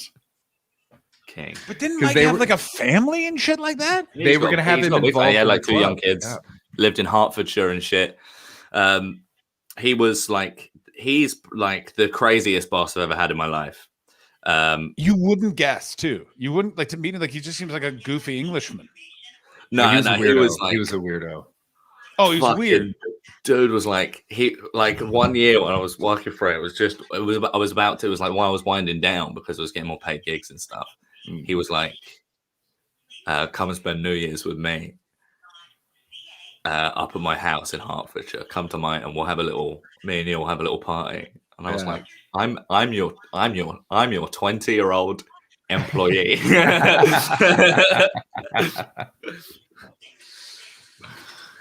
Yeah, right, no, thank you. No, thank you. So apparently they then had to pay it off again because he was going to be involved in the club originally with those 2 guys. Yes, I heard that he was meant to carry on doing the booking and stuff because he had the shows were incredible, were phenomenal. Yeah. And like, so he did give lots of chances to new talent where a lot of people wouldn't. Again, I got a lot of my starts at Piccadilly. He gave me a bunch of my early me paid too. work. Yeah. But then they cut him out and had to pay the debts again because he just fucking disappeared. That's so funny. Wait, I've got him on Facebook, so I'm gonna check out what he's up to right now. Yeah, see what he's doing. Let's see. Wait, so but then what happened with the fire? I feel like there's more to this than. I'd always assumed that the reason that Mike lost so much money and had to stop paying people. I always assumed that one of the reasons was this big fire that put the whole pub and the venue out of commission for like a year. I'd assumed that he whatever lifestyle he had was tenable as long as he was continually making a shitload of money every weekend. But when that immediately stopped with no warning, he probably didn't have a fallback. That's what I assumed. But gambling is certainly a more juicy story. But also, and I think that's one of the big problems with Piccadilly as well, because they redesigned the whole pub after the fire, and the rooms were architecturally completely different than they had been before. When did it go downstairs? It was always downstairs, so he always did a downstairs and an upstairs or middle floor show. Yeah, and then it was heartbreaking because then, like a year after that, when the owners changed, like the smallest room in the attic was barely getting half full. I remember like one of the last gigs I did at Piccadilly was like when Mike was selling 200-300 tickets a night. Like the last gig I did there had barely 10 people in. Fuck. Because wait, so, but when was the fire and stuff like that? Like when did they see you, Chris? Bye, man. Good to see you. I think it was around the same time as he stopped paying people. Yeah, because I remember it changed. Like it was so good there for a minute. Because there'd been stuff there for a while. Like Soho Comedy Club was there, a bunch of stuff. Mm-hmm. He just posted a really cool pubs are open pic. That's the last thing he posted. It seems like he's doing well. He taught me a lot about stand-up comedy because this is really sweet. It's just like pictures of his kids and shit. That's nice. Seems like he's doing fine. His wife like leave him when he disappeared? It doesn't seem like it. It seems like they're very happy together. But he also, while he was doing comedy and running the club, he still had his job working in like music promotion or something, or as like a music agent or some shit. He said he managed a shitload of like up and coming bands or some shit for some label. He was like fairly big in like the music scene in London or something. Was he? Yeah. Like his knowledge of music was fucking incredible, like encyclopedic. Holy shit. I'm literally looking at, I just saw a fucking photo that was taken at the Good Father Comedy Club. Oh my God. It's like the mid 2010s up in this bitch. Remember that. But also, he was also really like, I think he just did like to splash the cash. Like when West Ham moved to the Olympic, he's a West Ham fan. And when they moved to the Olympic Stadium, he bought 4 season tickets just because. Yeah. So it's also maybe one of those things where he just had an untenable lifestyle. I think so. Yeah. Like he had a big he did that thing that a lot of like old circuit heads do where they have like a big fuck off house in Hertfordshire that they paid for just off money from doing the circuit in the 90s or early 2000s or whatever. And when you're like, he must have been making so much money from Piccadilly. It's insane. Like, yeah, because it would pack out both rooms and there was what, like 12 pounds? Yeah, if you're selling 200 tickets a night, even if it's £10 a ticket, which it wasn't, like that's because it was $20 a weekend. You're laughing. Yeah, because when you look at actually how much some of the clubs in London pretty reasonable, some of them pretty pricey. Yeah, and you do the math, you're like, fuck me, plus the bar, Jesus. Yeah, like top secret, fuck, like because I heard that Mark owns the premises, right? Yeah, he bought it. I don't think he did. Did he? I heard that he bought it off the pizza place guy. That's why the upstairs is bought it from Papa we just John. bought the whole thing. It was what really sent Papa John into his spiral. Alleged spiral. Yes, his absolute naughty boy spiral. What happened to Papa John? Or is this a private chat conversation? No, Papa John very famously said a lot of racial slurs and then got kicked out. Papa John. It's actually better than that. Is technically, he didn't say any racial slurs. He blamed flagging NFL ratings on Colin Kaepernick, not on the NFL's reaction to it. And then the NFL quite brilliantly threw the PR over to him. They were like, look at what this guy's saying. Mm-hmm. But yeah, but basically what he was being like is like Papa John was being incredibly racially insensitive, probably racist, but got caught up because the NFL was like, yeah, you can fire him. You can't fire us. You still want to watch the games. I'm fairly certain he did say the N-word. I'm like, I mean, I remember I am too. That he blew up and like, yeah. Google it. I'm Googling right now. The YouTube video. Oh, you know, I'm putting in Papa John's pizza. It's the first thing. Papa John's. Just put Wikipedia controversies. Yeah. Racist quote. Oh, Ed was right. There we go. Well, technically, we were both right. He was saying what I said. He just said the while he said it. the worst kind of we're both right. Yeah. Doesn't. I tell you, it doesn't feel good. I tell you, Yeah. It's not exactly a moral victory. Why would you live in Hertfordshire? But there's loads of fucking. I looked up Mike on Facebook. It seems he's doing really well. Yeah. But he taught me a very valuable lesson about comedy, because for a year and a half, I watched him do word for word the exact same MC set every single gig. Yeah. 4 nights a week. Yeah.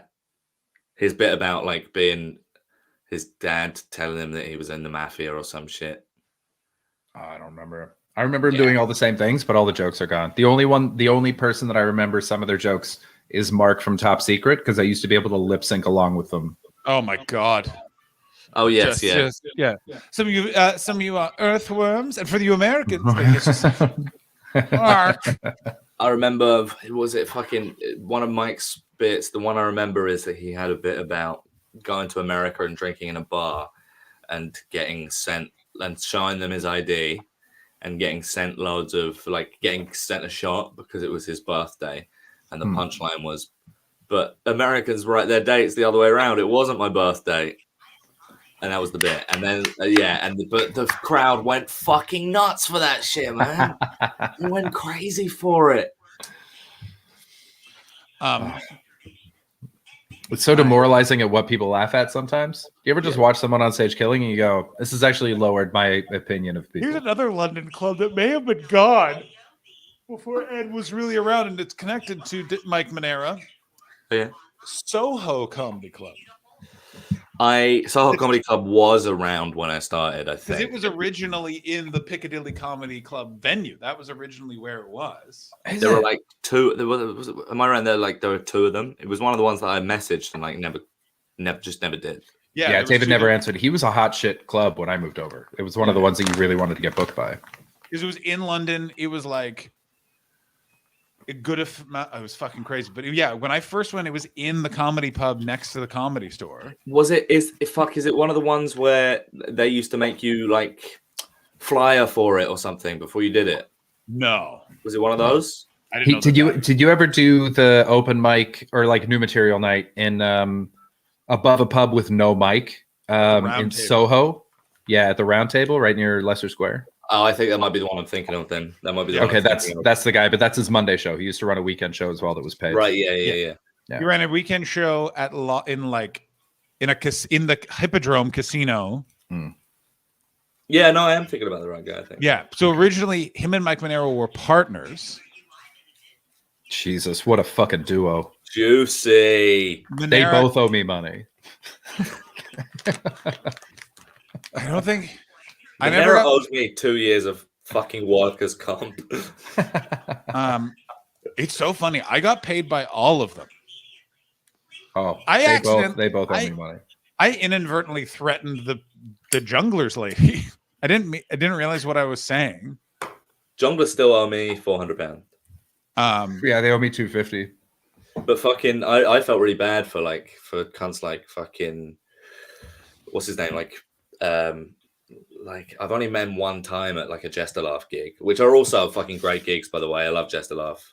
Man, we did a Jester Laugh together. We did, yeah. That was the time where we both nearly didn't make it because we were stuck in Europe. Do you remember that? Yeah, we bumped into each other at a train station. You were in like Lyon or some shit, and I was stuck in Norway. I had to go to France because I nearly got banned from the UK. I was on a Norway gig. I was on you were a a Norway gig, gig, and one of us had gotten up to a little hunker-punker while they were on the continent. Absolutely. That's actually the opposite of what happened. And I'm going to jog your memory of this because I hope and I think it's a story that... I can see you telling me the story. We're sat at a Pret in Cambridge smoking delicious cigarettes. Yeah, nearly. So I think Chris and chat will find this very characteristic of Papa John Hastings. So what happened was I was doing a gig in Norway with Matt Green and Rory O'Hanlon. Three of us flew out Comedy there. Box? No, it was the Cafe Teatron. It's like called the Black Theatre, I think, in Norway. Okay. It was like a one-off, I think. But I went out there, did it, was fine. Flight back was the next morning at like 5 a.m. Oh yeah. And had Cambridge Jester Laugh the next night. And so like we got there, I spent a couple of hours in this cafe near where we were staying the night, like writing bits and chatting to the people in the cafe. And did the gig, went back. I wanted to go to a bar because I wasn't feeling too good. And I went to the only bar that was open, which was like this fucking Average Joe's from Dodgeball fucking dive bar full of characters. And they kept like, this one guy kept like slapping me on the back and alternately like laughing and telling me how much he'd made on the stock market and then crying about his childhood and like buying me shitloads of shots. It was horrible. Anyway, I got fucking absolutely wasted, got back to the hotel like an hour before we were supposed to leave for the plane, fell asleep, woke up with like 50 missed calls from Matt and Rory. Like had it fucked. But anyway, I went back to the cafe and I was like chatting to the people again. And it's the first time in my life it has ever happened to me. First time in my life it's ever happened to me.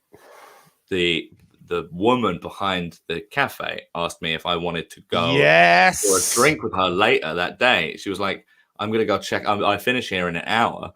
Do you want to go check out this museum and then go to a bar? And I said, I actually have to go and get a plane right now. I'm doing the Cambridge Jester Laugh. And I told John that story when we got to Cambridge, and John took his shoe off and threw it at my head. Now you're missing one part, because as we all know, I'm a man who doesn't miss gigs. And I threw my shoe at you because I said, why didn't you say to her, let's like go now, or can we have a drink like now, number something, keep it going, you know what I mean? And you literally, I remember I was fucking anxious, but I didn't know what to say. So I was like, no, sorry. But I said, thank you, but sorry. I don't remember throwing a shoe at your head. You threw a shoe at me. You threw a shoe. I feel like Ed would remember that. I do remember throwing. It was a van. It was a Vans shoe. Of course, you threw a Vans. Who are you fucking dealing with? Of course it was. I should be sponsored by that company. I 100% remember throwing a shoe at you because I was like, this is a very funny, unnecessary overreaction. But yeah, no, it was, yeah. I just remember being like, because I remember what pissed me off, or I was like, what? She said that all to you, and then you were like, and then I just left and came here. I was like, did you get her number? Do you know who she is? And you were like, I think you said like, no. Why do I need that? I'm like, you'll go back to Norway. Have you been back to Norway? Haven't been back to Norway. All right, well that's something. And do you know what? I'm glad I didn't go back to Norway because I'm very shacked up. I'm very happy about it right now. Yeah, who's this gal? Huh? You're spending time with? She's cool as shit. She's called Liv. She's very cool. It's been just over a year now. Very nice. Very lit. Which Melbourne Comedy Festival was it that we did together? Did we 2019? We did 2019. That was the only one I've done. I was meant to go back in 2020, but me too. I was supposed to. We were going to go back together. Yeah.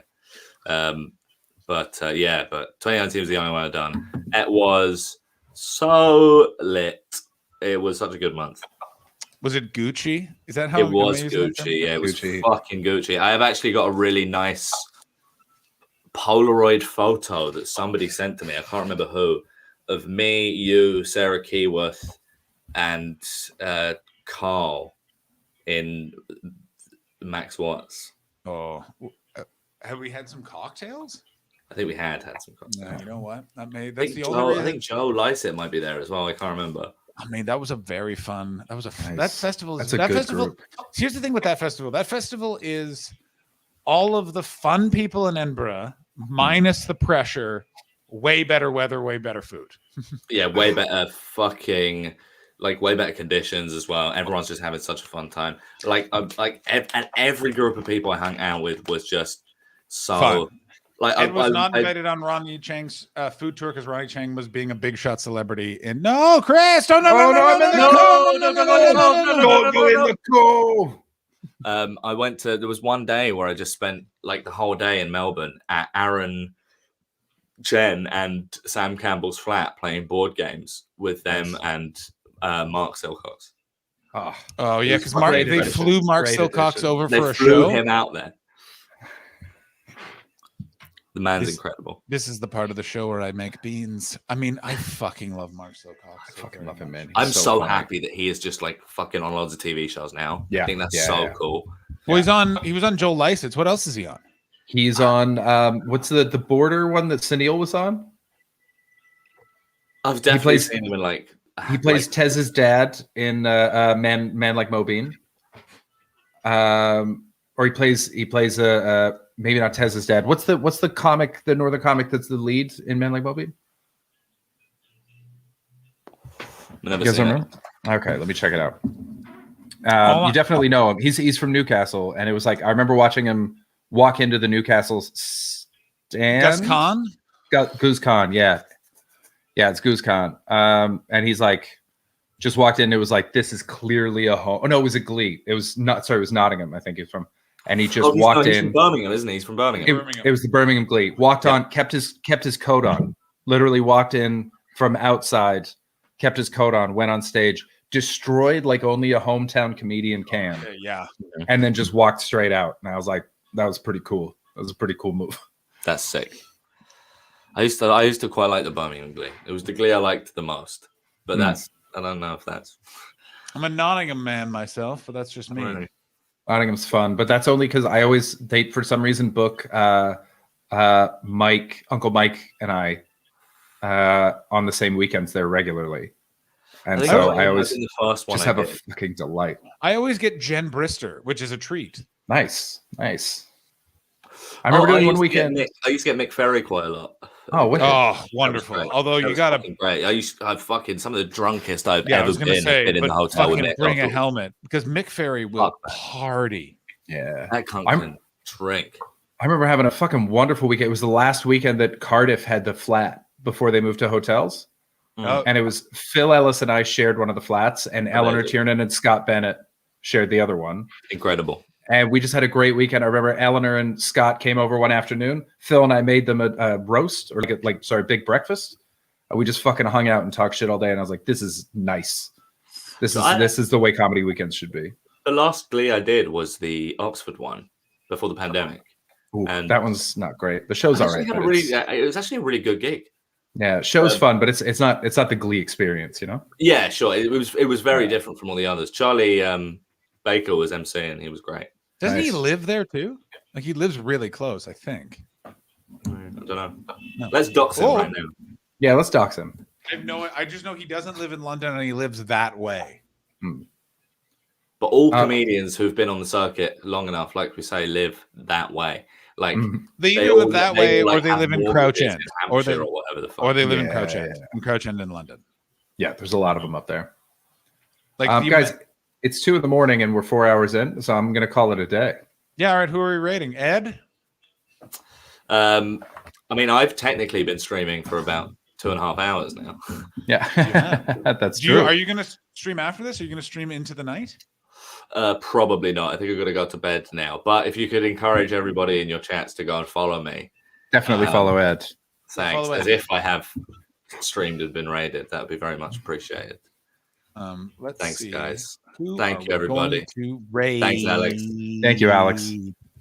Well, we got Roscoe. We got Chris Betts is on. Roscoe is crushing it. Yeah, Roscoe. Roscoe is fucking smashing it. Couldn't happen Yeah. to a fucking more deserving guy as well. Absolutely. He's so good at it as well. If you watch Love the him. stream, he's got so much great stuff on there. Yeah, you know, me, Roscoe, and Chris used to live together at the Fringe every year. Oh, nice. Chris, That's such a which nice Chris? house. CMB? CMB, yeah. Most Love fun, that guy. Most fun I've ever had in a flat. He was such a sweetheart. I got stranded at a university in Kent at a gig that we were doing. Oh, all I've got is Roscoe. And I couldn't get back to London. The times just didn't work out. And Roscoe was like, just fucking sleep in my bed in my hotel room.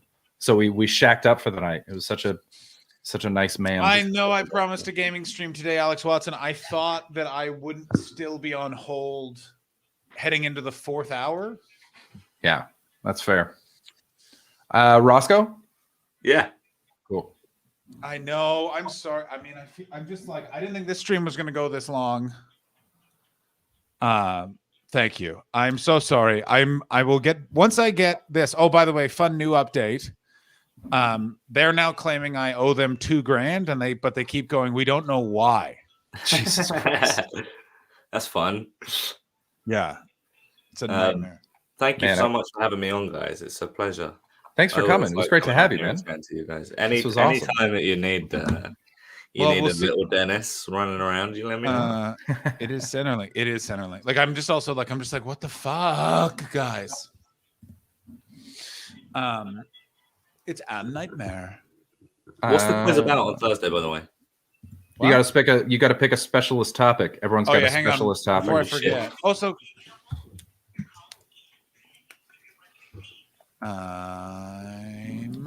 What's the raid message?